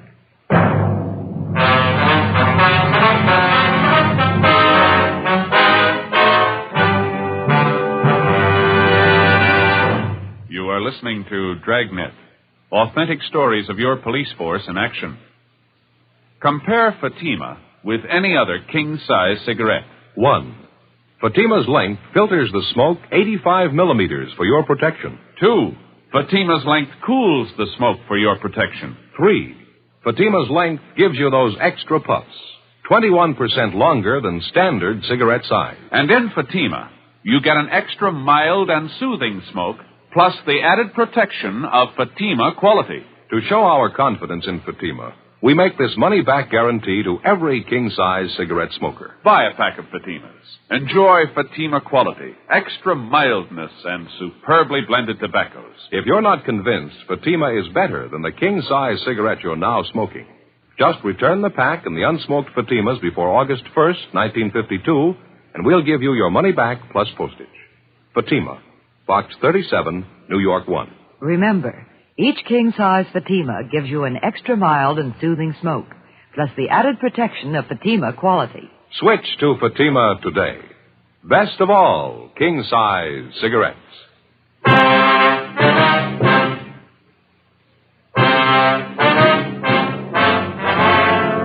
Thursday, 3:55 p.m.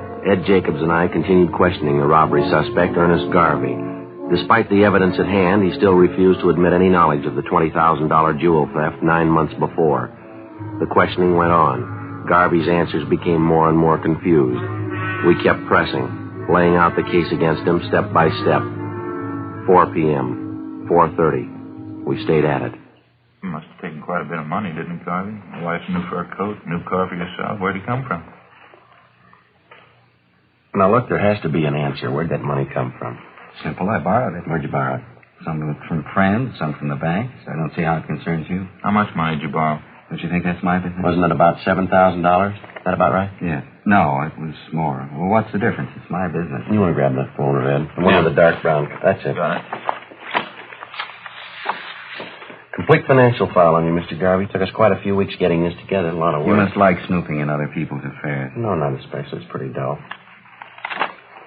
Here's a copy of your bank statement. It's photostat. It doesn't make much sense. What do you mean? Well, we checked your income for that month, amounted to $620.18. Your bank statement here shows you made deposits totaling $760 the same month. Now, how is that possible? Well, for your information, I made a loan that month. That's probably some of the loan money I deposited. I quit my old job that time. I was going in business for myself.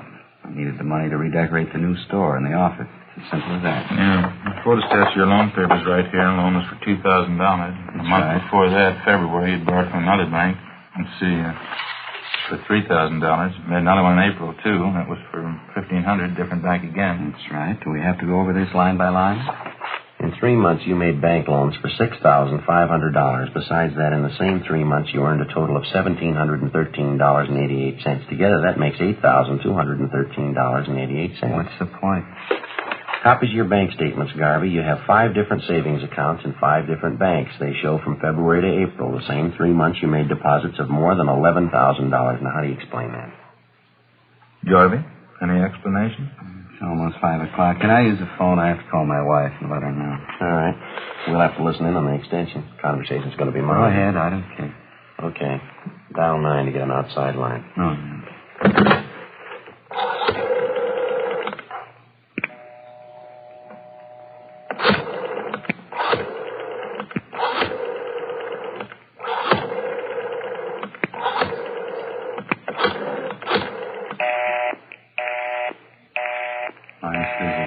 Photostats are there for you to examine, Garvey.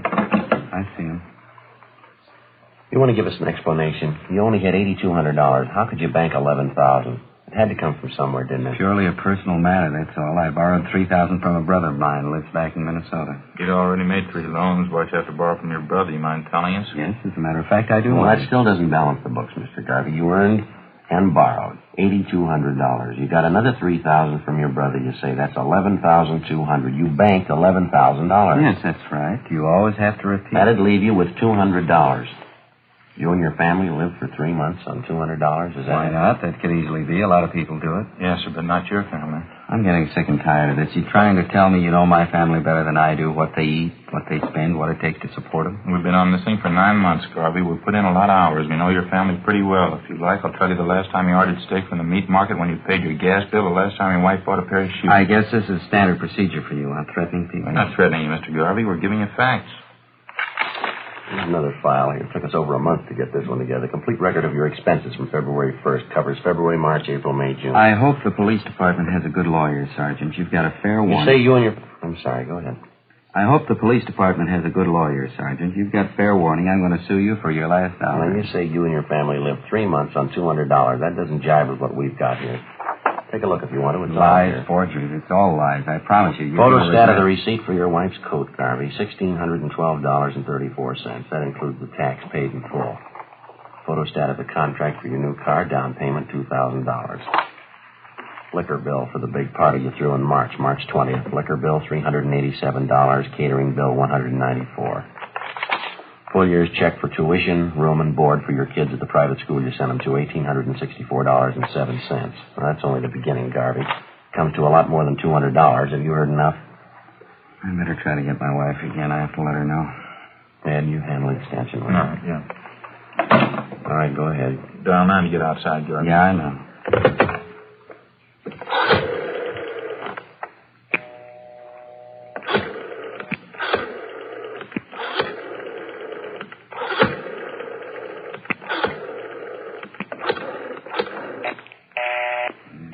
Talking. I know I'm trying to get her, stupid.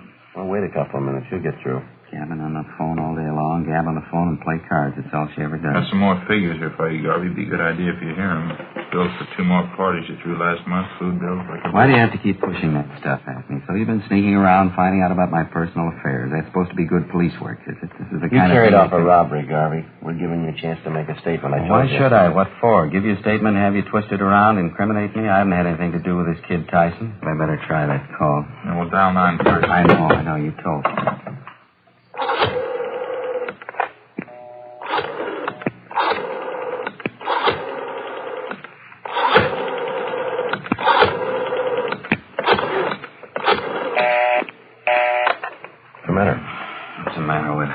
Stupid. She ought to know I'm trying to get her.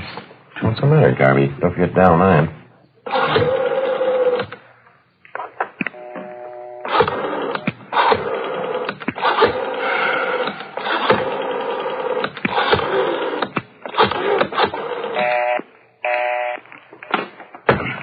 One more with you ought to hear. I'll just play for I don't want to hear it. I'll just play for you. I think you ought to hear it. That's the same reel there. Just fan it over there to that other part, Ed. All right. Tyson, Mr. Garvey, same place, the office.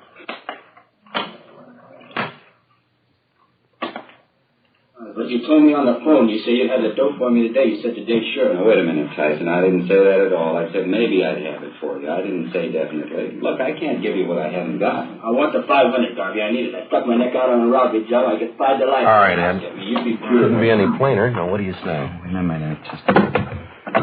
Dial 9. Yeah.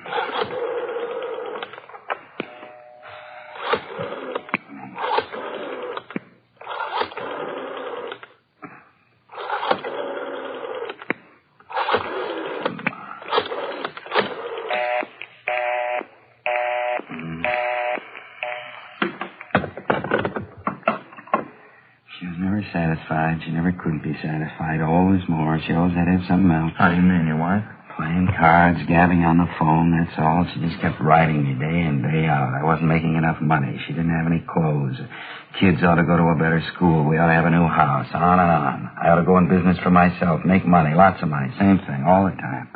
Talk. There's only so much you can take. You figured the robbery'd solve the problem, is that it? I guess so. I would have tried anything just to shut her up, get her off my back for a while. I guess you got Tyson out, the other man, too, Fred Lawrence. Yeah, they were picked up this afternoon. Lawrence at the airport, Tyson in a show downtown, all three all at the same time. What about your wife, Garvey? She knew you planned this robbery. Oh, I didn't tell her. I think she knows, though. Pretty sure she does. Maybe she'll be satisfied now. The lousy money, she had to have it. Didn't even leave me enough to pay off that kid Tyson. Private school for the children, wall-to-wall carpets in the house, new dishwasher, new coat, new car, everything. She just had to have them. You want to take me, book me in? I don't care. All right. We'll stop off down the hall, take your statement. Sure, I don't care. All right, let's go. Hey, just a minute, huh? Yeah. It'll only take a minute.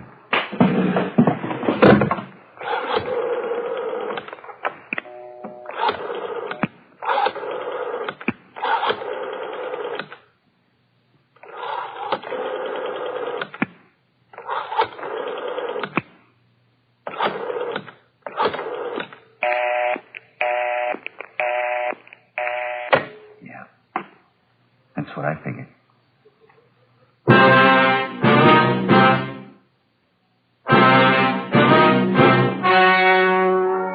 The story you have just heard was true. The names were changed to protect the innocent. On November 4th, trial was held in Superior Court, Department 87, City and County of Los Angeles, State of California. In a moment, the results of that trial. And now, here is our star, Jack Webb. Thank you, George Fenneman. Friends, I make it a habit to carry 2 packs of Fatimas around with me. One's for my smoking, and the second one's for smokers I see with other king-size cigarettes. All I have to say is, here, compare Fatima. I know they're going to be sold on Fatimas the next time we meet. How about comparing Fatima yourself? You'll find Fatima's length filters the smoke 85 millimeters, cools the smoke, all for your protection. You get those extra puffs because Fatima is 21% longer than standard cigarette size. And Fatima gives you an extra mild and soothing smoke, plus the added protection of Fatima quality. Prove it today. Buy Fatima.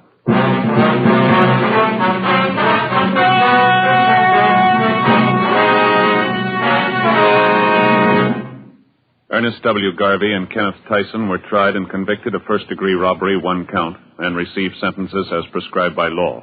Fred Lawrence was tried and convicted of receiving stolen property, 1 count. First-degree robbery is punishable by imprisonment from 5 years to life. Receiving stolen property is punishable by a prison term of not more than 5 years.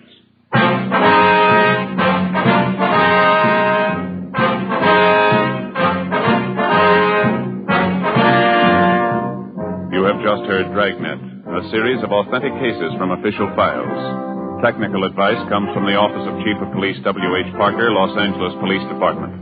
Heard tonight were Barney Phillips, Vic Perrin, and Eddie Firestone. Script by Jim Moser.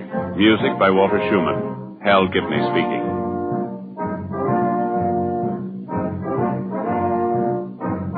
Fatima Cigarettes, best of all king-size cigarettes, has brought you Dragnet, transcribed from Los Angeles.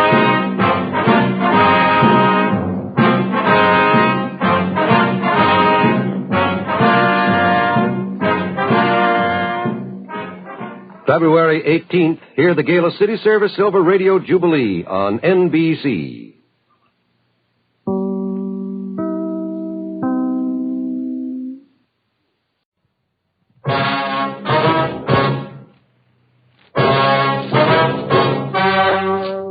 The story you are about to hear is true. The names have been changed to protect the innocent. Fatima Cigarettes, best of all king-size cigarettes, brings you Dragnet on both radio and television.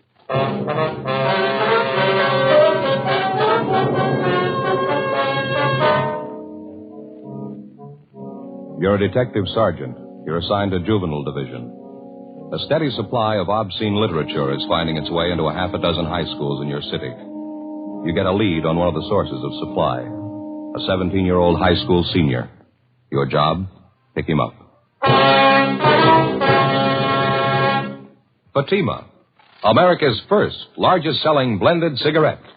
Now, best of all king-size cigarettes. Prove it yourself today. Compare Fatima with any other king-size cigarette. 1.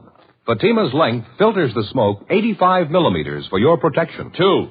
Fatima's length cools the smoke for your protection. 3.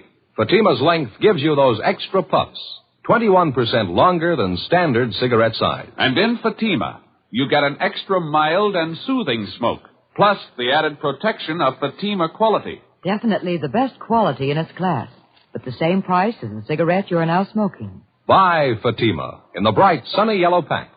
Best of all king-size cigarettes.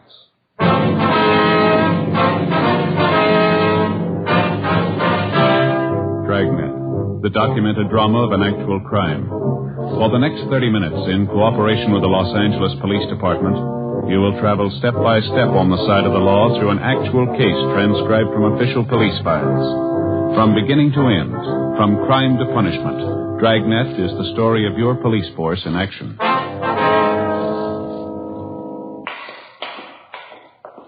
It was Wednesday, November 8th. It was windy in Los Angeles. We were working the day watch out of Juvenile Division. My partner's Ed Jacobs. The boss is Captain Stein. My name's Friday. It was 11:05 a.m. when we got to the basement floor of Gorman High School. The locker room. Which way, Steve? You want to show us which locker's yours? You still haven't told me what this is all about. Routine check, son. Yeah, but why do you have to pick on me? Why do you have to see my locker? We're not picking on you, Steve. Now, how about it? Which locker's yours? Right here. This is mine, 318. Here's the key. No, you open it, Steve. Just a couple of personal things of mine, that's all. Mm-hmm. All right. I'll open it.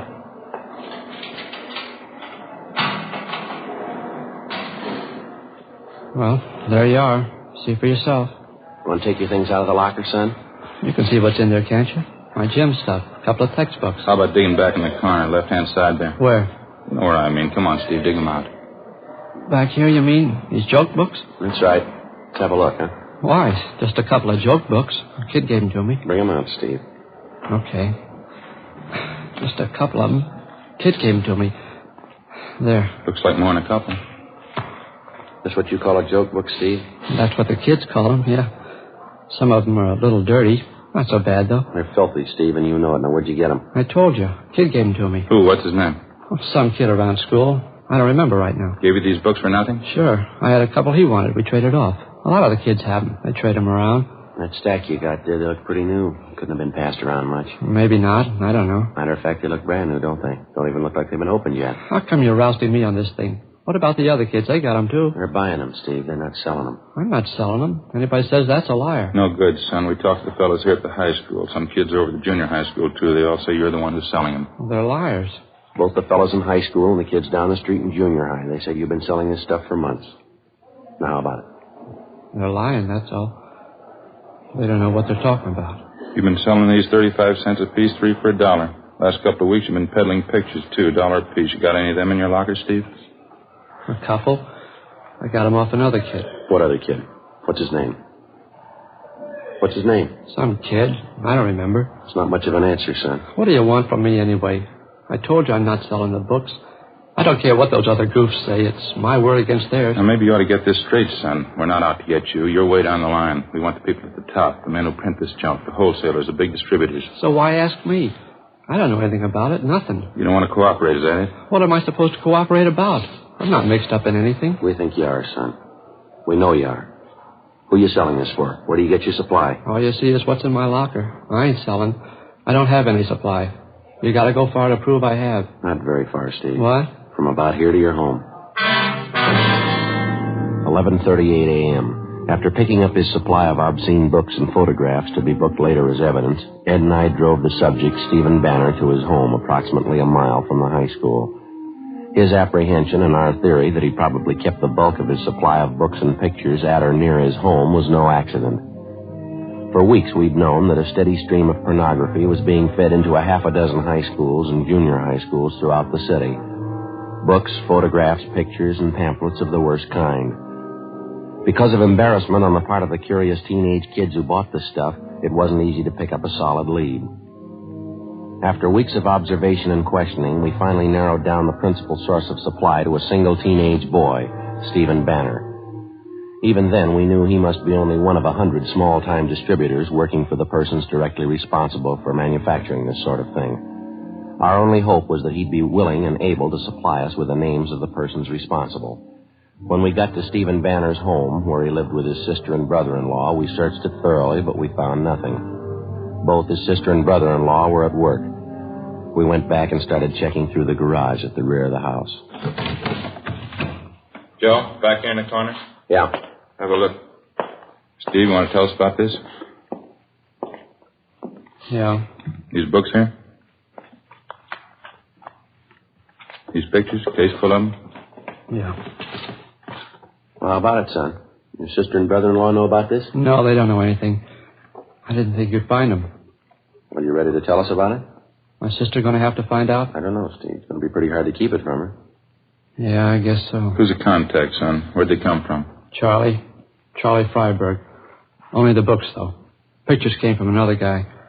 It's a long story. Well, we got the time, son. Who is this Freiberg? Met him downtown one Sunday, Penny Arcade on Broadway. Me and this other kid were in there, Bud Spencer. Freiberg came up, started to talk to us. All right, go on. He finally took a couple of these books out of his pocket, gave them to us. He wanted to know what we thought of them. Told us he had plenty of them, and we knew any other kids who wanted them.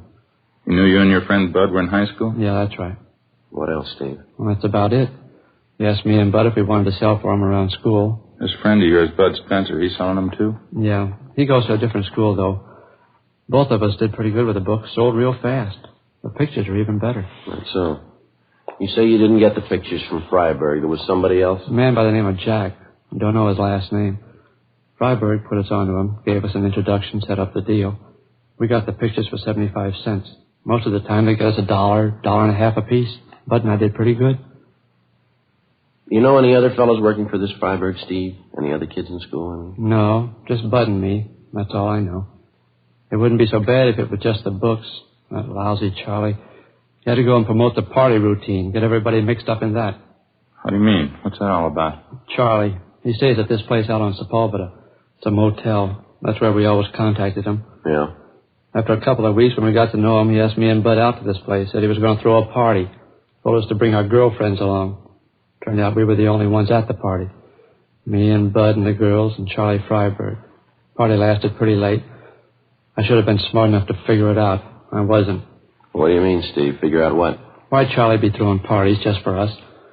The first 2 times there wasn't anything wrong. We just talked, danced with the girls, drank some beer. Charlie told us to have a good time. He threw a party every Friday night. Never broke up till after 3 o'clock. How old are your girlfriends, yours and Bud's? 17. They're both 17. They've been around, though. No use kidding you. They weren't very smart, I can tell you that. None of us were, I guess. Next couple of parties, Charlie had whiskey there. Dumb girls drank right along with him. So did we. Freiberg served the whiskey, did he? Yeah, that's right. He loaded the drinks, kept handing the girls a lot of stuff about how he used to be a director in pictures. He had a lot of connections in Hollywood. The last party I was at, he said he was going to get the girls' screen test. A lot of malarkey like that. Mm-hmm. What else, Steve? I don't know. I had a beef with Charlie about it. I walked out. I haven't been back since. Does he still throw these Friday night parties, do you know? Maybe. I don't know. There were 3 or 4 after the last one I walked out on. Dumb girls think Charlie's just great. God, so I can't stand the guy. How about the parties you didn't show up for, Steve? You get a rundown on them? Well, I heard a couple of things, yeah. Sure glad I wasn't there. How do you mean? Dumb girls never fails. The oldest line in the world. They still go for it. What's that? Tell them you're going to get them in the movies. We continued questioning the subject, 17-year-old Stephen Banner. He gave us a full description of the man who'd been selling him the books, Charles Freiberg, and also a description of the man known as Jack, the one who'd been supplying him with pictures and photographs. In addition, he gave us the addresses of the 2 men, a fair description of Freiberg's car, no license number, and the names and addresses of the 2 girls he and his friend had taken to Freiberg's parties. 1:20 p.m., Ed and I took the case of obscene books from the garage, loaded it in the back seat of our car, and Stephen Banner directed us to the high school attended by his friend Bud Spencer. We picked up the Spencer boy and drove him and Banner downtown to Georgia Street Juvenile, where we booked them in on 700B, Welfare and Institution Code, lack of supervision. We drove to the motel out on Sepulveda, but the suspect, Charles Freiberg, had moved out 5 days before, no forwarding address. It wasn't a dead end, though. From his motel registration card, we got the description and license number of his car. On the way into the office, we checked out the address of his confederate, the man known as Jack. He'd moved the same day as Freiberg, no forwarding address. Back at the office, DMV got a make on the license number for us. The car registered in Freiberg's name, 239 West 92nd Street. We went down to R&I and pulled the package on the suspect. 3:40 p.m. Last address on him is 3 years old. How's his record read? Well, he's been in the business before. A couple of ag charges, a 311 charge, too. Possession of obscene literature. Served 8 months in county jail. Mugshot there? Yeah, here. Mm-hmm. Close enough to the way the boy described him. I'd say so. His M.O., too. Huh? Same pitch the last time they got him, working the high school trade. Passed himself off as a studio man, movie director. How about the other man, Jack? You got anything there? No, not yet. I gave the information on him to the stats office. They're going to make a run for us. Well, I guess we better check on the kids' girlfriends, huh? Mm-hmm. Get their stories. Yeah, I suppose so. It sure gets me, Joe. What's that? Very young girls like that, out at motel parties till 3 a.m. drinking. Yeah. 17-year-olds, no reason for it, no reason at all. Well, I can think of one that might do. Huh? Their parents. We checked out the suspect's address furnished us by DMV and also the information from the R&I package. They went nowhere. We had a second interview with Stephen Banner and his friend Bud Spencer. We showed them Freiberg's mugshot, and both of them identified it. We got out a broadcast and an APB on him. 4:12 p.m. Together with policewoman Doreen Statesel, Ed and I drove out to interview the two teenage girls involved, a Dorothy Ryan and a Laura Osborne. We stopped at the home of the Osborne girl first, but she wasn't there, and neither were her parents. An older sister told us that both the mother and father were working and that Laura was at a neighborhood school for models taking her weekly lesson. We checked at the modeling school, a converted second-floor social hall, where we finally located the girl, a tall brunette, dark eyes, fair complexion. The heavy makeup didn't do much to hide her age. While the modeling lesson went on, policewoman Statesel, Ed, and I talked to the girl off in one corner of the hall. Your friend, Steve Banner, he took you to those parties at Mr. Freiberg's place? That's right. Very nice man. He was always nice to Dorothy and me. Dorothy Ryan, she came to the parties with Bud. He's a friend of Steve Banner's. You have no complaint to make about this, Mr. Freiberg? He never caused you trouble of any kind? Charlie? Well, no.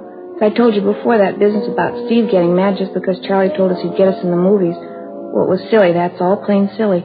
Charlie was just helping us. How do you mean, Laura? Well, he's in Hollywood, you know, Charlie Freiberg. He has lots of connections. He just wanted to help us get some good modeling jobs. That's why he took our pictures. There was nothing wrong. You continued going to these Friday night parties without the two boys, is that right? Yes, Dorothy and me. There wasn't anything wrong with it. We knew Charlie as well as they did by that time. A few bathing suit pictures, that's all. There was nothing wrong in that. Did you ever see prints of any of those pictures, either you or Dorothy Ryan? No, but Charlie's going to get us some. He promised he would. You know where he is now? No, he moved.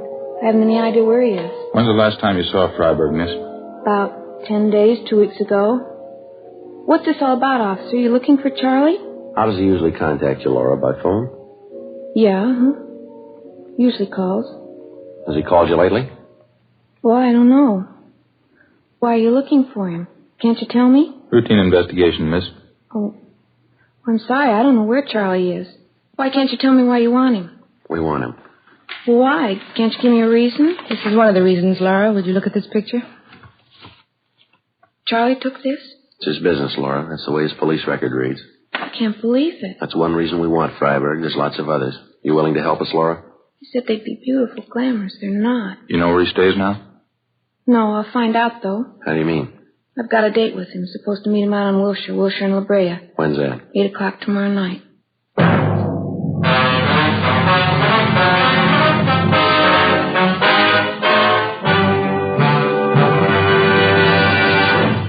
You are listening to Dragnet, authentic stories of your police force in action. Compare Fatima with any other king-size cigarette. 1. Fatima's length filters the smoke 85 millimeters for your protection. 2. Fatima's length cools the smoke for your protection. 3.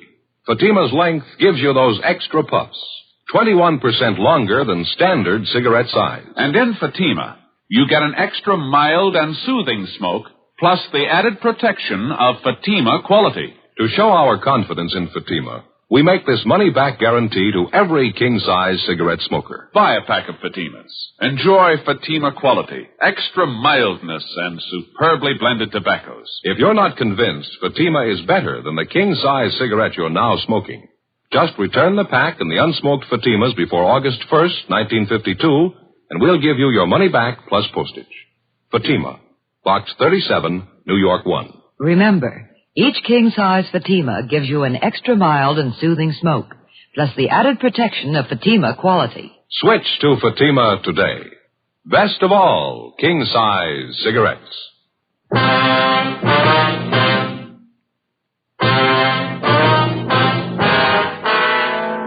November 8th, Wednesday, 5:30 p.m.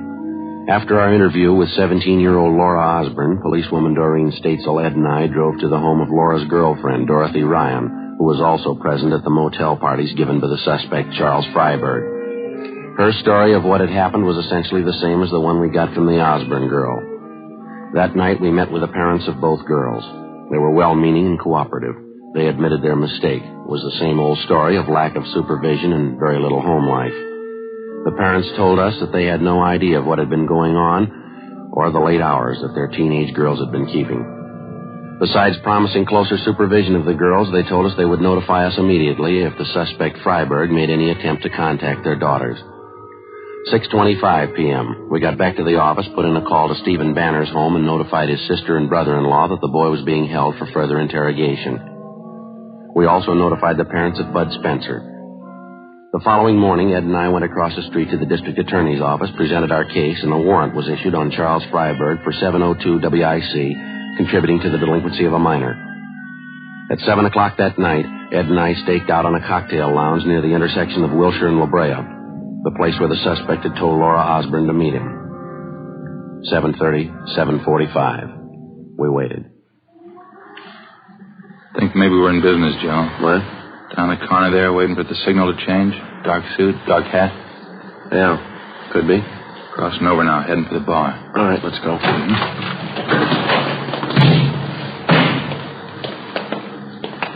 No mistake. Hey, fella, hold it up on that, will you? How's that? Police officer, is your name Freiberg? What? No, that's not my name. It's your identification, please. Yes, I've got my identification. Why? Can we see it, please? Why, what do you want? Your identification. Oh, I haven't done anything. Let's go, mister. Talk about it downtown. Now, wait a minute. Just a minute. I don't want any trouble. I'll show you. There. Driver's license. The rest of my stuff. Charles Freiberg. It's an old address, isn't it? Yeah. Haven't had time to change it. Just got back in town.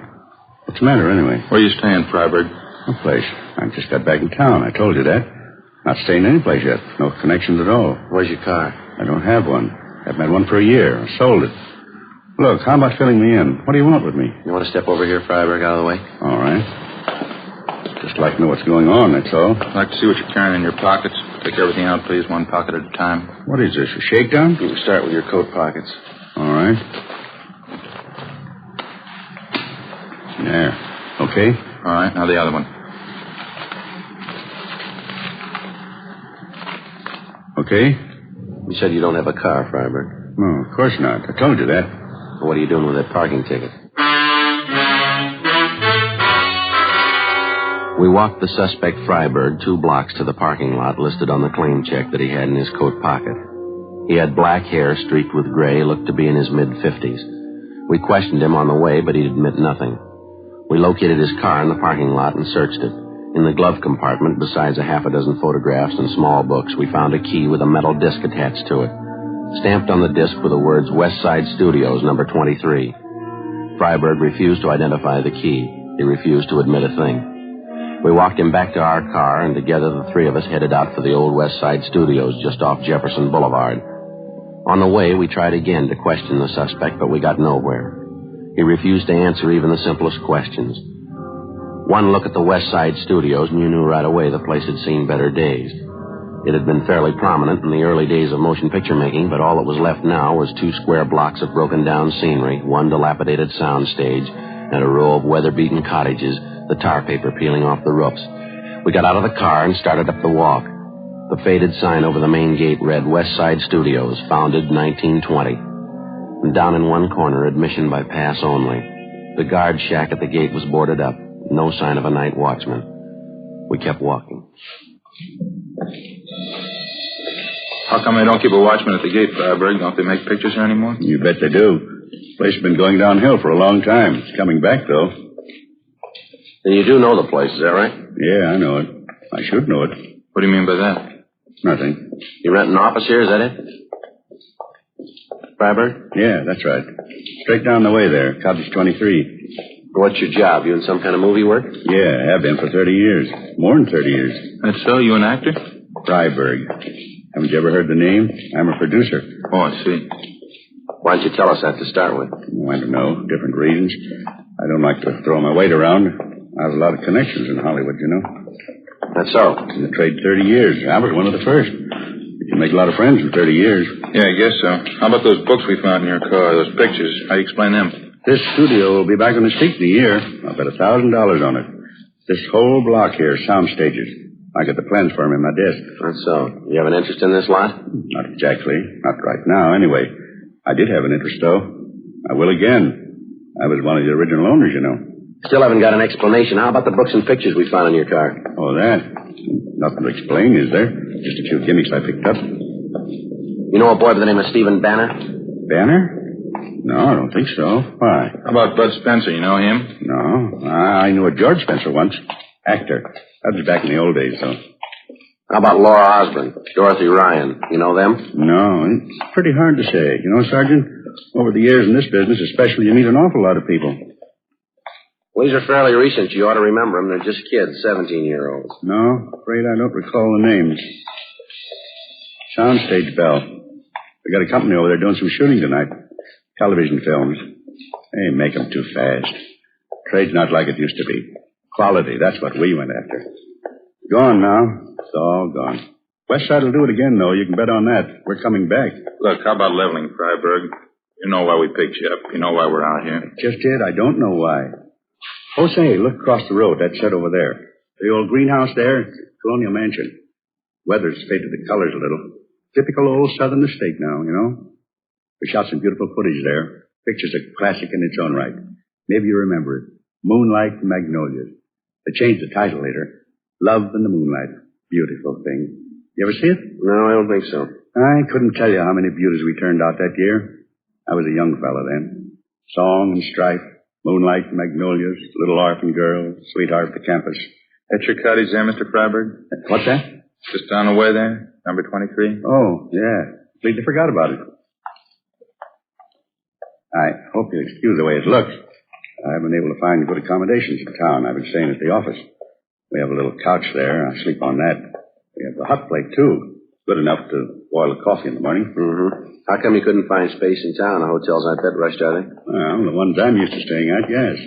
I'd just soon camp here at the studio than stay at one of those places downtown. Say, wouldn't you like to see the rest of the lot? Pretty interesting if you've never seen a real movie lot. I mean a high-class one. We've seen them, Mr. Freiberg. We'd like to check your office. Oh, all right. This is it. Cottages need a good coat of paint, of course.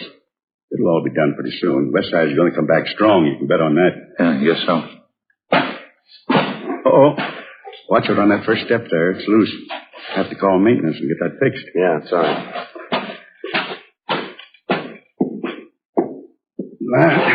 Here we are.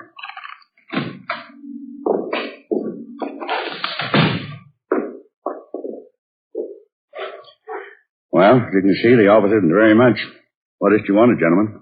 You want to check that cabinet there, Ed? I'll take a look through these cases over here. Okay.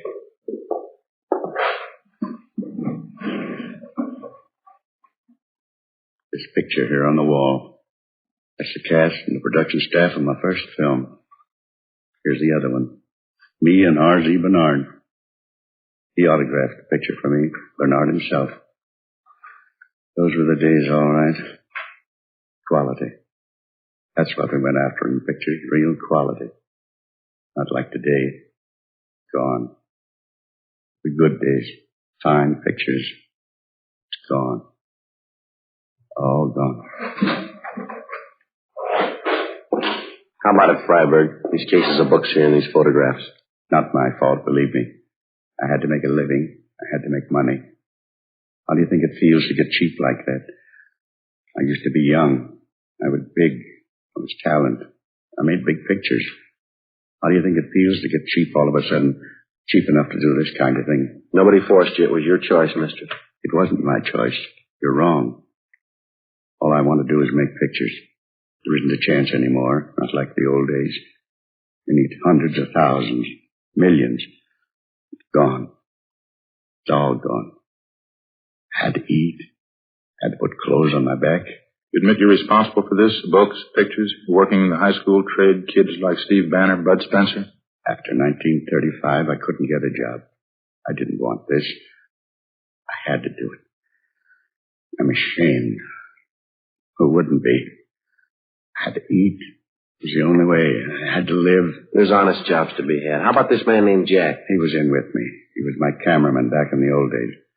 You can't blame him either. He had to live, too. You want him to come downtown with us? Give us a statement? Yes, all right, anything. How about the parties, the two girls, Laura Osborne, Dorothy Ryan? I took some pictures, that's all. I didn't harm them. Not in any way. You had it wrong, Freiberg. You know that. Yeah, I know.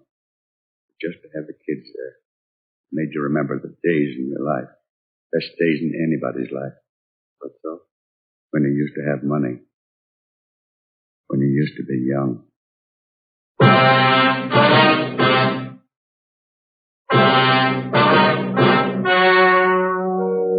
The story you have just heard was true.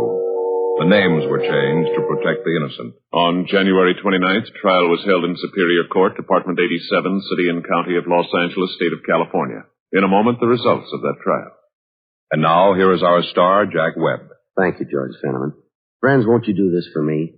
Compare Fatima with any other king-size cigarette. You'll find Fatima's length filters the smoke 85 millimeters for your protection. Cools the smoke for your protection. Fatima's length gives you those extra puffs, 21% longer than standard cigarette size. And you get an extra mild and soothing smoke, plus the added protection of Fatima quality. That's why I'd like you to buy Fatima.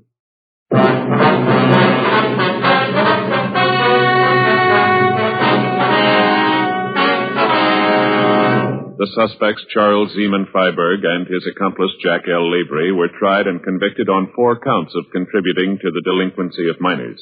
Both of them served full terms in the county jail. Contributing to the delinquency of minors is punishable by a fine of not more than $1,000 or by imprisonment in the county jail for 1 year, or by both fine and imprisonment.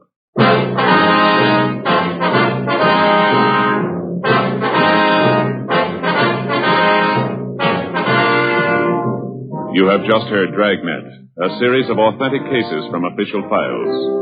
Technical advice comes from the Office of Chief of Police W.H. Parker, Los Angeles Police Department. Heard tonight were Barney Phillips, Virginia Gregg, and Ralph Moody. Script by Jim Moser. Music by Walter Schumann. Hal Gibney speaking. Fatima Cigarettes.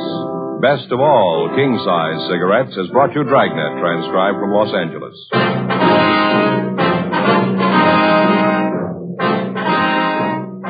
Now it's Counter Spy on NBC.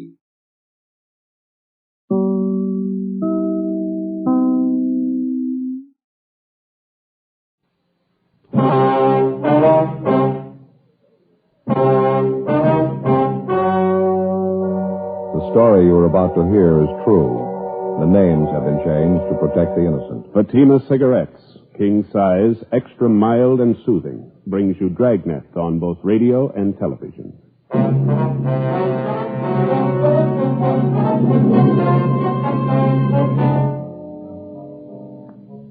You're a detective sergeant. You're assigned to homicide detail. A 25-year-old man is found hiding in a freight car in a deserted train yard. In his arms, he holds the body of a dead woman. The victim's identity is unknown. The suspect refuses to talk. Your job? Investigate. Compare Fatima with any other king-size cigarette. Yes, compare Fatima with any other king-size cigarette. 1. Fatima's length filters the smoke 85 millimeters for your protection. 2. Fatima's length cools the smoke for your protection. 3. Fatima's length gives you those extra puffs, 21% longer than standard cigarette size. Fatima gives you more for your money. And in king-size Fatima, you get an extra mild and soothing smoke, plus the added protection of Fatima quality. Buy Fatima in the bright, sunny yellow pack.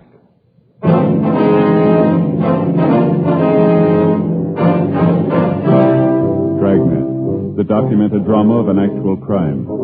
For the next 30 minutes, in cooperation with the Los Angeles Police Department, you will travel step by step on the side of the law through an actual case transcribed from official police files. From beginning to end, from crime to punishment, Dragnet is the story of your police force in action. It was Tuesday, January 18th. It was cold in Los Angeles. We were working the night watch out of homicide detail. My partner's Frank Smith. The boss is Captain Warman. My name's Friday. I was on the way back from the record bureau, and it was 10:38 p.m. when I got to room 42. Homicide detail. Joe? Hi. Did cop out to anything yet? Nothing. I keep asking him questions. Might as well be talking to myself. He might be in a state of shock. No, I don't think so. You got anything on him from R&I? No, he's clean. You and Stahl want to get over to the morgue, roll the dead woman's prints? Yeah, sure. Maybe you'll have better luck with it. See you later. Yeah, sure.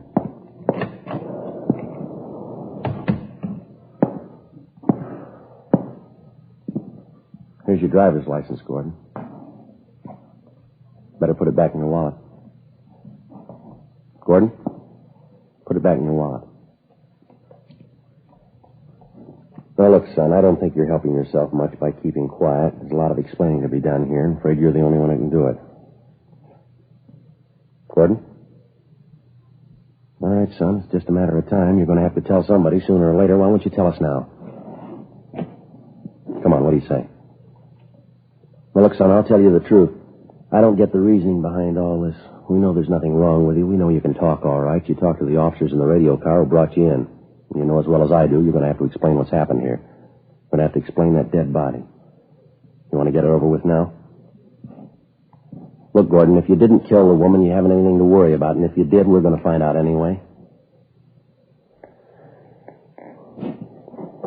Who was the woman, Gordon? Will you tell me that much? What's her name? You know her very long? Did you know her very long? What was she to you? Do you want to tell me that? She's a fairly middle-aged woman in her early 50s, I'd say. Is that about right? Was she your mother, Gordon? Older sister, maybe? Any relation at all? What's the matter, son? You feeling sick?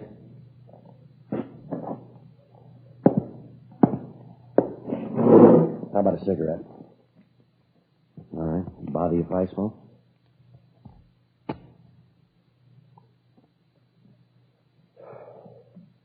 I hope you haven't got the idea we're trying to trick you into anything, Gordon. We've got a dead woman on our hands here. We've got to find out why she's dead. Now, what do you say? No use looking up at the clock, son. We're stuck here till we find out about that woman. And that goes for both of us. Homicide, Friday. Oh, yeah, Jack. No, not right now. Ought to be back about half hour. Yeah, half hour. Right, I'll tell them to call. That's about it. I got an idea, Gordon. Might help you set your mind at ease. Now, number one, if you think we're out to build a frame against you on this thing, let me tell you that you're wrong, and I'll prove it to you, son. I'm going to tell you exactly what we know about this case, everything. And when I'm finished, maybe you can fill in the blank spots for us, huh? What's the matter, your headache? Some aspirin in my locker there if you want some. No? All right. Here's all we know about it. Now, one of our radio cars, 1A4, answered a call from the night watchman down in the freight yards. He told the officers that he'd spotted a man wandering around down at the far end of the train yards near the west gate. Watchman only saw him at a distance, but he said he could make out the man and that he saw that he had a woman with him. She must have either been sick or she had too much to drink because the man appeared to be dragging her along with him. The two of them disappeared behind a line of boxcars on the siding.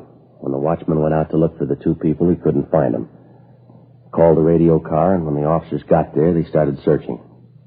I finally found you hiding back in the corner of an empty boxcar there. You were holding that dead woman in your arms. There wasn't anything the officers could see that might have caused the woman's death. There were no marks on the body, nothing visible anyway. When they tried to question you, all that you'd tell them was your name and that you didn't want to live, that you didn't care what happened to you. Now, that's about the size of it, Gordon. Did I leave anything out? Gordon? Oh, yeah. There was something else. From what we could gather, the dead woman had been doing some drinking before she died. Matter of fact, looks like she was a pretty heavy drinker. And another thing, we know you and the woman got into the train yard down by the west gate. We know that you dragged her body across the freight yards to that empty boxcar that they found you hiding in. The heel marks from her shoes lead from the sidewalk through the dirt directly to the door of that boxcar. We could see where you dragged her body from the door back to the corner of the car. Now, that's the whole story so far, Gordon. You want to fill in the rest? Son, how about it? Who is the woman?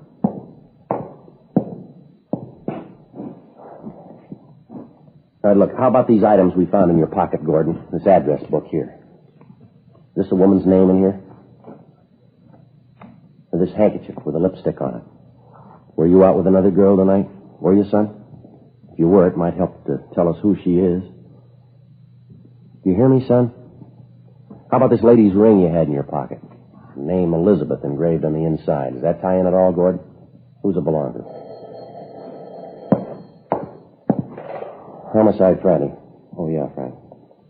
You get an ident on it? Mm-hmm. HOFFMAN. 2 N? Right. You going out there now? Okay, take O'Donnell with you, huh? Right, let me hear from him. What? No, not yet. No. All right, bye. That was my partner, Gordon. The officer who was in here with you. They took the dead woman's fingerprints. They've got her identified, son. It's Elizabeth Hoffman, age 52 years, music teacher. Last known address, 5473 6th Avenue. They're on their way out there now to check it. All right, relax, Gordon. That window doesn't lead anywhere. Now, you want to take another look at this ring? You got a fair idea that it means something, Gordon. They examined the dead woman's hands. They know she was wearing a ring recently. Her name's Elizabeth Hoffman. Name Elizabeth engraved inside this ring. Now, look, boy, we're going to get the answer sooner or later. How about it? What were you doing with this ring in your pocket? Now, let me tell you something, young fella. I don't know what's bothering you, but whatever it is, we're going to find it out. Now, get it through your head. You're in a bad spot. If you're not interested in helping yourself, then neither am I. The monkey's on your back. You're going to have to help scratch it off. Now, get with it. What's it all about? All right. Let's have your driver's license. Come on, get it out. All right, I'll take it. Gordon John Miller, 2055 Malcolm Avenue, Los Angeles.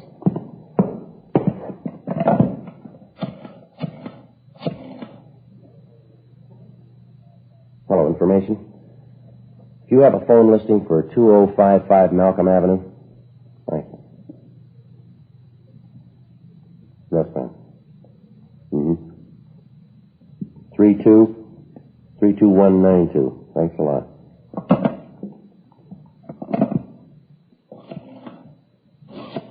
Put the phone down. You ready to tell us? No, I won't tell you. All right, any way you want it, Gordon. You can't call them. They can't. I won't let you. You can't call them. All right, take it easy. They can't tell you. They don't know. Give me the phone. All right, You sit can't. down. I said sit down. If you won't answer the questions, we'll find somebody who will. Give me your wrist. Now, sit still. Now, the sooner you get it through your head you're not here on a traffic ticket, the better. You're going to stay cuffed to that chair till we're ready to book you. I'm sick of treating you like a baby. They can't tell you. They don't understand. They can't tell you. They can't be any worse than you. Now, sit still there.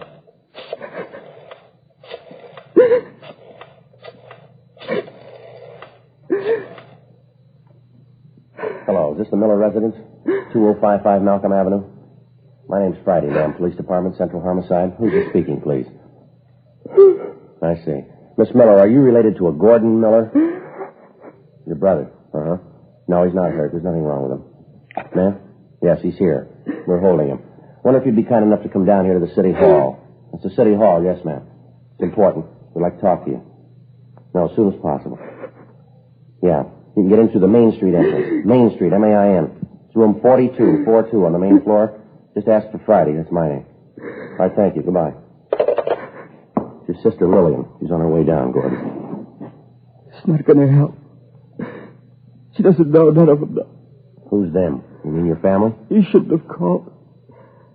They don't know about it. They can't tell you.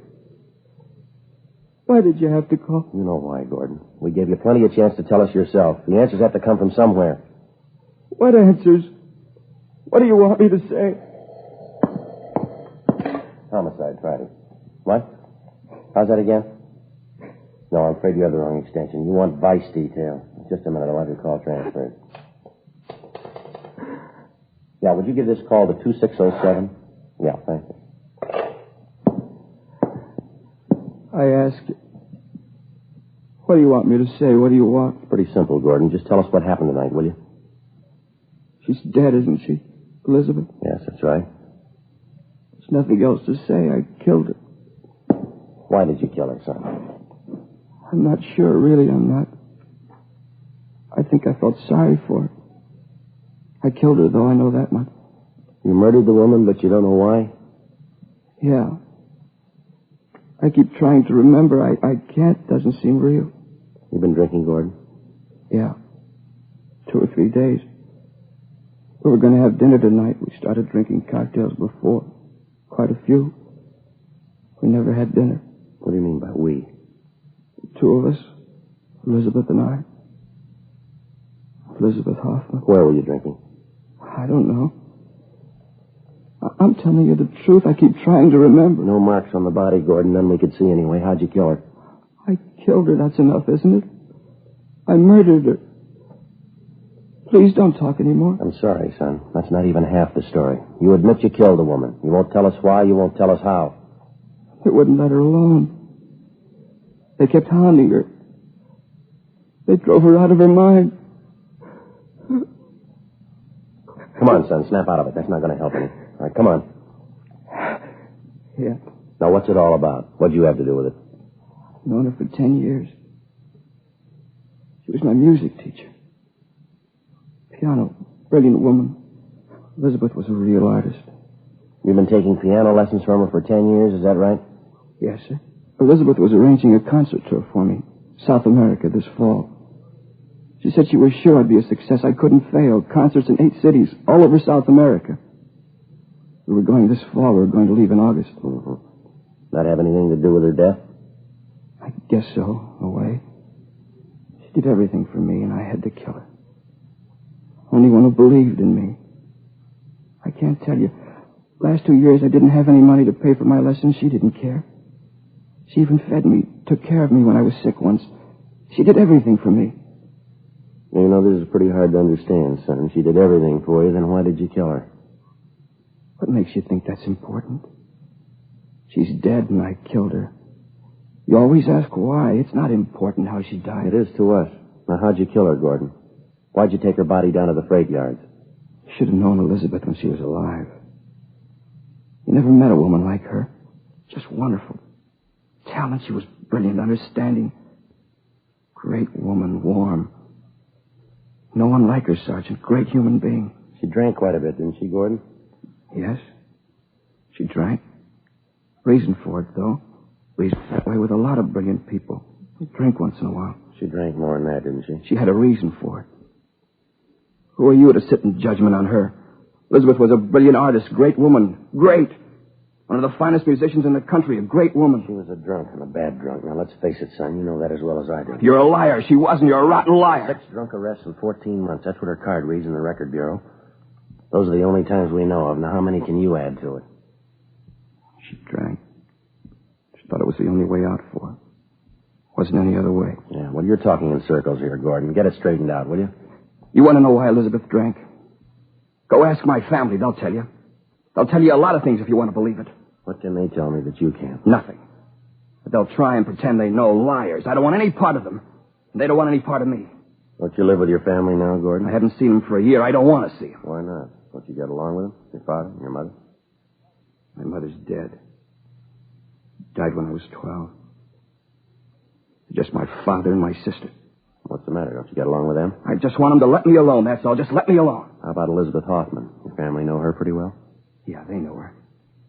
I didn't understand her, though. I really loved her. She loved me. I don't think I follow you, son. I knew you wouldn't understand.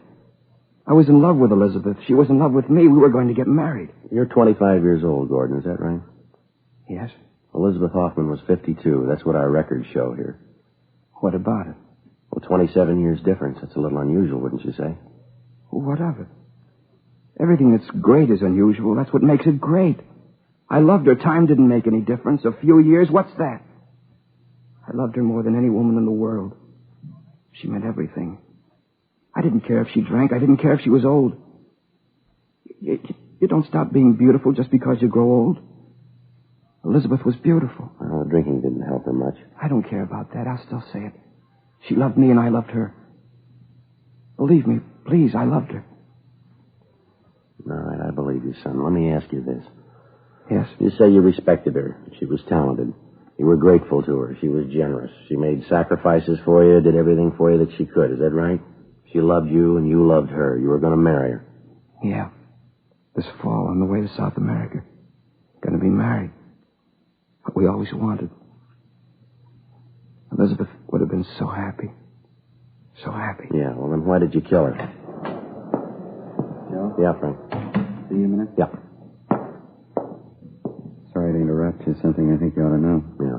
John and I checked the boarding house the Hoffman woman was staying at. Checked her room. It's clean. Everything in order. Mm-hmm. Miss Miller had the room next to hers. Shook his place down, too. Anything? His bags were all packed. Looked like he was ready to go. Something else. Yeah. On the kitchen sink, bottle of poison.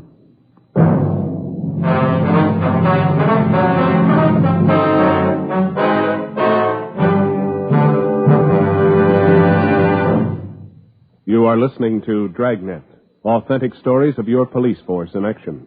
Friends, more and more smokers coast to coast are switching to Fatima's every day.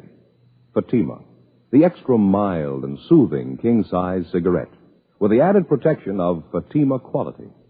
Prove Fatima quality yourself today. Compare Fatima with any other king-size cigarette. 1.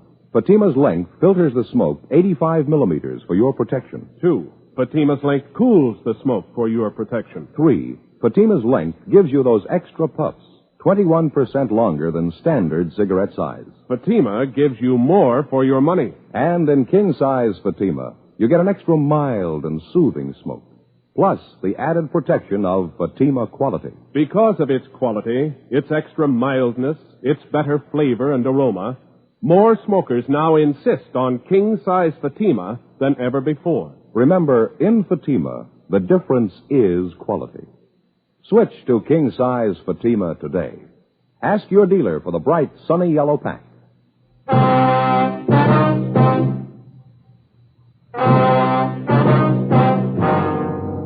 Tuesday, January 18th, 11:55 p.m. My partner Frank Smith and I continued questioning the murder suspect, 25-year-old Gordon Miller.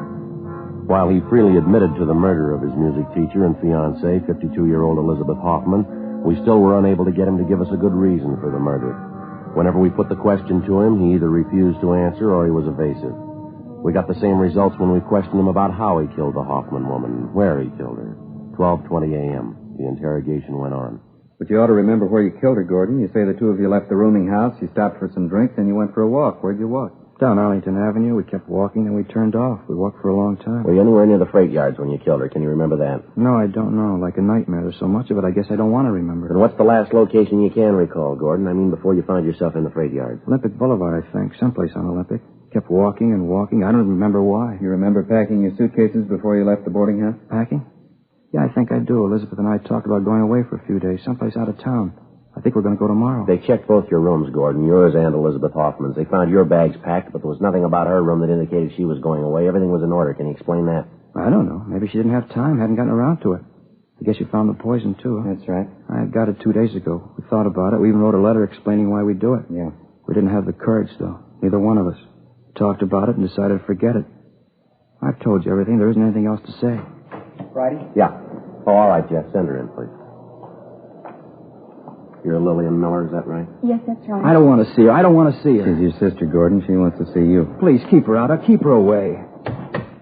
Gordon? My name's Friday, Miss Miller. Come on in, please. Have a chair, won't you? Thank you. How are you, Gordon? Been such a long time. How have you been? Chair, Miss Miller? Thanks. Poor kid, what is it, Gordon? What's the trouble about? Honey, what is it? Won't you even look at me? Get out of here. Let me alone. Get out. Please, Gordon, don't. I'm here to help you, honey. They called me tonight. They said you're in trouble. What is it? Let me help you, please. You can't help. She's dead. Now, will you go home? Elizabeth's dead. I killed her. Merciful God, no. Will you take her out of here, Sergeant? Tell her to go. You don't know what you're saying, honey. He's not in his right mind, Sergeant. I know he isn't. Please, Gordon, you have to let us help you. I called Dad before I left. He's on his way here now. We'll get you a lawyer. Don't worry, honey. It'll be all right. Everything will be all right. She's dead. Can you bring her back? You couldn't have killed her, couldn't you? Pounding her, torturing her. Why couldn't you let her alone? Why couldn't you let us alone? We only did it for you, Gordon, and we thought it was best for you. You fool, you fool. Say anything you want, Gordon. I don't care, but let me help you, please. It doesn't count what I am. Just let me help you. I'll get it. Okay, Jess, thanks. Henry Miller, the boy's father. I don't want to see him in here. I don't know him. He's not my father. All right, take it easy, Gordon. Please, honey, try to understand. We only want to help. Who's in charge here? My name's Friday, Mr. Miller. This is my partner, Sergeant Smith. The handcuffs on my son. Gordon, who did it? Who put them on you? I did, Mr. Miller. The only way we could settle him down. Taking quite a bit of authority in your hands, aren't you? Get them off of him right now. No reason to handcuff him. Sorry, can't be done. I said take them off. I have a little influence in this town. I'll see to it that the police commission hears about this. Now, what's my son doing here anyway? It's the Hoffman woman, Dad, Elizabeth Hoffman. What about her? She's dead. Gordon says he killed her. Dad, we've got to do something. Don't tell him anything, Gordon. Don't say a thing. I'll get a lawyer for you right away. I know what your rights are. Don't tell him anything. Did you know Elizabeth Hoffman, Mr. Miller? I knew her slightly. Can't see what this fuss is all about anyway. Woman wasn't any good to begin with. No good at all. You ought to be glad I'm handcuffed to this chair. I never thought of hitting you before. I'd like to do it now. Please, Gordon, don't say those things. As far as I can remember, you've been nothing but trouble. Now, either you snap out of it this time or you're on your own. I'm sick of this.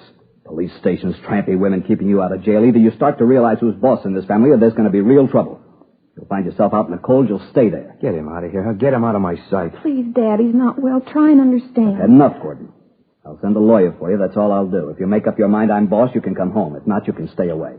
Now, figure it out for yourself. I don't care. I hate you. I hope you never forget it. I hate you. Dad. I'll see you at home, Lillian. It's the maid's night out. Lock the door before you go to bed. Please, Dad, we've got to help. Don't leave, Dad.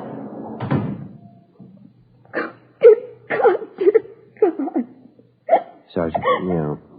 Will you lock me up now? I'm tired. All right, Gordon, just a minute. Frank, you want to stay with him? Yeah, okay. Miss Miller, you might step outside for a minute. Something I'd like to ask you. Yes, all right. You'll let me see Gordon again? Yes, ma'am. Come on this way.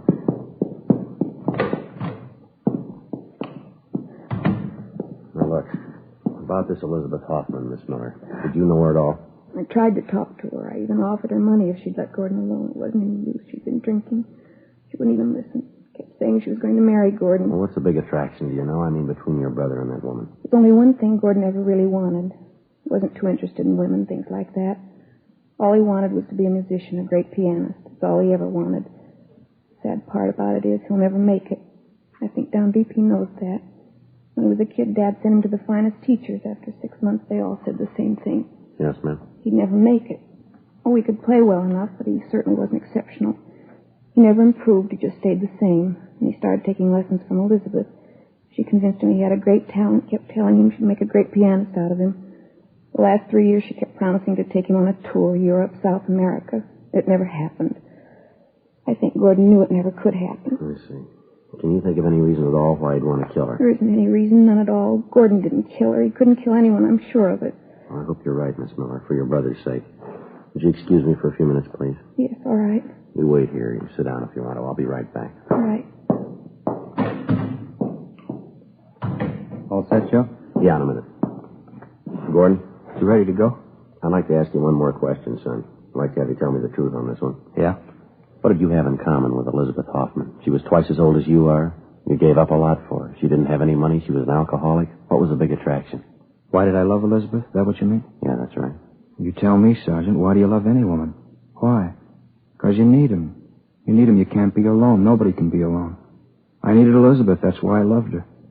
There's only been 2 women in the world who understood me. One of them was Elizabeth. The other one was my mother. She died when I was 12. Now they're both dead. Both of them. Only ones who understood. Yeah. My father didn't understand. He never did. All he knows is business, making money, more money. That's why he hated Elizabeth. He was jealous. She understood me. She knew what I was like, knew all about me. When I was with Elizabeth, I was safe. I was happy close to her. There wasn't anything to be afraid of. I'd go to her just like my mother. I'd put my head on her shoulder and she'd put her arms around me. I wasn't frightened anymore. I was safe. Everything was all right, just like when I was a little kid in the night. I'd call out for my mother. She was always there. She'd put her arms around me and everything was safe. I wasn't afraid. I needed her. It was the same way I needed Elizabeth. Do you understand now? Now do you know why I loved her? Yeah, I think I do. Only one question left. Why did you kill her? I don't know. I really don't. Maybe I'll remember. Look, Gordon, are you sure you killed her? She died in my arms. I must have killed her. Tomorrow, maybe. Maybe I'll remember tomorrow. Is Lillian still here, my sister? She's waiting outside. Did you hear my father, what he said? Told her to be sure and lock the door? Mm-hmm. Just like my father. You don't have to lock that door. It's locked 13 years ago. How do you mean? It's locked the day my mother died.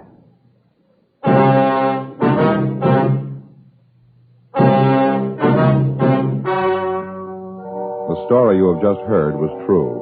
The names were changed to protect the innocent. On January 19th, an autopsy was performed at the county morgue, City and County of Los Angeles, State of California. In a moment, the results of that examination.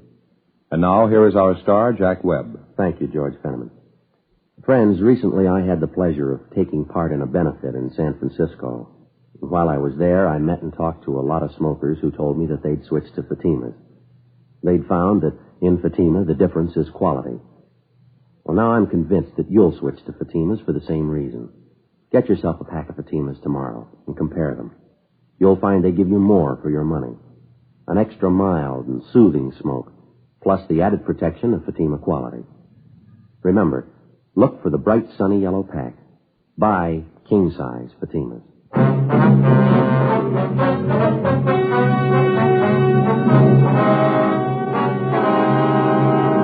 The results of the autopsy performed on the body of Elizabeth Hoffman showed definitely that she had suffered from a chronic heart condition aggravated by excessive drinking.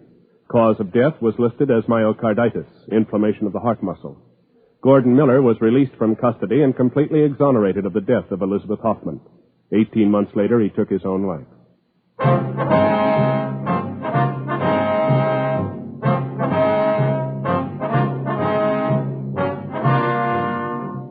You have just heard Dragnet, a series of authentic cases from official files. Technical advice comes from the Office of Chief of Police W.H. Parker, Los Angeles Police Department. Technical advisors, Captain Jack Donahoe, Sergeant Marty Wynn, Sergeant Vance Brasher. Heard tonight were Vic Perrin, Herb Ellis, Harry Bartell, Joyce McCluskey. Script by Jim Moser. Music by Walter Schumann. George Fenneman speaking.